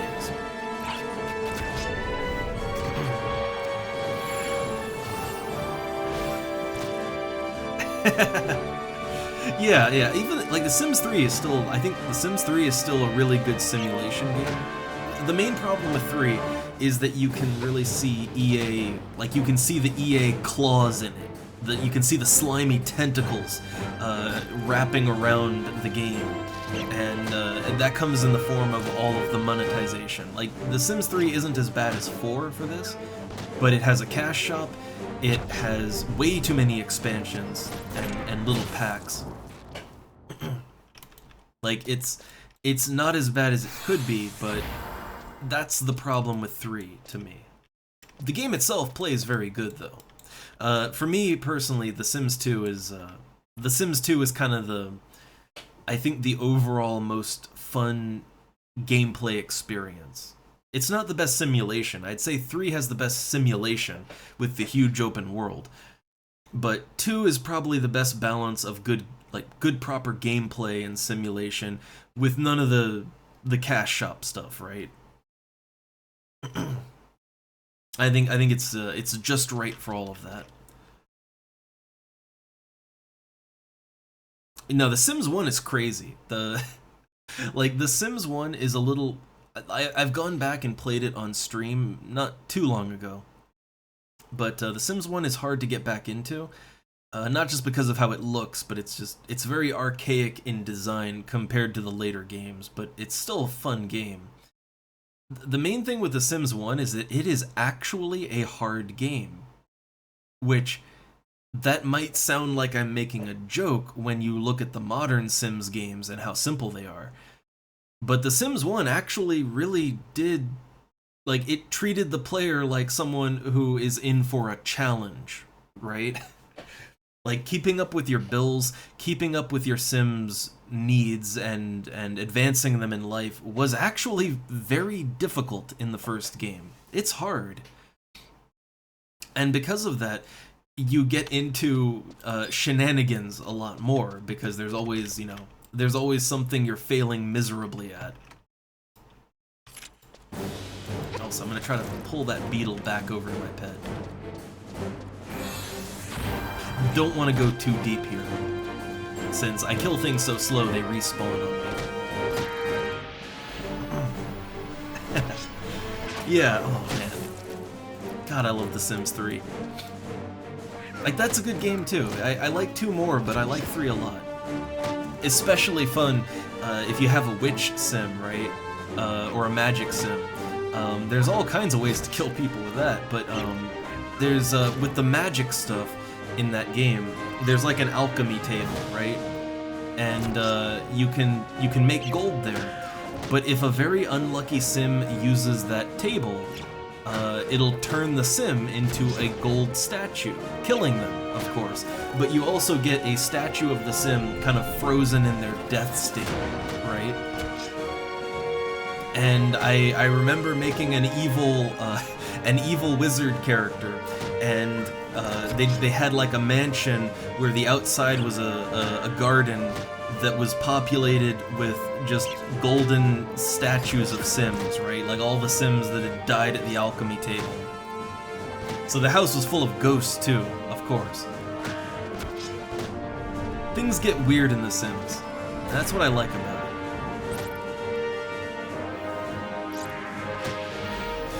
it. It was a crazy number if you count all the cash shop stuff. I think the problem with The Sims 3 is it has a cash shop where you can buy individual items, and there's a lot of individual items, but for the most part, I ignored the cash shop. There's very little of substance in it. Most of it is just single items that are purely cosmetic. I think there are a few new neighborhoods in there, and there's a few actual gameplay things in there too, but not that much. It's really not that bad. It's only bad if you want to, like, literally buy every chair in the game. But I do have a problem with the cash shop in that. It shouldn't be there. Yeah, it's not nearly that bad if all you want to buy is the purely gameplay-focused stuff, right? Like the new neighborhoods and the gameplay items. If you only buy those, it's probably not over 100. Maybe 200 tops. It's still way too much. It's way more. It shouldn't be like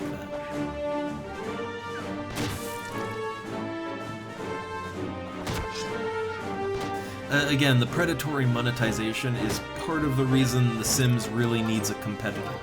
Like, The Sims needs some kind of competing franchise so that they can't just do whatever they want. Because right now, like, the reason why EA can get away with nickel and diming us like that, just milking us, right? The reason is because we have no other choice, right? If you like that type of life simulator game, there isn't any other choice. Like, it's The Sims or you don't play. So I think if they had a direct competitor, I think probably they would tone down the monetization, because then they'd have to actually, like, you know, they'd have to think about losing customers. Right now they can't lose customers because the customers have nowhere else to go. And look, yeah, I say that, I own the Katy Perry Sweet Treats pack for The Sims 3. I own all the DLC for The Sims 3. I mean, all of the pack DLC. I don't own the cash shop stuff. But all of the box copy, proper expansion content, I do own all of that. I will admit it. I'm not proud of it, but I admit it. I don't think you can even buy the Katy Perry pack anymore. Like, that's a rare pack right there. Like, because of licensing reasons, like the licensing deal ended. So, you can't buy that pack anymore. It's the forbidden pack. I don't know. I'm not sure on that one. There's a bunch of Sims competitors in the works. Like, there's Life by You, Paralives. There are competitors in development, but the problem is development is really slow. And if they'll even come out, unsure.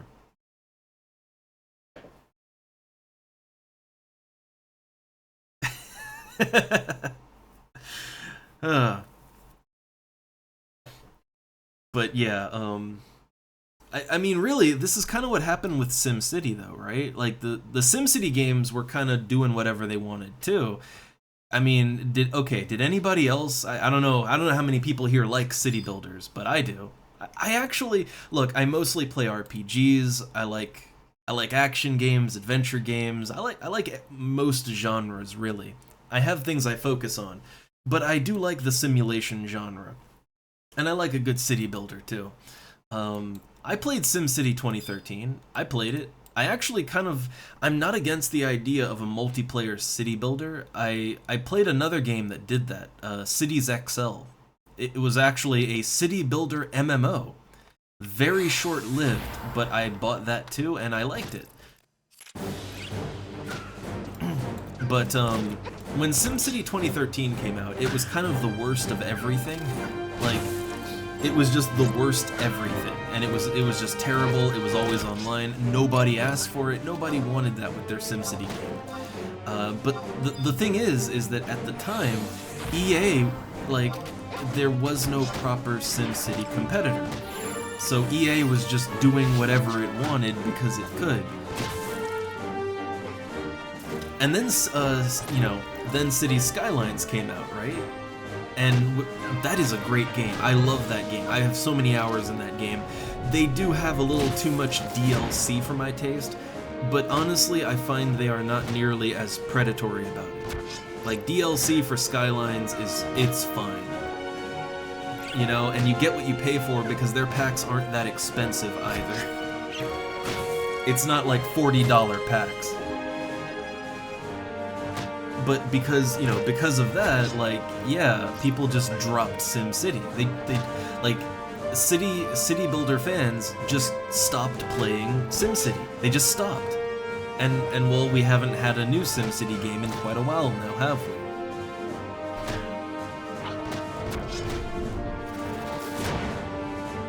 I have most of the DLC for Skylines because I find a use for most of it.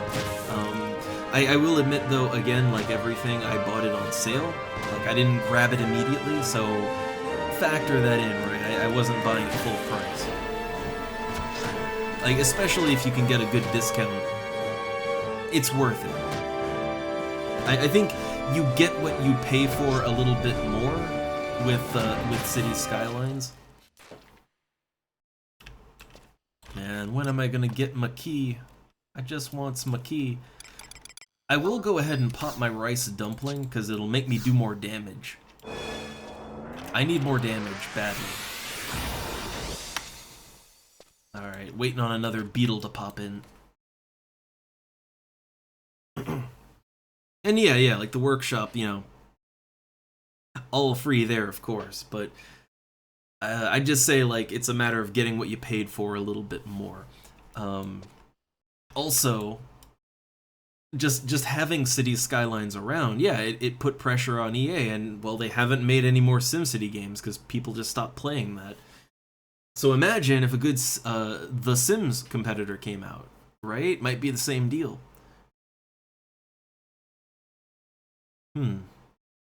Well, wait, hold up. Let me look. I have wikis open, so let's see.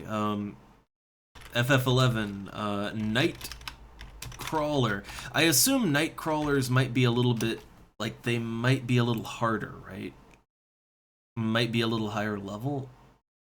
Okay, so apparently they have a 9.4% drop rate, so they have a better drop rate. The problem is, I don't know, can I... Like, these Helm Beetles are fairly easy to kill. They're fairly easy to kill. Like, I am getting into a good rhythm of killing these guys.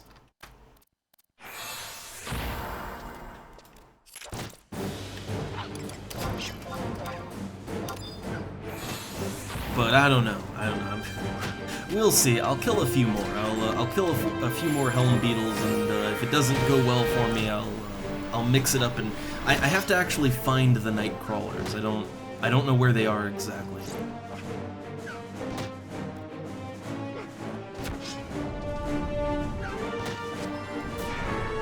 Yeah, I know crawlers tend to be a little tightly packed in their spawns, and I don't want any of that, but we'll see. Yeah, I'm trying to get my coffer key. Trying to get that coffer key. I really should have come out here as a slash thief.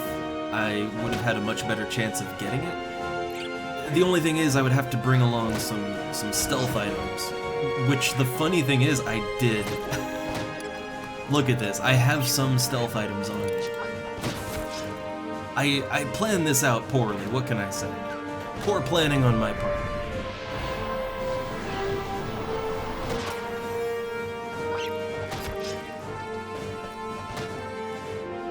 I went in with slash white mage because I figured, like, the thing is I didn't know where I would have to go exactly, and I still have to actually find the coffer, right? So I figured slash white mage so I could sneak and invis and, you know, I could get around easily, right? Man, I chose poorly. For the next one, I'm definitely gonna go slash thief, and I'm just gonna give in, and I'm just gonna buy some more stealth items. I mean, I can afford to, right? But...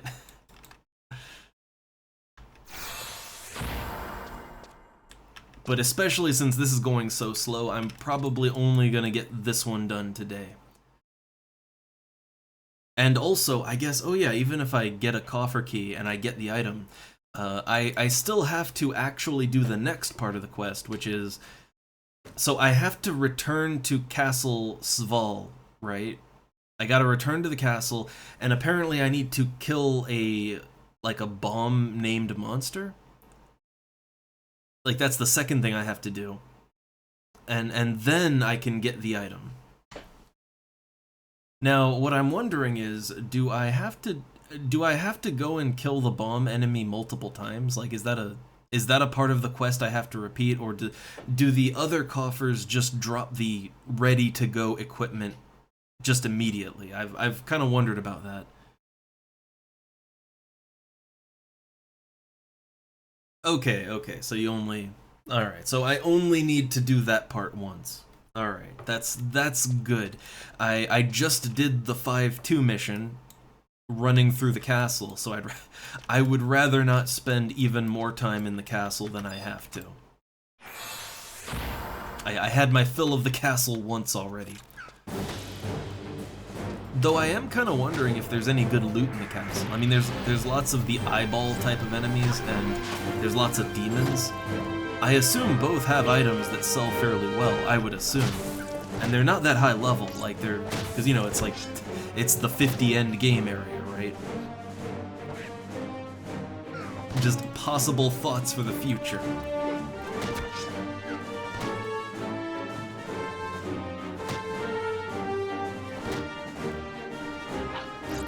But yeah, oh man, this coffer key it's taken longer than I thought.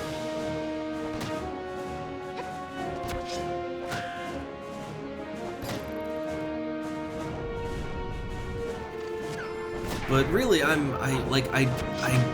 got most of the things I wanted to do done today. More than I thought I would get done. Like, I got the 5-2 mission done, I got my Limit Break 4 done, I turned in some ice fish to get some fishing guild points. I've had a full Final Fantasy day. I have accomplished my goals. But I would like my artifact stuff, mostly just as an upgrade to my armor. Like, I should... it would be nice to have some proper decent armor.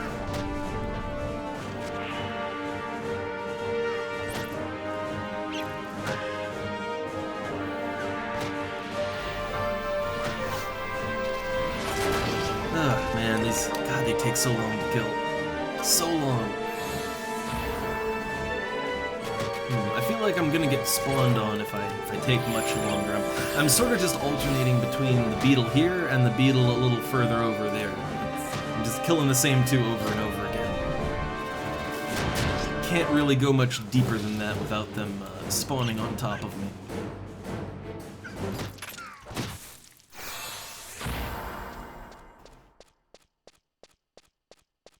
But I really am kicking myself for not coming in here with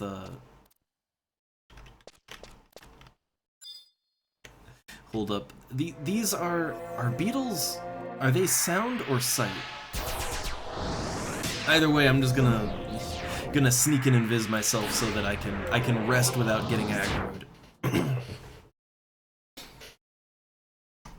Actually, wait. Oh my god. Why didn't I think of that? If I sneak and invis myself, I can rest in the middle of the enemies. Like, I can just do that. My pet doesn't draw aggro. Like, they won't attack the pet. God, I oftentimes overlook the very simple things.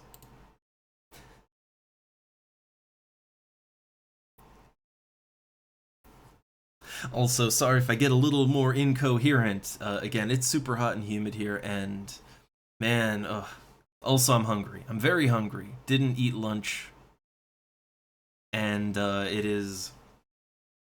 Let's see. Yeah, it's almost 3 here, so I'm getting that hunger distraction. Oh, also, there's a maintenance on the server today too, right? It's maintenance at like 4 o'clock for me in about an hour, so I hope I find a coffer key in an hour. I really fucking hope for my sanity, right? Oh, nice. 0.1 from 76 fishing. So I did a lot of fishing last night before I went to bed. I fished up about 30,000 gil worth of bluetails. And I only got 1 level of fishing out of that. Like, I fished up so many and I got no skill, like, no skill plus. But then I got a bunch of skill ups, like, all in a row. It was very inconsistent. I still don't really understand how skilling works in this game. I guess it's just pure RNG, right? Because sometimes I will fish for hours and get no skill ups, but then I'll get a whole level in just a few minutes. I have no idea how it works.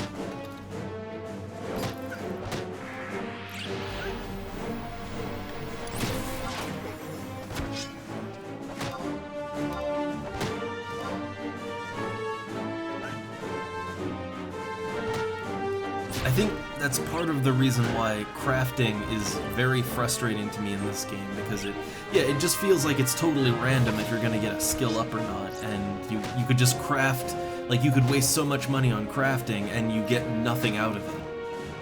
And then you'll get a bunch of skill ups all in a row for seemingly no reason.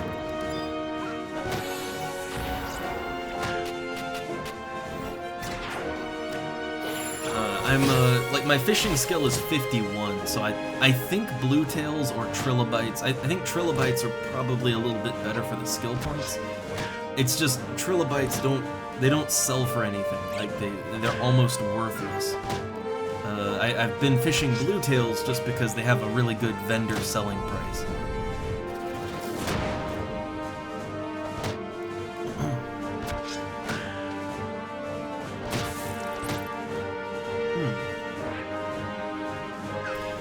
But yeah, I guess if my main goal is to level up, not to make money, I guess I should go for the higher level fish, right? I should go for the higher ones because they'll give me more. I think they give me more and or a higher chance of skilling up, right?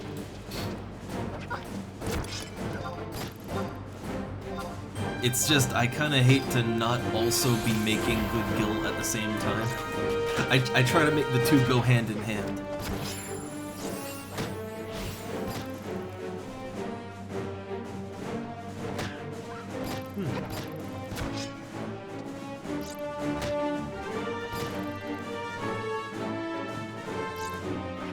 But yeah, I don't know. I mean, the fishing it's coming along, right?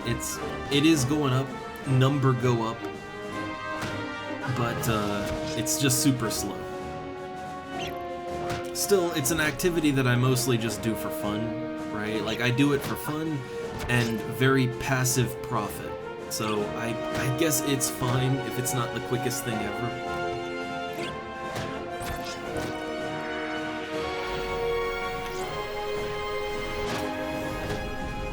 Yeah, like, I know that, and that's how I do it. It's just, I guess I look at what I can fish, Like what the sky limit, you know, what's the limit, right? And I look at how much it's worth, and I tend to just pick something on the list that's worth the most, but that will also give me skill ups, and that also isn't like too out of the way and difficult to catch. And I kind of settled on blue tails for right now, but I might have to change that up.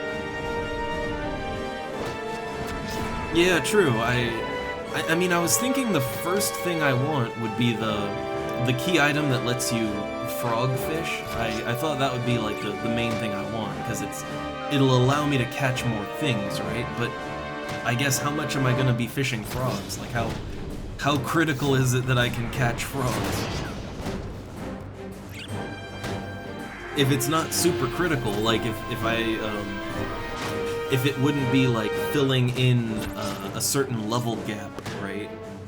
Then I just save my points up and go for the waders, I guess.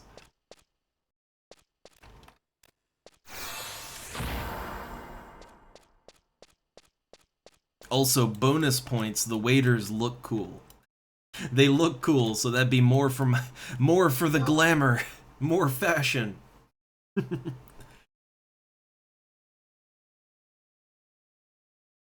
Look, I know it's bad, but every single piece of equipment in this game that I get, it is always on my mind, okay, how cool does it look? Like, okay, yeah, but how cool is it?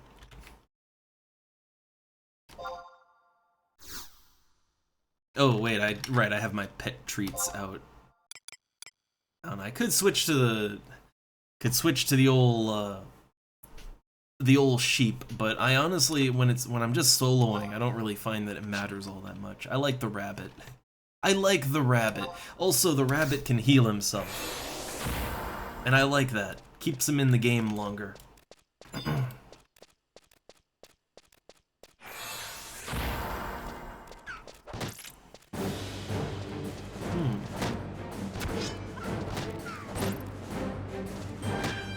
Oh yeah, right, I always forget about the goldsmithing specs. The funny thing is, I was never concerned about the stats of it or anything. But those goldsmith specs, I believe they are they're like the only glasses that you can wear in the game, right? So if you really want to be super fashionable, then you have to do goldsmithing.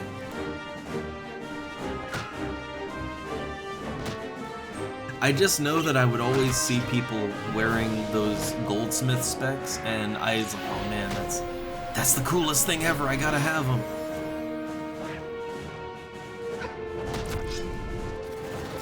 Or was it the, oh yeah, man, but just any kind of specs, right? But there are only, like, there's not that much in the way of specs in the game. As far as I know, it's just like those two things, right? Or that's all I ever saw.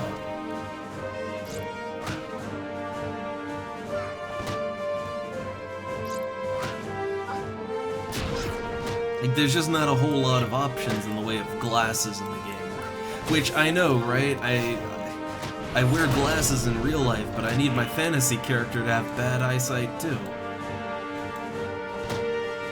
No, for at least for my character here on Horizon, I don't know. I like the feather cap. I really like the feather cap.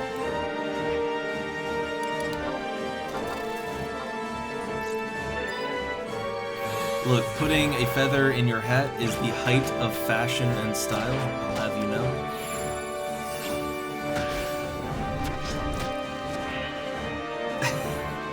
Oh, spectacles neck piece.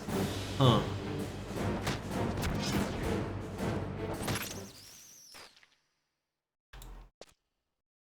How many beetle parts do I have? So, okay, you know what? No coffer key.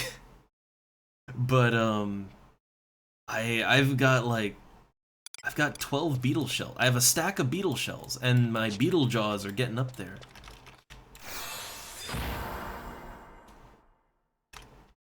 Also, hold up. I just realized I really gotta go to the bathroom. I just realized it. I'm gonna sneak and invis myself. My pet needs to rest for a second anyway. So sneak, invis, and I've got 3 minutes to go to the bathroom. I have 3 minutes to go to the bathroom. All right, start the timer. So one sec. I will be right back, but the urge is hitting, okay? We've been going for a long time. So, 1 sec, BRB.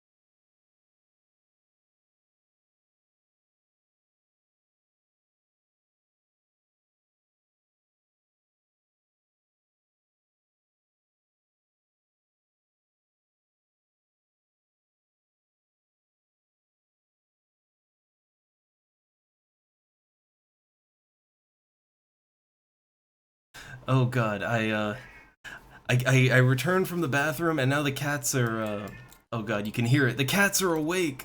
They're awake.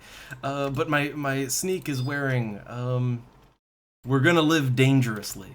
Alright, we're gonna live dangerously for a second here. I'm still gonna be AFK for a sec because I have to feed the cat. Like listen to him. He's not gonna leave me alone. He's not. So we're going in the danger zone here. I will blink myself in case we get a spawn. But, alright, I'm gonna do a quick AFK here to feed cat. I am sure everything will be fine. So, 1 sec again.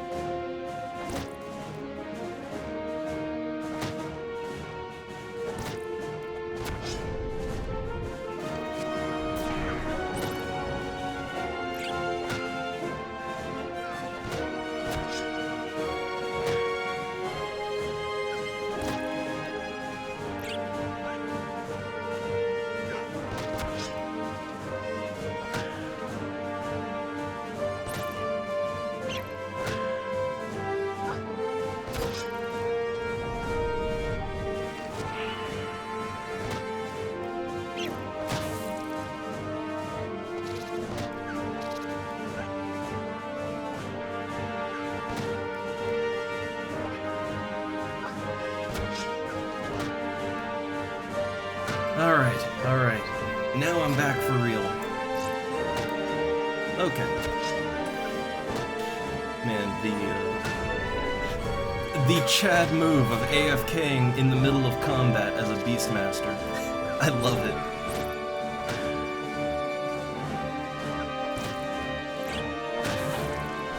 Also, the cats, when they get really hungry like that, they do that thing where they... like, you're moving fast because you want to get them their food and get on with it, but they start darting between your legs and cutting you off, right? that moment when you're pretty sure your cat is trying to murder you.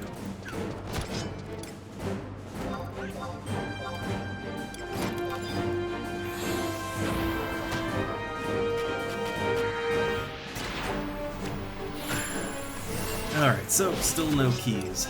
No keys for me. I have high hopes, though. I have high hopes.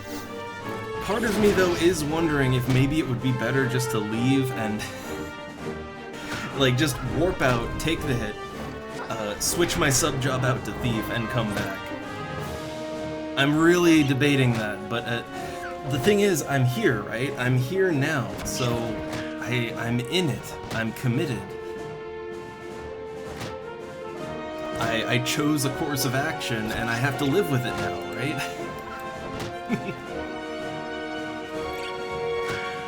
Like, you can't change the plan. You can't do that.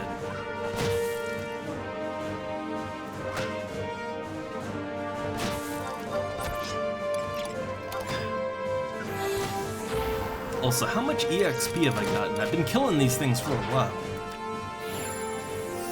Yeah, I'm actually getting a decent amount of EXP because I'm just doing this for so long, right?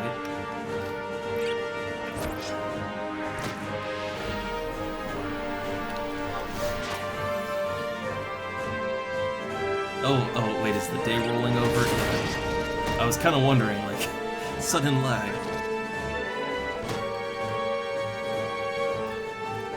So the thing is, normally when I solo, I use Thief as my subject. And man, like I'm really feeling it. I am feeling the lack of treasure hunting. I can feel it in my bones how much loot I'm not getting right now. Specifically this coffer key, but still, you know, like I can. It doesn't feel particularly good.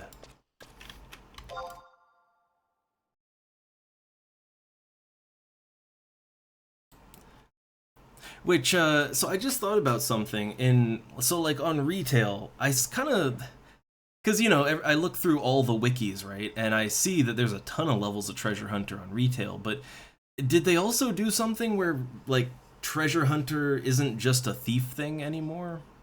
Did they do something like that? Because I could see that happening.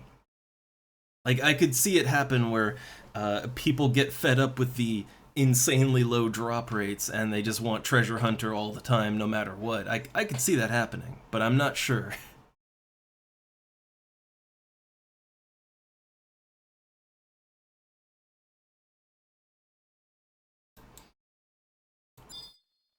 Alright, that beetle is there, but I feel like another one's gonna pop in somewhere around here.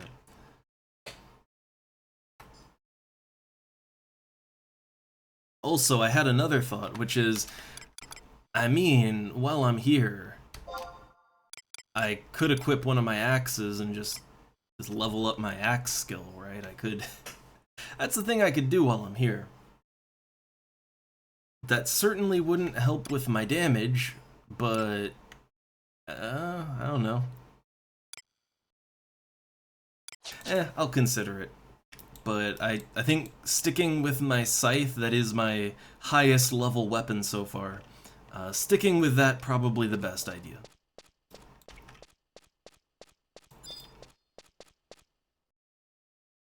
I just get that feeling that I'm gonna get spawned on. Oh, my cat's still meowing at me. What does he want?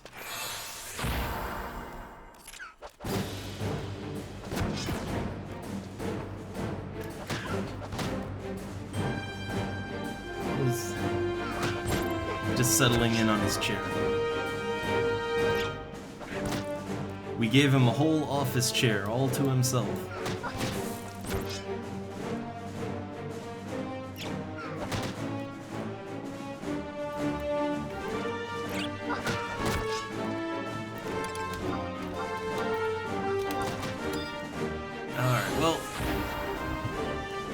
Settled in again, so back to the grind.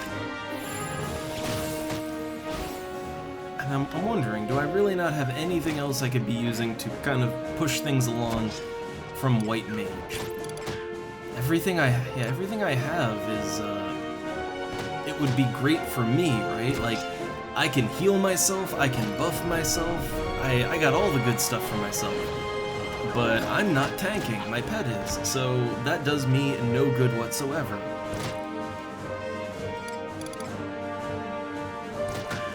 Like, I can't even cure the pet's status effects, right? I can't do any positive magic to the pet.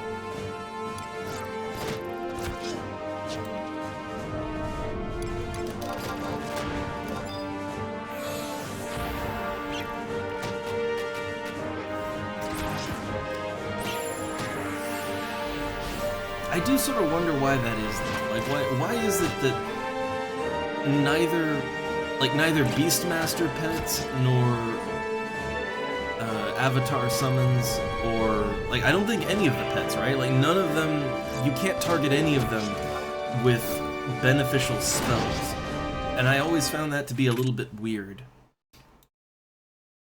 Like, why not? Right? Why not? Would slapping regen on them actually overpower them too much? I don't know.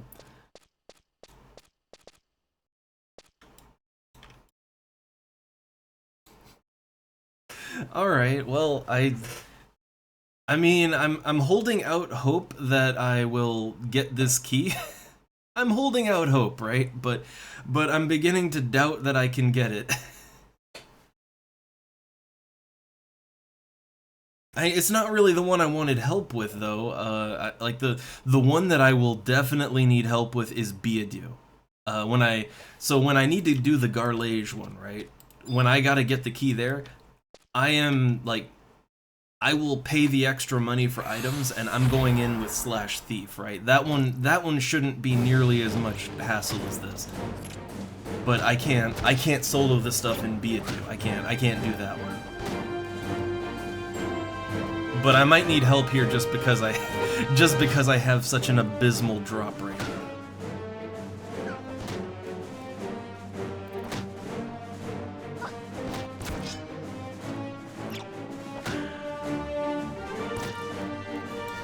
I mean, there's not, oh yeah, there's not that much time before the server goes down, right? Like, because I was thinking, well, I don't know, I could go over to do Beadu after I get a key here, but, well, if I don't get a key in the next couple minutes, the server goes down on the hour, right? Like, for maintenance, so I guess bad timing, huh?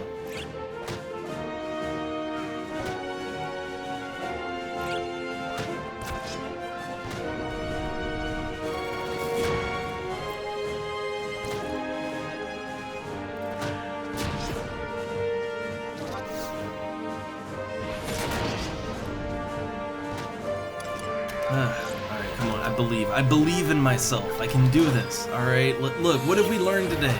The power of love and friendship, and just believing you can do anything. Alright? You can overcome it all. That's what Final Fantasy XI taught me today.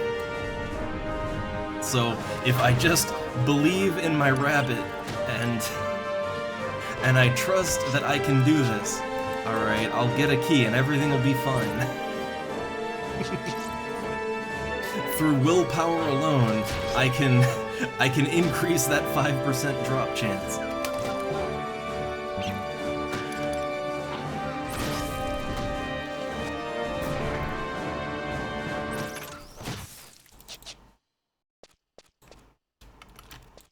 Oh, no luck. I didn't believe hard enough.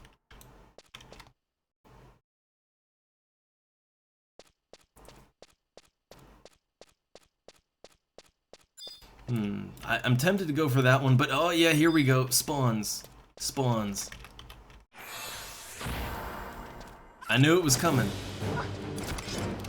Alright, let me switch to my pet food and use that. Oh wow. Well, like if you're a thief, you know, if you've got like a good thief main job, I mean, you've got the good treasure hunter. Like, I mean, it is a huge difference just going from no treasure hunter to level 1, but yeah, the thieves can go better.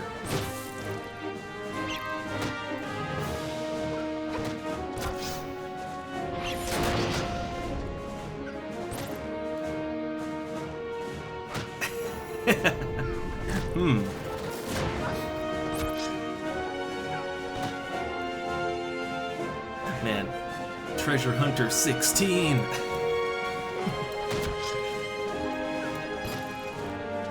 I just remember looking at like the retail wiki, and I'm thinking like how does Treasure Hunter go that high? Like, how does that happen?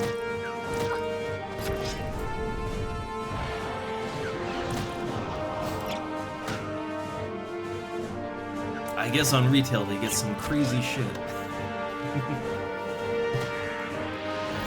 Yeah, I mean, I've been lucky sometimes. I remember I wasn't even looking for the carbuncle ruby because I already got it, but I remember I was just like deciding, hey, I will kill a leech, right? Just kill a random leech, boom, carbuncle ruby, right?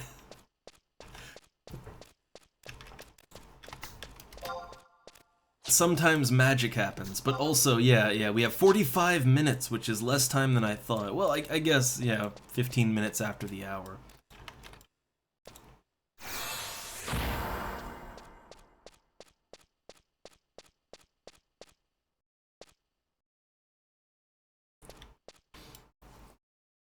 I'm just, man, so if I can't get this within the hour, then I think definitely, like, if I have to back down because of server reset, I think I'm just gonna eat a warp cudgel and go back to Juno and slot thief as my sub job. Like, at least then I would have a half decent chance at getting a drop.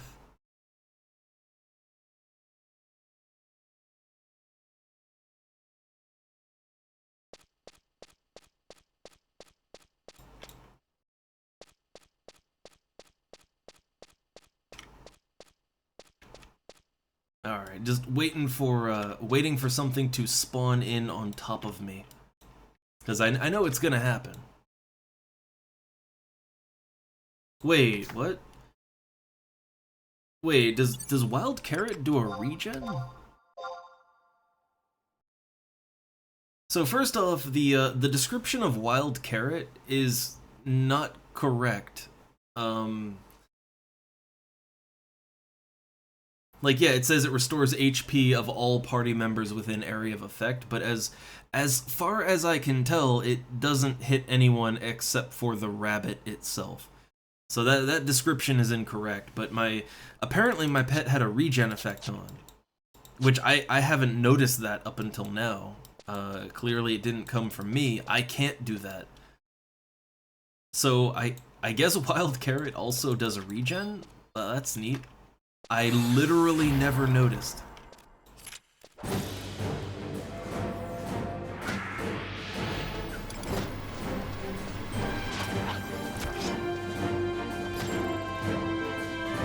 Alright, let's kind of position so that I can... yeah, there we go. Just positioning so that I can easily see if something is gonna pop in.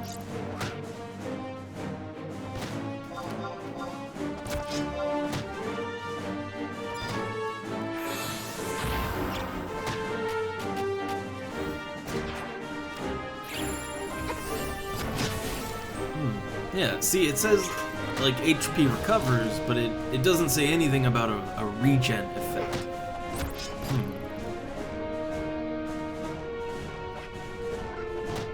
So I might have to look into that one more.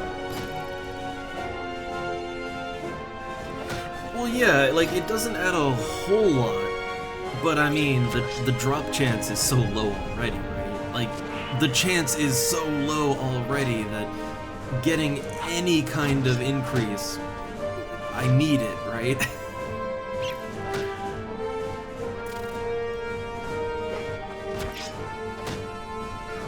I'm mostly just happy that I can actually kill these things reliably. I was really worried that I wouldn't be able to kill these in a timely fashion, right? But that ain't my problem. Drop rate. Turns out drop rate is my problem.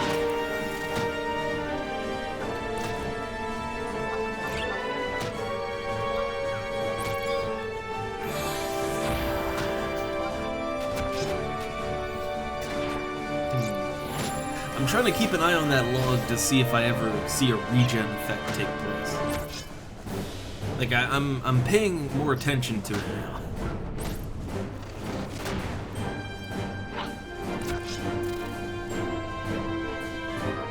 Yeah, I know that Treasure Hunter isn't like it isn't an even distribution of the bonus. Like, you get more for, oh my god, finally!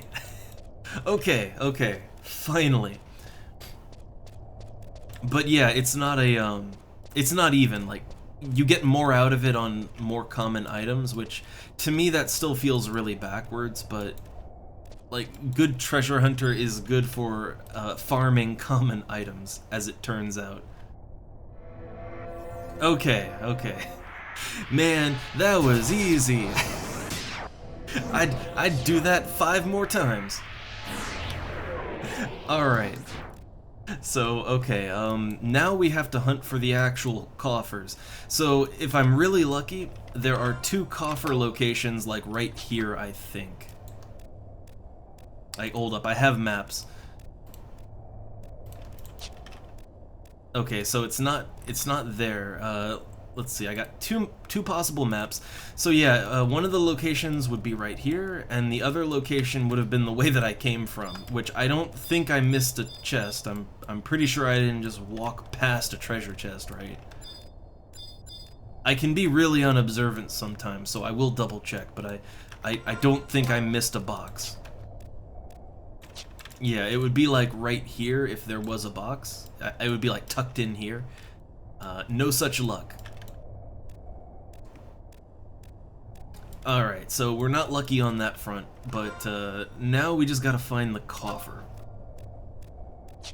So, okay, I have a treasure coffer map, actually. Alright, so it's not on the floor we're on. So we need to back up. Well, we need to back way up, like back out to the main floor, and then proceed from there. But okay, so with the time that's left before the server goes down, I guess is there time to find a coffer, get back to Juno and all that, and then I don't know. Like how deep do I have to go into Castle's Vault to find Darkspark? If it's not too deep in the castle, I might be able to pull that off, I might be able to pull it off, like, right now before the server goes down. If it's deep, though, I probably won't be able to make it. Because I do still have to find a coffer chest. And that could take a minute. Ah, so you just go straight. Okay, so that shouldn't be too bad. I might be able to do that. And actually, I could especially do that if I equip Thief as my sub-job so that I get Flee. I'll use items to sneak around, right? But I could use Flee to to get there a little faster, right? That could work. Because there's actually not that much outside of Castle's Vault that really threatens me, and even inside the castle on the first floor, there's really not a lot that is a threat to me. So even if I grab the stray aggro, I could just keep running.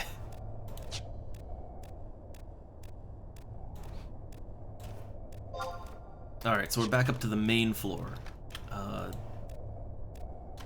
But I don't think there's anything on the main floor here. I don't think. Okay, so I need to go kind of northwest from the main area. I'm not super familiar with the Crawler's Nest, so I am checking my map constantly. But, feels good, feels good. But I learned a valuable lesson, which is I am never doing something like that again without Thief as my sub-job. Because, yeah, I know it doesn't add a whole lot, but I will take any bonus to my chances that I can get, alright? I'll take any bonus. And really the only reason that I sub White Mage here is so that I can sneak and invis, right? It's purely a convenience of transit thing. If I just bring some items, that'll do the same thing, but I can use I can use Thief, so I would find the item faster, and also I do more damage as a Thief because of triple attack and sneak attack. I do more damage like that.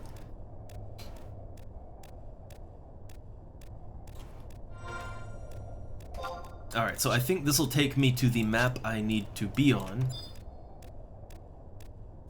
Yeah, these don't even aggro. But when I get to the soldier crawlers, I know those will aggro. And I think there's some scorpions down here too.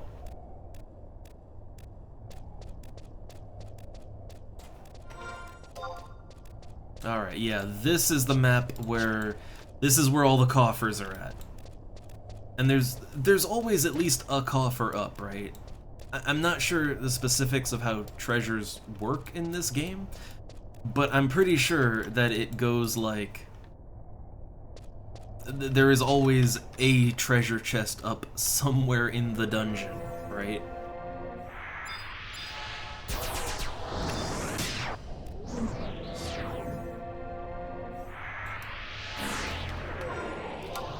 Okay, so let's see. Yeah, these things are all over.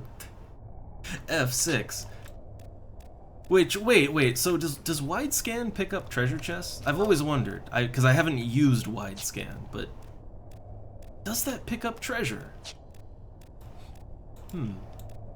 Because they're technically objects. Okay, wait, I can't go that way, so I have to go the long way. Gotta go the long way here. It's another one of those deceptively simple maps. Alright, so I want to go like northwest, straight up northwest.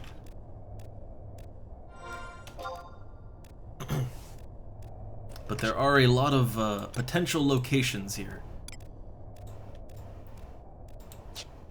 Okay, do these aggro? They don't, but I'm just gonna refill my MP real quick.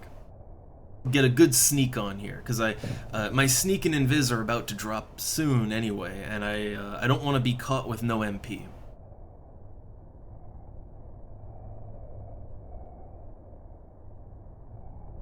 And I'm just referencing the wiki map so that I can see where I can go. There's lots of one-way drop-offs in this area, so I gotta be careful that I go the correct way. Okay, so I think the way I have to go is like, I have to go up here, and then down here, and then this way. Yeah, that'll get me up here.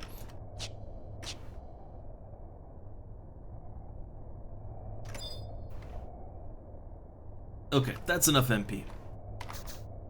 So cancel those buffs and reapply them. Don't know why I targeted myself.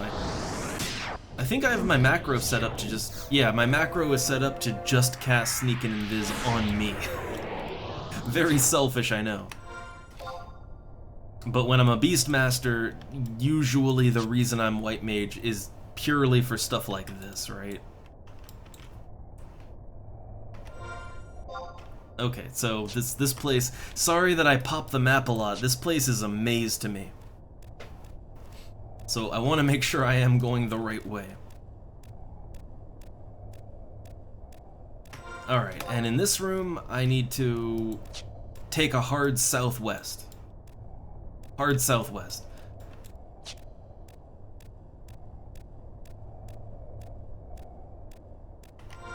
Okay, I'm on the right path. So in the next room, I mean, there are 3 potential treasure chests in the next room, or coffers. There's 3 potentials there.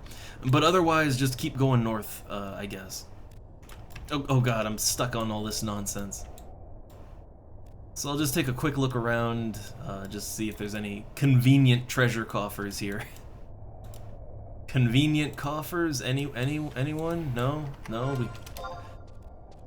Okay.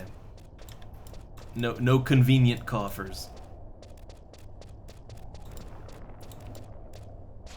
There are people down here, though.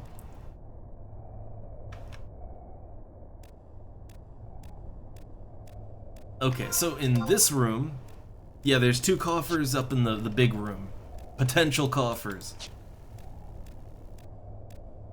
But otherwise, I don't see any, so it has to be one here, right? Gotta be a big fat treasure box in here somewhere. Oh, there it is. There it is. Oh! I see how it is. I see how it is. Alright, okay. So this room, low-level enemies, I can fight them if I have to. But let me pop this box open. Okay, I got the old gauntlets. Victory dance. Alright, alright. Now let me get the hell out of here. So, well, I have my warp cudgel. I need to buy a new one soon. Yeah, I only have, well, after I do this, I'll only have like 9 charges on mine. Oh my god. The special emotes. I love that one. The chocobo on head. I love emotes like that, you know, you can kind of mess with someone, right? I love that.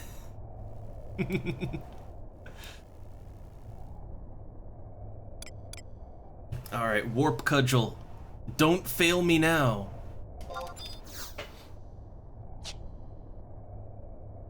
So, okay, I guess I have to... There's like 30 minutes before the server goes down. So can I talk to the guy in Juno? Well, oh, I have to talk to 2 people in Juno, don't I? I don't know, I believe in myself, right? Friendship and magic and all that good shit. Hell, it'll waste time. It'll waste time to change out my sub, and I guess I do need to sneak, so... It would save time not fighting everything. What am I doing here? Wrong district.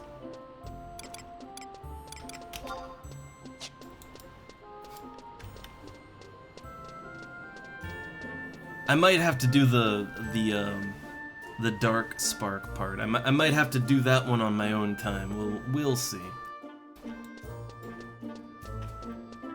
But I'm gonna try this.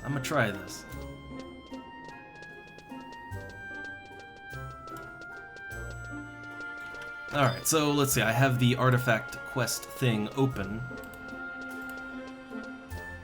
Alright, I got my coffer key, so I have to go and talk to Guslam again.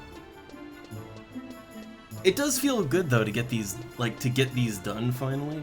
I never had any of the artifact stuff back in retail back in the day, right? I think I did get to level 50 back then. I just never even got the weapon. Okay, I got your thing. Could it be? Why they're soiled and rusty, but the craftsmanship. Indeed, these are a work of Borgert's. But they are beyond my skill. I cannot repair them. Alright. Like, he's the one that tasked me on this quest, but he... Okay, so we talked to him. Wait, hold up. I think I missed a step. I need to talk to Deadly Minnow first. Okay, I'm sequence breaking. We can't have that now. So let's talk to Deadly Minnow. I heard that a Mithra working for the Tenshodo acquired a strange toolbox long ago. Some mysterious device held it shut. Nobody could open it. Even if it held some magical tool, I doubt anybody has the skill to repair these gauntlets. So that informs me that I need to go to the Tenshodo.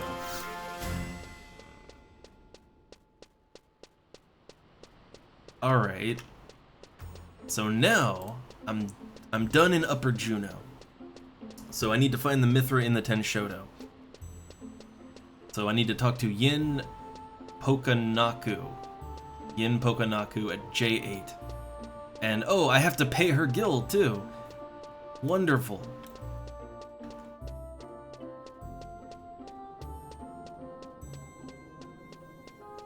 I love it when part of a quest is just pay them money. Just give them money.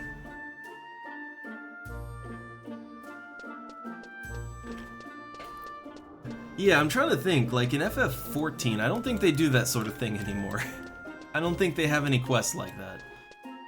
But I can think of multiple quests in this game where you are going to have to pay some amount of gil in order to progress.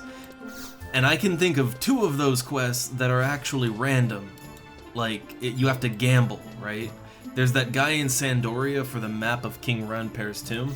And then there was that goblin I gave a bunch of money to, right?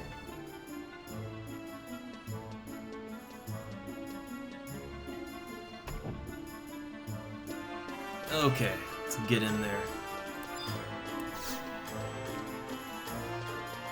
There she is. What? A toolbox that won't open? Oh yeah, a long time ago I took a strange box from one of Bruger's warehouses. The box was old and filthy, but I couldn't wait to pry it open and see the treasure inside, but it simply wouldn't open. Wait, are you looking for that box? I'll sell it to you for 1,000 gil. Sure. That's the spirit, my fine customer. I left the toolbox on top of a crate outside of the duty-free shop in Port Juno. Till just now, I had completely forgotten it. Okay, it's outside the duty-free shop. Alrighty. Also, thanks. So let me, before I leave the area, let me just make sure I did everything I need. Okay, so yeah, now we go to Port Juno. I am thinking I won't quite have time to hit up Castle's Vol and kill the NM. I think that's probably gonna be something I have to do on my own, but then again, who knows? I'll see. When I'm completely done in Juno, I'll see how much time we have left, because we're already getting pretty tight. Like, what, 25 minutes?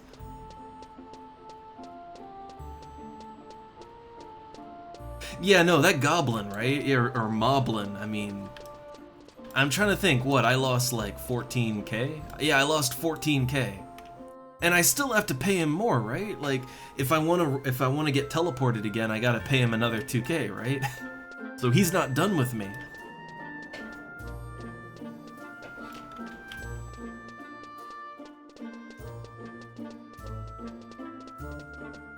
Alright, so, okay, in Port Juno, where is the duty-free shop exactly? So let's see, we have to go downstairs to the auction area. Wait, there's an auction in Port...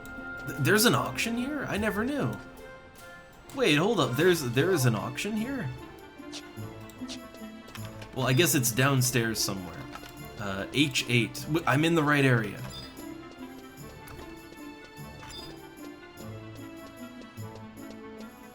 I literally never knew that there was like an auction down here or something. Where is it? I don't see it here. Have I just completely sidestepped it?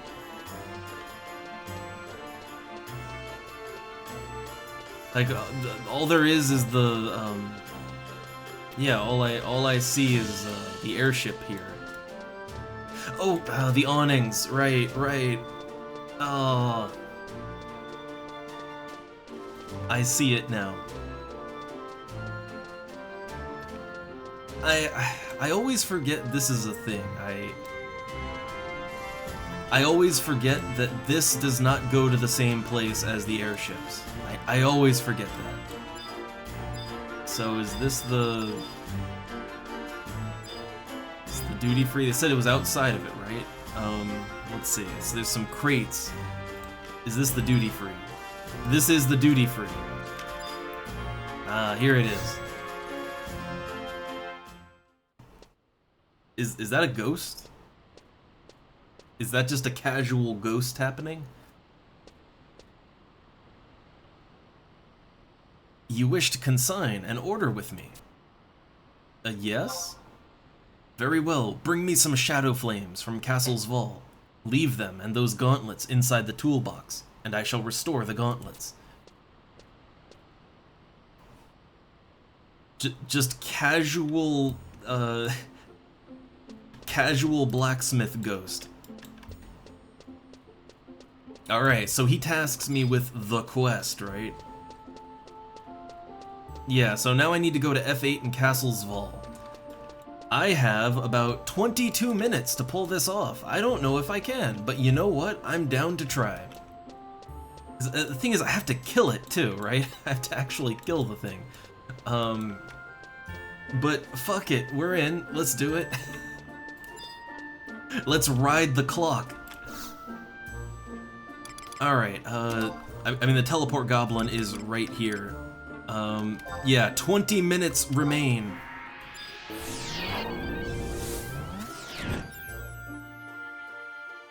So I need to kill Darkspark, get the item, and get out. Oh, I have no health. I'm loading. I think I'm just like loading really hard right now. Or I'm getting a cutscene?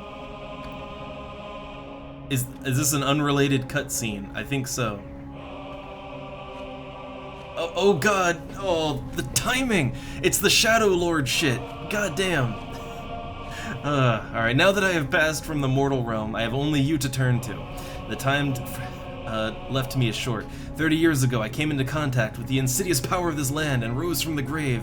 At the same time, the world laid claim to a part of my soul. I've been released from the hate that consumed me, but half of my soul that was taken captive all those years ago is calling to me. It has become a towering darkness, a raging hatred spawned from the depths of my being. It's like, man, I just want my gauntlets. Yeah, I think we're gonna miss it before the reset, but that's okay. Very soon I will be drawn into that soul. I no longer have the strength to resist.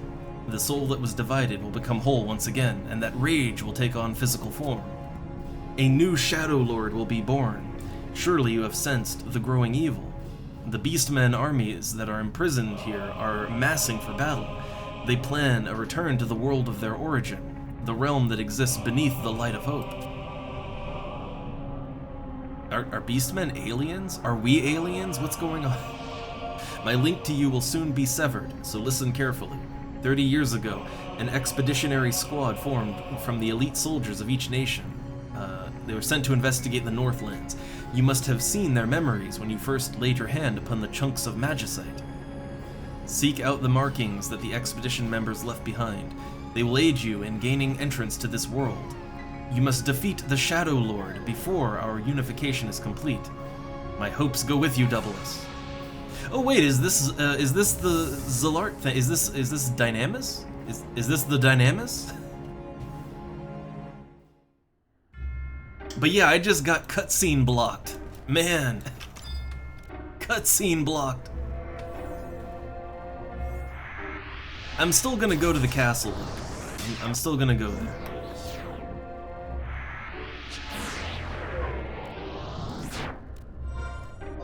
Alright, so I guess I can Dynamis now. The question is, like, so where do you physically go to get into Dynamis exactly?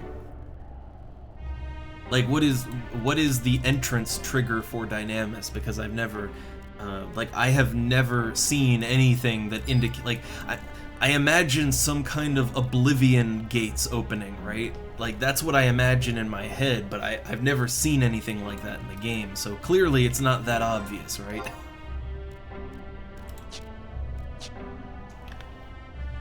Huh. So, okay, Bestock Mines near the MH, near the Mog House? Really? Like, in town? Huh. Okay. Alright, there's trail markings. I guess, well, yeah, I guess I would have just missed that, but, So I guess here's another question. Can you just enter that, like, at any time? Like, can you just, like, whenever go and click on that and, it teleports you in? Because I know that I can't do anything there on my own, right? But, I would like to see it. I actually don't really know what Dynamis looks like.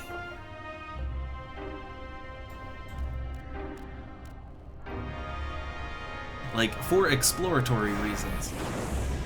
Ah, okay, you need a Dynamis Hourglass, which... Okay, well, where do you get the Dynamis Hourglasses from, then? Where does that come from?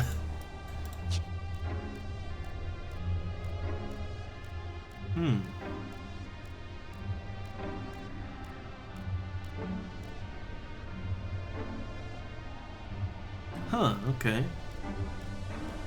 It sounds like a cool idea. I kind of gathered that it's some sort of alternate dimension shenanigans, right? Kind of like the, I guess, kind of like the Primivians. I'm not exactly sure the deal with the Primivians still. But I like anything like that. Anytime I get to go to the Shadow Realm in any game, I will take it. Alright. Oh, that's what they're for! That's what they're for! See, there's so many things in the game like that. There are so goddamn many things in this game where it's like, if you're not ready for it, it looks like nothing, right? It just looks like nothing if you don't know what it is, and you're not at that step, right?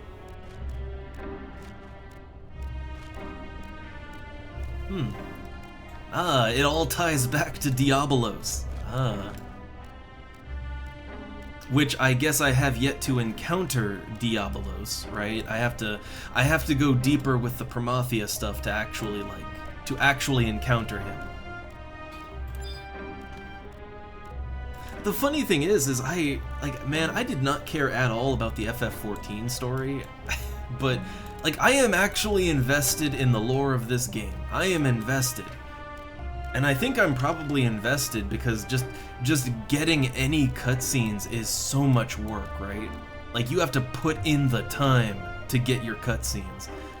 So when I get them, I am really paying attention. Alright, I'm not gonna bother sneaking and invising. I'm just gonna go right past this guy. You can attack me if you want, but I'm getting in this fucking castle. I guess the only thing is, how hard is Dynamis? Like, I am, you know, I'm a perma-noob, right? I can't do anything.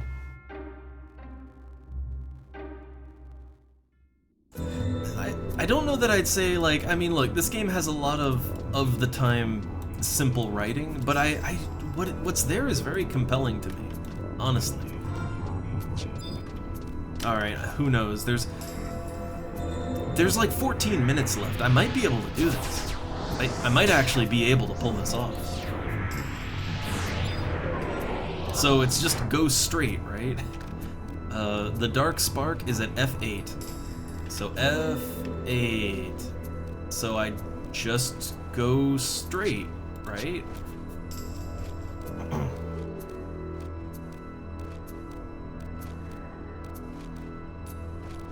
Ah, okay.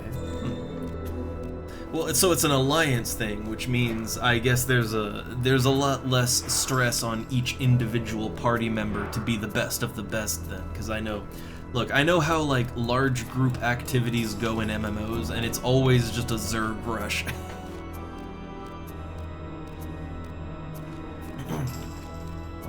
But okay, so people you have to do some things, alright. Well, I guess when I am ready to embark on that journey, I guess I'll learn when it happens.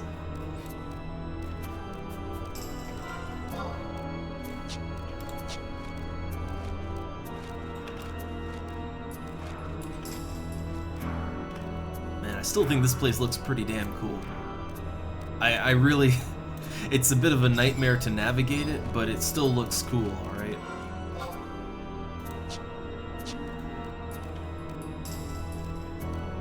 Also, I think to kind of go back to it story-wise, I think one of the reasons I didn't really get into FF14 story is, I mean, it kind of starts with like, oh, you are the hero, the warrior of light, the crystal's calling to you, you've got the special touch, right? Like it very much sets you up like you're a Jedi or something. You just have these impossibly amazing powers and you're the best, and I guess for me that sort of kills my interest immediately.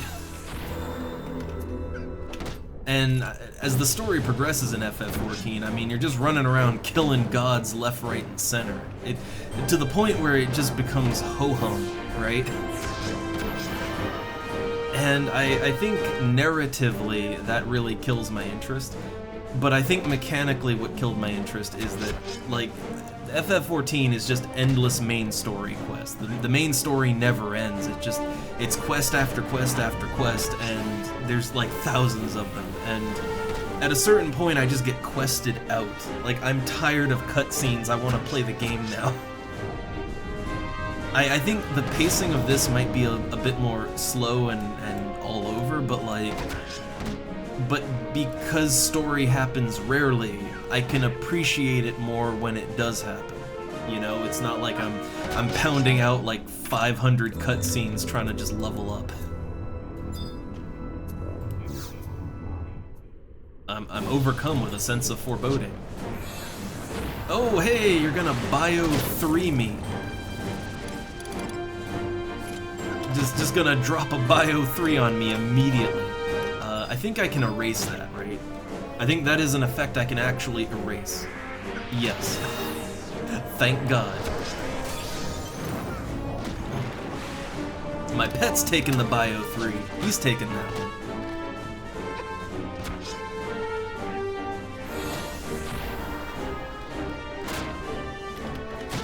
Also, I don't know how strong the I don't know how strong its like self-destruct is gonna be. I hope it's not gonna be too bad, but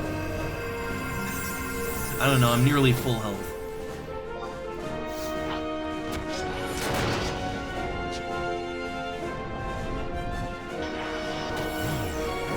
But I don't think this will take 10 minutes. I don't think it'll take 10 minutes to kill this guy.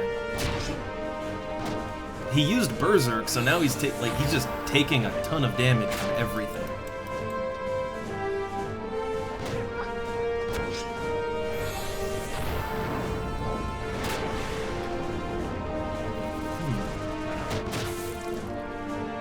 I am still kind of worried that this thing is gonna like pull out a giant-ass self-destruct on me. I am a little worried about that. Also, my pet's health is going down, but I think my pet is okay. I think. Also, wait, which torch did I? Oh God, you have to hit the same torch, right? I hit that one right there. I hit this torch, right? Because I think you have to go for the same one, right? Or like you might have to fight him again. But man, this is how bad my memory is.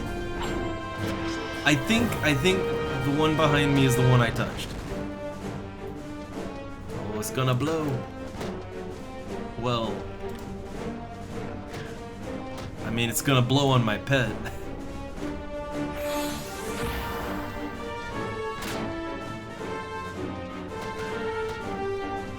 Can I get a good hit in here? Get a good Vorpal Scythe in?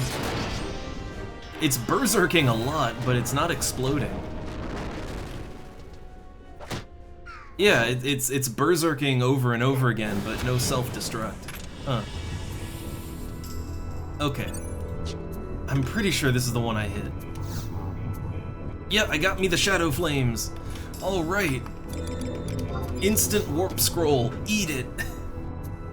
I still got 8 minutes. I can still make it. I can make it before the server goes down. I can get these gauntlets.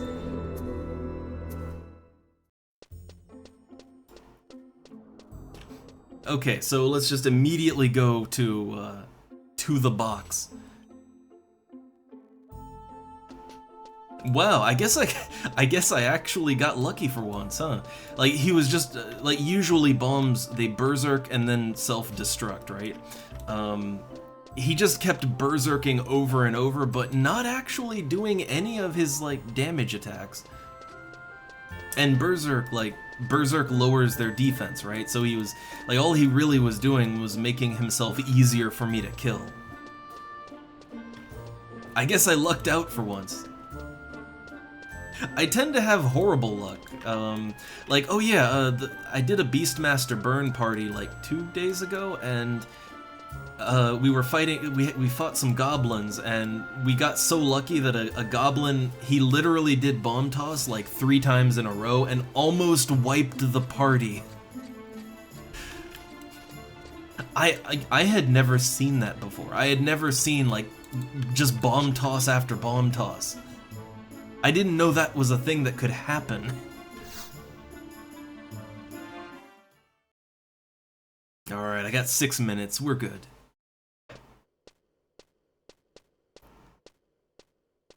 My work is finished. Wait, that's it? That's all? Huh. That's all? So I got my gauntlets. I'm gonna put them in my wardrobe, but well, yeah, I'm gonna put them in my wardrobe. So let's just take a look at them. Where are they? Where are they in my inventory? Here they are. Beast gloves. So the beast gloves, they give me 3 dexterity, they up my parrying skill, and they give charm +3. And 12 defense for what it's worth. So I guess this is actually the only piece of artifact gear that I've gotten so far that has any bonuses on it that aren't related to charming or to my pet. Like the dexterity and parry skill, that is a nice little buff for me, right? I like that. I will take that. So yeah, now I need the body piece, which that's gonna be the hard one in Biadieu, and I need the headpiece, but I think like those I can both well, the headpiece I can get on my own. I can get that on my own easy enough. But the body part in Biadieu, that one's gonna be a tricky one for me. That's gonna be a tricky one. Like, that's one I may need to enlist some help on, which I might do like a yell for it later or something. Or I guess we can do that on stream sometime. I think that's a thing we could probably try for on stream. Alright, let me put my beast gloves in storage.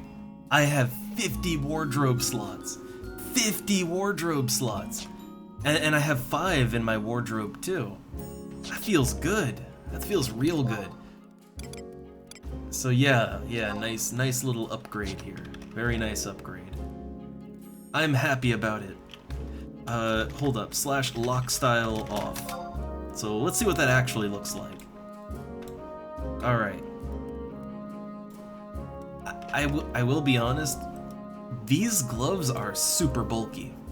I get that they'll look better with the chest piece, but like right now they look a little ridiculous. They look a little ridiculous right now.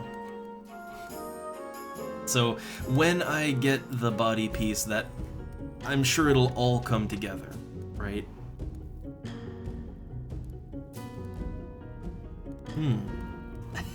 I mean, hey, look, I am down to do stuff. You hit me up sometime, but yeah, I guess for axes, I mean, yeah. The thing is, when I'm solo, I like to use scythes, and hell, in a group, if they'll let me, honestly, I get a lot of mileage out of going /thief and triple attacking with a scythe. I get a lot of mileage out of that. The scythe actually does a lot of damage. To the point where I tend to pull aggro because I'm dealing so much, like, just bulk hits of damage. But I do like to have some axes on hand too. I have my Tabar and Barbaroi axe. Like, they're my... Yeah, I guess that's more if I'm synced at like 50 or something, but I guess I should have a better axe on hand. Got these old axes. I do need a better, more my level axe to back up on, but it's fine. My scythe works damn good.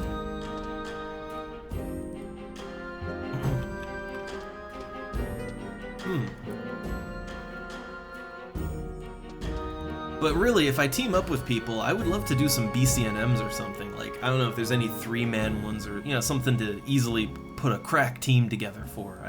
I'd be down for it.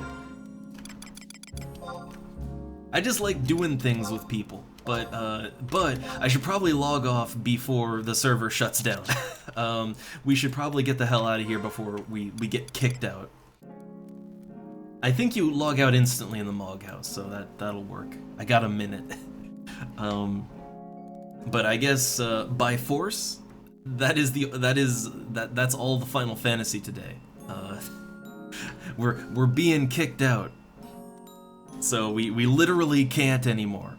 However, I have a little more time left to stream. And I did plan on playing something else for the remainder of the stream. So I was thinking a little City of Heroes. I'm not sure how much longer I personally have to stream today. So with what little time I have left, I was gonna City of Heroes. If you're down for that, feel free to stick around. Otherwise, I hope you had fun with Final Fantasy today. We'll do it again soon, but not before the weekend is over.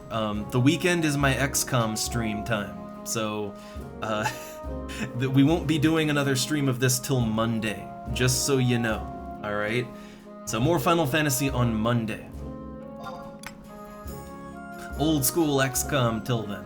But let's switch to the intermission screen and prepare for some City of Heroes. So, changing out.